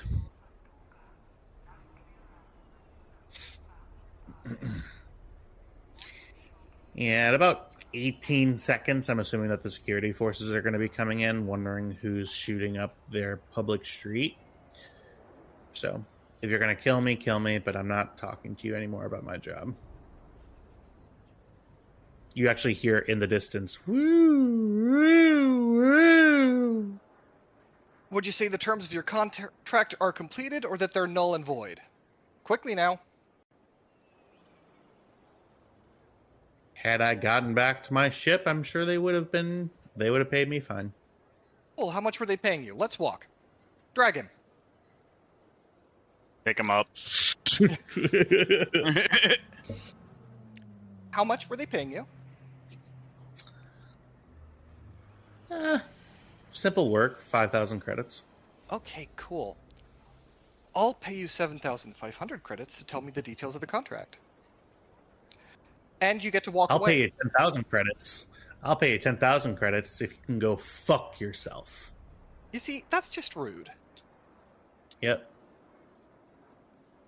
I'm a rude sort of guy, man. Yeah, see, now you're walking away penniless. That's very rude. You see a police shuttle pulls up. Like, pulls up behind you. Rappel lines drop. What are you guys doing? Honestly, this guy was engaged in illegal bounty activity Stalked us. and stalking. So we tracked him down to figure out what he was doing, and then, he started running, which is never a good sign. All right. Yeah. All right. You see 4 heavily armored plasteel city guards.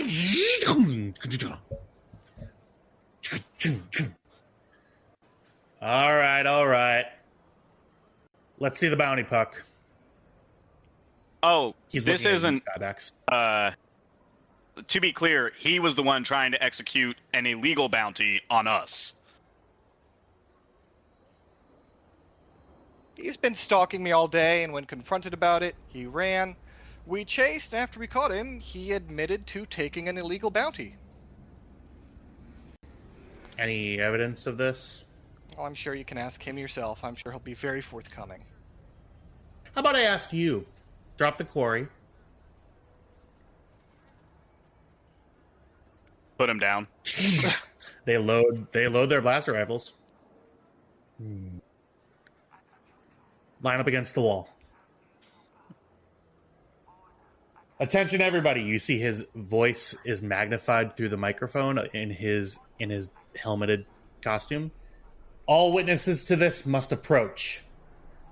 Not another word out of you. He points to you, Cam, and to you, Kybax, and that's where we're going to end it.